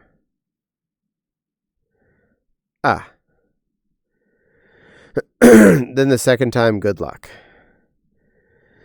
The genocide run is brutal. Is that where you have to go and kill everything?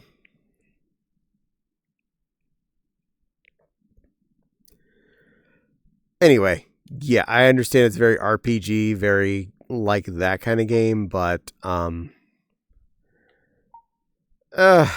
my cup of tea on the way that would be played.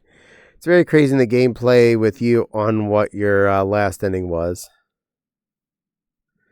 And hydrate. Thank you for the hydrate. New friends being good to me and making sure I'm drinking water. I like them. They can stay.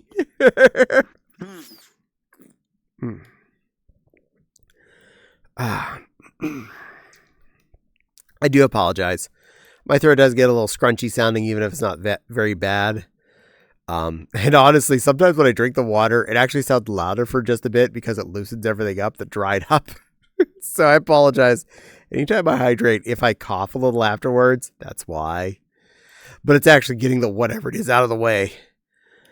There we go. Yeah. See, it loosened something. Then it got out of the way. I hope.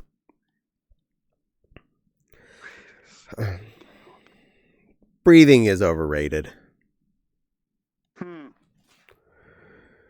It's less RPG and more bullet hell dodge game. Yeah, I don't need that in my life. I'm good. I'm not a big bullet hell person anyway. Not my cup of tea in general. I used to like games like Destiny 2. However, they block playing on Steam Deck, and they have not done anything to substantial in a long while. This is fair.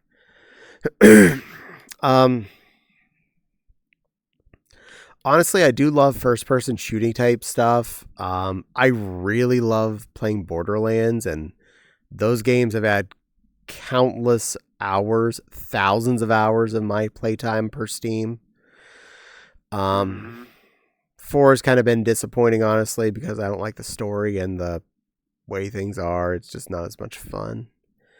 I like a lot of strategy games. I've been playing the old XCOM games again from the 90s, not the new ones from the 13s and whatnot. But oh my god, yeah.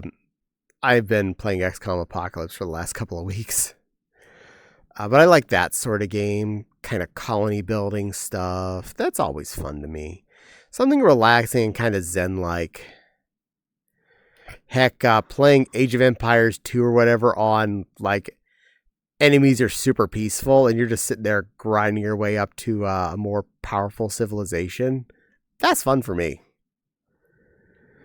May have been playing Brotato. I have not heard of that, but it sounds amusing by its name.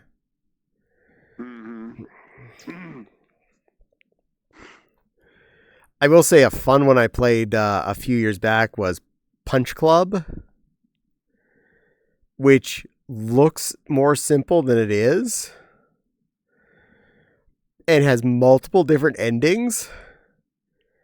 And is a heck of a lot of fun to grind your way through. I was just not good enough to enjoy Undertale myself, so I've watched others play enough to keep up with the story. That's fair. It's really good and cheap as hell. You know, that's a very good reason to enjoy a game. I have an excuse why I should play the newer XCOM games now, and that's because someone named Mac may have bought me the last one, the second of the 2 new ones. I'm like, but, and he's like, it's on sale. It's yours now. Happy early Christmas. I'm like, thank you. Vampire Survivors is a similar style game. I got into a cute game called Amber Isle, where you run a shop and build items and sell them as a dinosaur. That is awesome. I saw Fopsy playing some game that looked kind of Animal Crossing-esque, but she was a little Fopsy, and all the other characters were the little critters. I don't know what it's called, but she was playing that like today, and it was like, oh, or was that yesterday? Anyway, I was like, oh, you look so cute.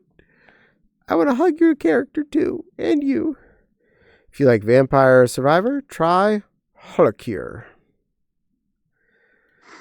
I think the last vampire games I played were Soul Reaver 2 and Soul Reaver 3.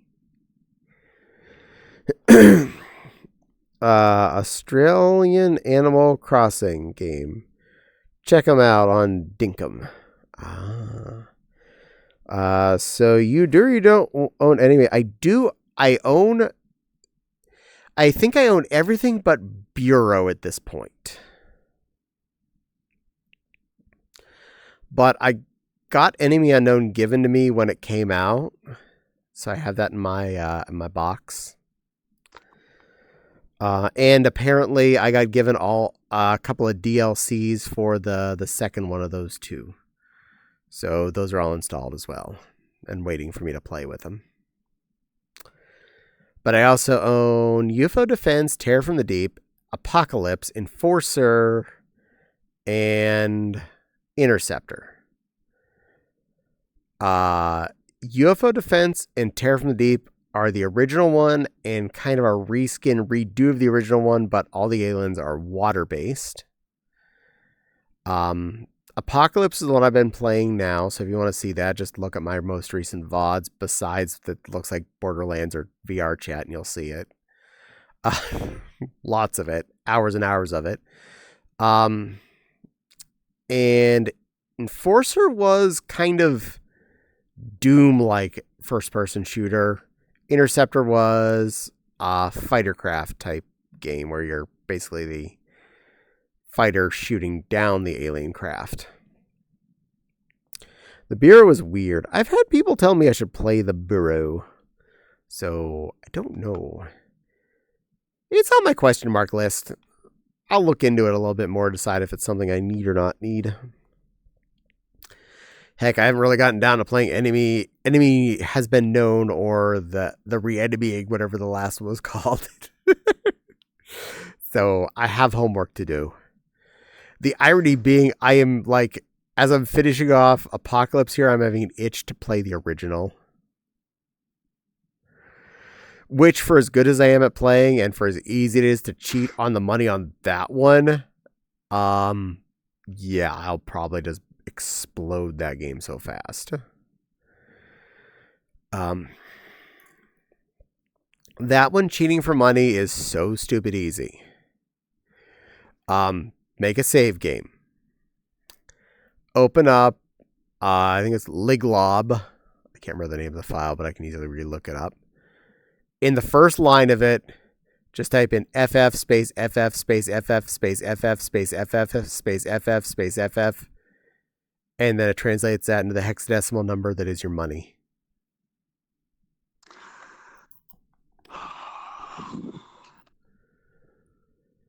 And then you can just buy all 8 bases around the world and be set up. Stock them up. Get them built.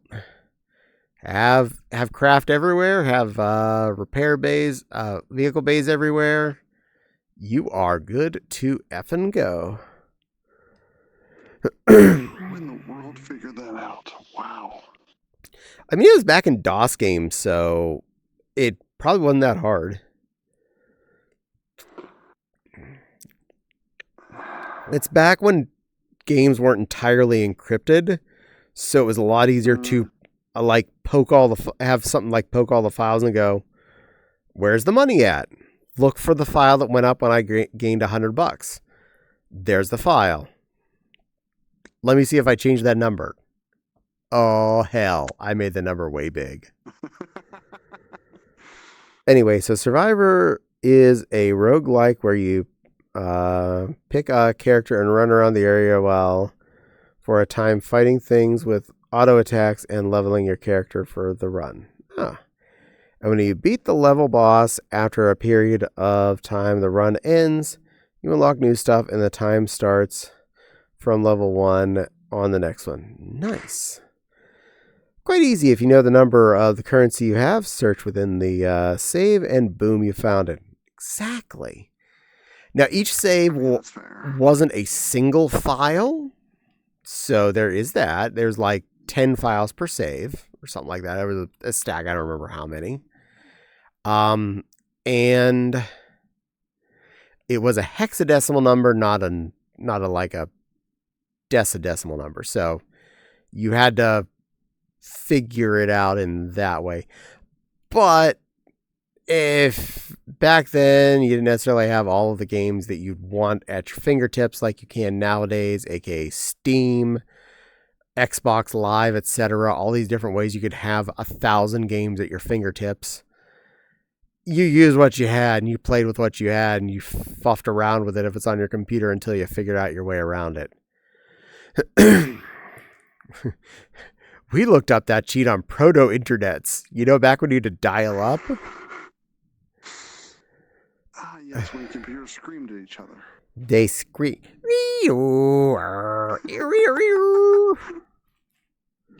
LOL. I remember when I learned Rosebud in the first Sims game. Nice. I remember all of the interesting cheats I got off like happypuppy.com and stuff. Including where all of the like bottles were in Ocarina of Time and stuff. And all the heart pieces and whatnot. It was like, oh my. I accidentally printed that one up in the library at college. I didn't realize how many pages it was. And I apologized. The teacher's like, I'm so sorry. I had no idea how long that was. I hit print without even looking, and they're like, just try not to do that again. Okay. It was like 40 pages. Oh my gosh. Never got a top spot in any of my jobs. Aw. Dial up. That's actually them discussing the connection stuff. It is. Scree-oo, scree-oo, scree. Scree, scree, scree-oo. That's why it's quiet after it's fully online. Yeah, they're negotiating the amount of signal they can work with on the audio bands. Oh, but it is quite loud if you pick up the telephone while someone's on dial-up. Quite loud. I'd be kind of amused if I did find a dial-up service and plugged one in through my my fiber voice line. Yeah, I'm dialing up on my dial-up line over my gigabit by gigabit line. Yes.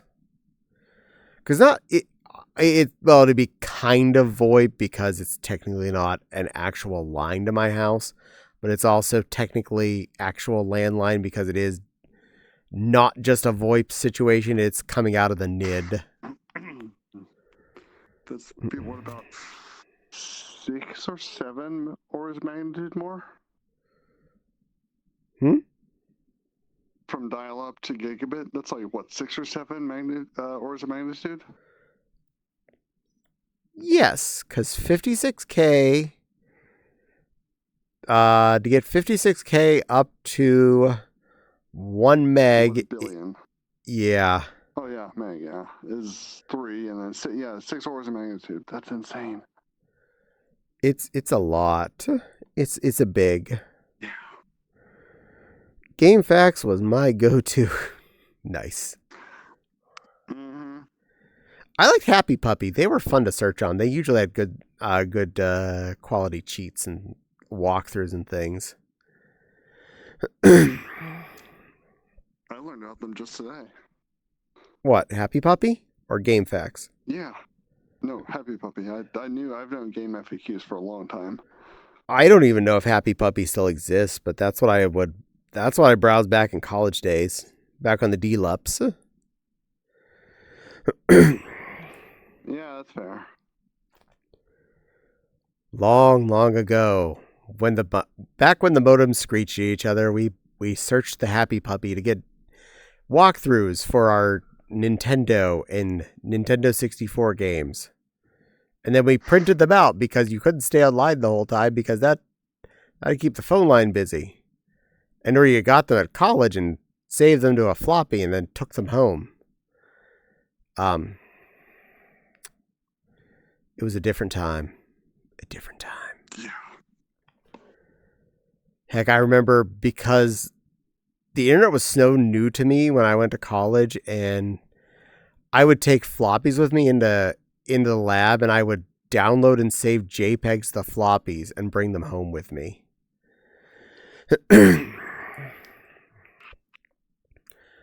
It was a thing.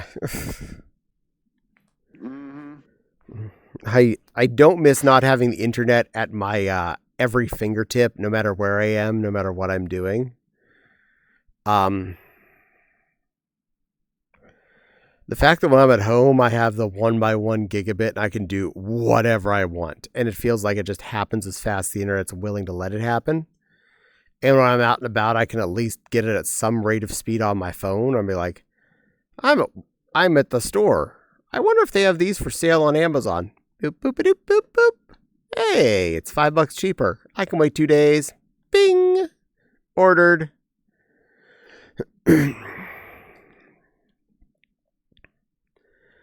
Just the whole idea that, I know it's a dumb game, but the fact that Pokemon Go is basically online all the time when you're out and about playing it kind of blows my mind as little kid me.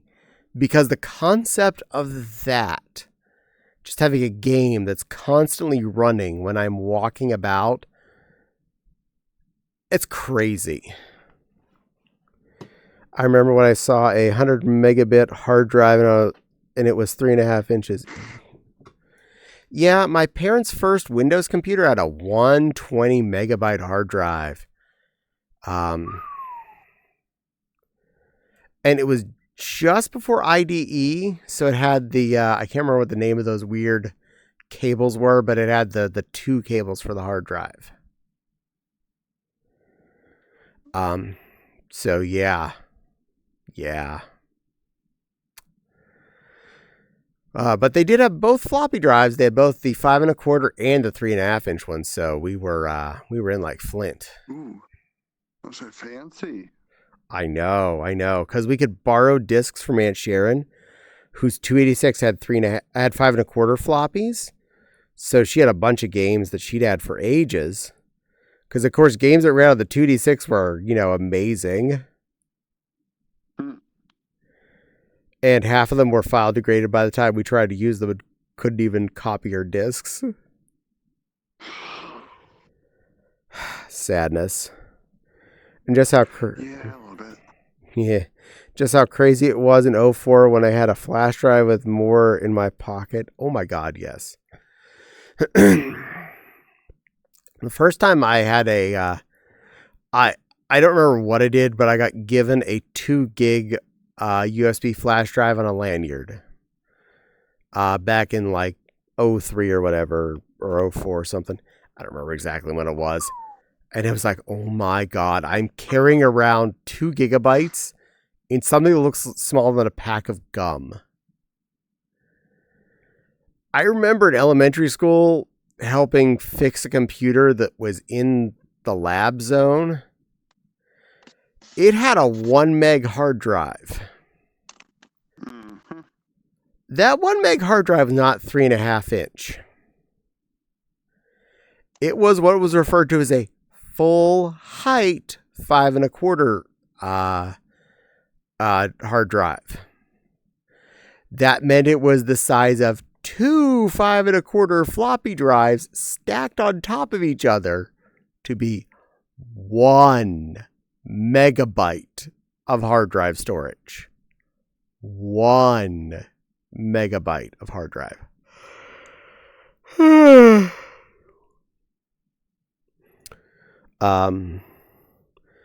But yeah, when we finally got a PC, it was smaller. It was smaller floppies and CDs. 95, 96. Nice.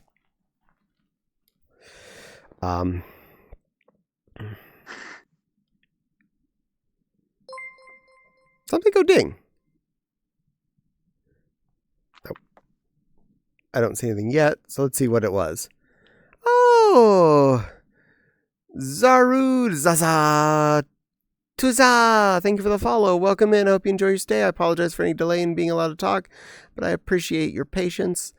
I might not be on for a full 10 minutes. I apologize. We are really running late. It's almost 1:45. Nowadays, 100 plus gigs can fit in your thumbnail. Exactly. I got it for my HTML coding class. Nice. I remember getting my 128 meg flash drive that could more than store the usual floppies I carried. Nice. In my laptop in the bedroom, I have a USB flash drive to store some files on. Because the hard drive isn't giant, I wanted to make sure it was easily refillable and easily just transferable if I wanted to switch lappies or just bring it downstairs to update what's stored on it. It cost about $8. It's one of those ones that just has a little nub sticking out, not even a full stick. 128 gigs. $8 on Amazon. 128 gigs. It just makes a lump on the side of my laptop. And I can easily transfer it if I want to copy files to it faster. Say we're going on a trip or something. I just want to stick it in my computer and jam it into USB 3 instead of our Wi-Fi. Fill that bad boy up with stuff I want. Either like video files to distract me on a flight, or files I might need to share with somebody when I get somewhere. Pop it back into Lappy and stick it in my backpack. So I was able to keep up with pics and music for my teaching website at the time. LOL, micro SD card for the Switch is like 512 gigabytes now. Isn't that crazy? I still remember in 04, I think it was, I got a 512 megabyte thumb drive for like $80. Yeah. $80. Yeah, and now $8 and you get one that you could lose in 3 seconds that's 128 gigs. Yeah. But honestly, if I was going to get one, I want to make sure it was going to be big enough to, do me what I needed to do long term, give me extra space to work with. And it was like $8. I'm like, I have $8 in Amazon cash. Click. Unfortunately, it took 2 tries to get a good one. First one I got was either not really what it says and is trying to fake the size, when they do that to you. Or was just flat out busted because it would, within 24 hours, it died. Also, it had issues of a file folder had more than 10,000 files in it. Interesting. Yeah, I'm pretty sure it was a FOD file system that was trying to pretend like it was that big, and it was actually just because there's enough of those on the internet available. But I ended up getting the replacement one for like $1 more than the one I originally got. And it's been working fine for a couple of years now. Well, that's good. Wasn't cheap then or now, really, but yeah, I got one of those 128 gigabyte thumb drives, and the connector is a nugget than the drive itself. Yeah, exactly. It's bigger. Yeah. The one I have in the Lappy, it's just kind of like a little speed bump on the outside, whereas the actual chip is probably actually stored in the plastic part that's in the USB-A plug. I have like full-size ones that are 256 and 512 gigs. One at USB 3. I have several like 128 and 64 gig ones that I've gotten for random reasons. I don't use them very much, so I don't like go hunt down and increase my supply. So I just have a little baggie of them on my desk if I ever need to move files or someone needs something. I'm like, I need to copy this. Can you bring me? I'm like, okay. That one's empty. Click. Copy. All right, bring that with me. I find it more amazing that a full-blown gaming machine can be as small as a Steam Deck is. Exactly. For as small as a computer actually has to be. Not saying these are gaming rigs, but in our workroom upstairs, we've had, over the years, 3 different sets of all-in-ones for our distraction computers next to our work computers. All 3 versions that we own, I have opened up and looked at for repairs, one for one reason or another, due to hard drive failure or something. The fact that the actual computer inside that monitor is only like 3 inches tall by about 6 inches wide. And usually if it's a wider screen than that, like one side connectors are like hardwired onto the motherboard, and the other side, because the board doesn't stretch that far, there's just a ribbon cable with the remaining connectors off the other side of the case. our most recent ones that we got about 3 or 4 years ago at this point are fairly modern and are actually pretty banging 27-inch HP monsters. Their storage isn't even SATA, it's NVMe by default. I'm like, wow. I mean, it's not like graphics cards or anything going on these things, but it's something. It's functional. It actually can light game. Not anything heavy, but it works. Mhm. Yep, Micro Center is great for that. Just getting stuff and like, hey, we're having a sale for $20. You get a ridiculous gigabyte amount. The entire Steam Deck motherboard could just fit in your pocket. I know, isn't that crazy? I've seen those out of their box. I'm like, what the heck? And that's got a GPU in that thing. Crazy. Mm-hmm. Yeah, I've watched more than a few different tech channels do teardowns on them. Like, that is nuts. Usually it's because, hey, I'm tearing down my Steam Deck and I'm replacing the sticks or the buttons or the faceplate. I'm like, okay. You know, if I had one of those, my modification would be, I got a Mewtwo sticker and I put it on the back of it. Done. Like, at best, if I was really like cray, I would maybe open up to replace the storage, but that'd be about it. The Switch is less impressive now. But it was crazy back in 2017. Well, I mean, the Switch is technically just, at the time even the Switch came out, tablets were a thing. And an iPad you could game on to a moderate success already, up to what you could do on the Switch. And they were thinner, but it didn't have their controllers or the, Nintendo slot in it, so you couldn't play Mario on it. But it was basically as capable.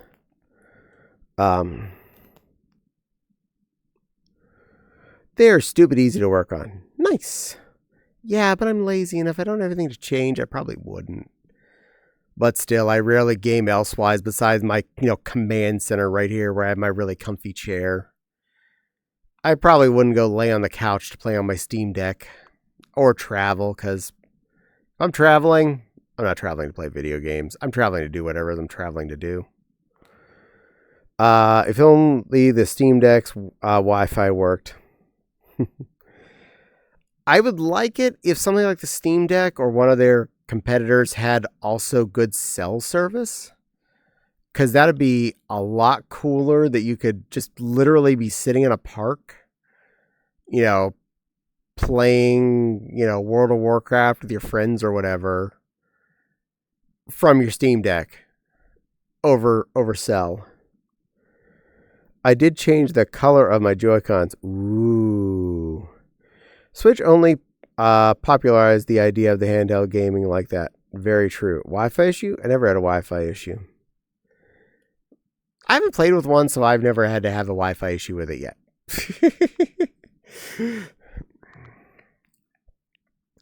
I do have a Steam Link box in my living room, but I think we have that over Ethernet because it had the option.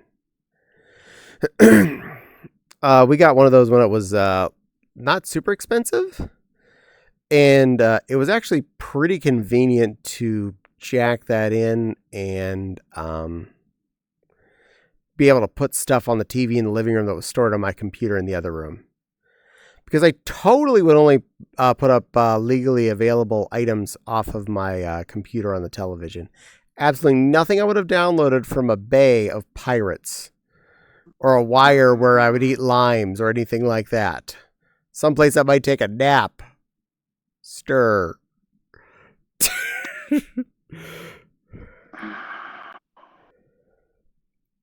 Yeah. I think I over-incriminated myself sufficiently there. I am relatively certain that person is not watching me on stream because I've told him 3 times now that I'm not going to let him in while I'm streaming right now. I have. It's why my Steam Deck is a paperweight along with a Switch. Aw, oh hush. We know you use a popcorn palace. I have no idea what you're talking about. Actually, I'm bad at using Popcorn Palace. I usually have someone else put the URL in and pick things to and do the clicking things to make it watch because I'm like, this is frustrating. Do it for me.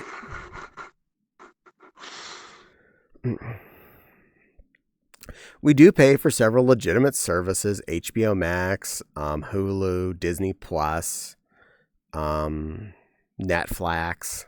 So we got plenty of stuff we can watch legit on the TV through any television in the house. They all have at least some form of stream capable item, like a Roku or just being smart critters themselves. Popcorn Palace is pure piracy. Well, I mean, technically, they're not doing anything wrong. They are being perfectly legitimate. Nothing actually occurs from Popcorn Palace in the in the VR world. Absolutely nothing technically happens from there. What you watch on the TV is your own problem.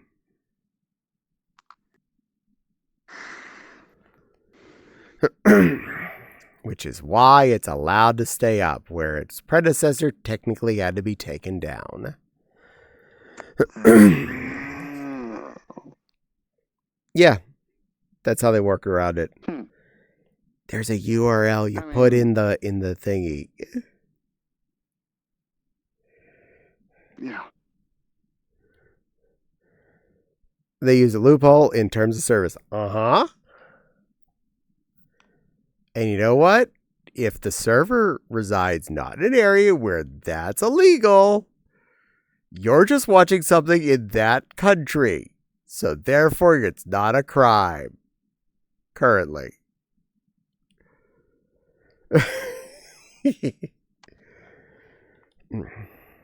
Also, I'm not stupid enough to do it on stream here, so you are not watching Popcorn Palace from my Twitch channel. Hell, I'm too nervous to play music on here for the fact that I don't want to get DMCA'd. Though I have considered doing karaoke on one of my not VR chat normal nights. Just for funsies. Just go on and sing my heart out and have fun and blow out my vocal cords. It's a fun thing to do. Oh, but it is coming up on midnight.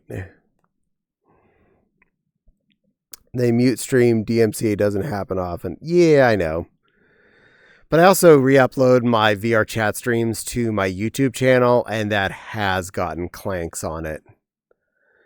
Ironically, one time when I raided out to Corgi, I didn't mute, stop stream right away, and it caught him saying hello to me and said his voice was a Russian band. What?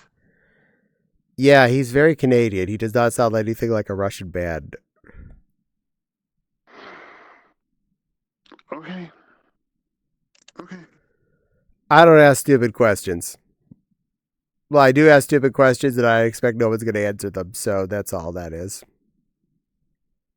Yeah, that's fair. But I'm going to go find us a raid target because it is late o'clock and I've been on for 4 hours, 49 minutes. And I want to get out of this chair and get this oven off my face. All right. Who be hot?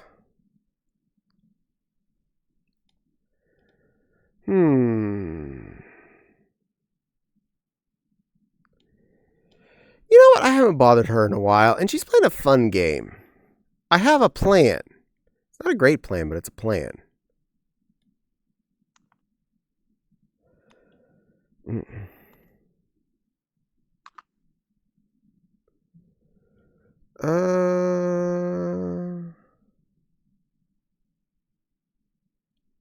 Yeah, that'll work. All right, yep, target is acquired. I am working on this. Bing. Bong. Bing. Keyboard.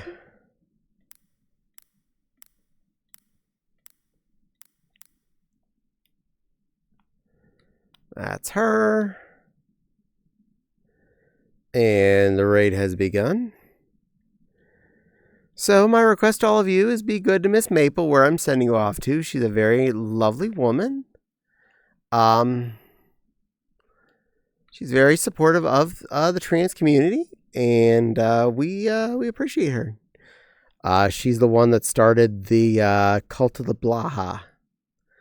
So go give this lovely lady some love. I will be back tomorrow at some point, probably around 8-ish, to play the rest of that XCOM Apocalypse. And if I get done too soon, I might start XCOM UFO Defense that night as well, just because it's a fun game. It's really fun to watch. I mean, it's fun for me to play, so hopefully it'll be fun for you to watch. Anyway, I'm going to hit the button. You all be good. Bye, kids. Meow.